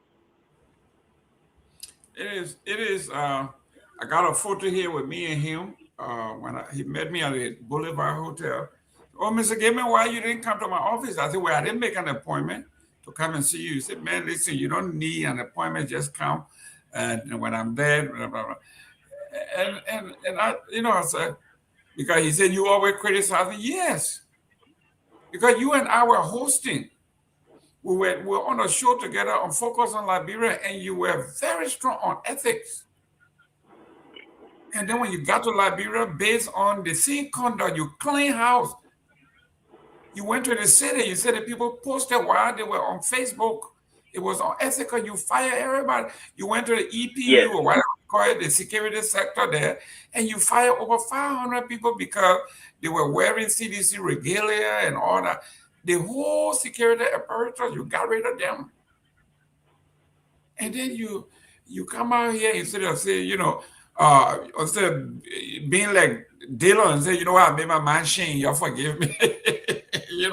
Something of that nature, you go and attack a man who is correcting you. You can say all you want to say about America, but he would point you out, and then he would make the distinction. And the evidence was there, and even the legal minds are coming out and say there is no way out of this. This is just plain and simple, clear. But it is the country we are in, and that's why the people when you go to Liberia, man, when they say, you said, "Oh, I'm Pewee," no guy from America with a degree, they're coming by you. So they just made everybody look bad, because when you come from here, you behave terribly. So when you go there, oh man, I'm from America, don't mind. They just come out here to lie and get job and go back to America. That's why they. But Tomalin, thank you very much. Let's it's after 9. Yeah. Let's do our closing. Pewee, I know you came on late. Do your closing, and then Tomalin will take us out. Okay, he's going upstairs. Tomalin, close my. Yes. Again, let me say thanks again, Mr. Gayman. Thank you for this another way we spend our platform. People know we not only about the politics is true. We engage in other social and issues that are affecting our country, our community. Is good. And today, one of the things you see today, you brought new people who they haven't listened, because the guys that came today, they got their friends, got their family. They shared a link that the people came on, and now we have gained more friends today, more followers from Closing Argument. So that's how you do it. You always make your platform available. Even the first group that came on, they have the supporters watching today too. We're on today. And so that's how you do it. So we appreciate everybody that took part, and we just appreciate you for taking the lead.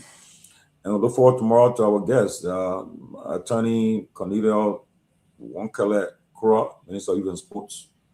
And she's the youngest in the cabinet, I think. Youngest minister in the cabinet, yeah. Yeah. And I think she got some great ideas. Yeah, so and we will accommodate her. She seems to be somebody who is, you can tell she's closer to the young folk in age. So somehow ideas you can see is geared towards that, and that's a good thing. Very good thing. I mean, shout out to my sister, my good friend, Imari Pearson. She'll be graduating from Harvard University tomorrow in Boston. Yes, with a master's, and we hope to see her over the weekend. Peabody, hopefully we'll see her. She's also one of the strong followers of our show too. Quietly in the background. So, Yams, we want to say congratulations. We look forward to seeing you in the next few days. Thank you. So we'll see you tomorrow, guys. Same time, same place. God bless. Okay.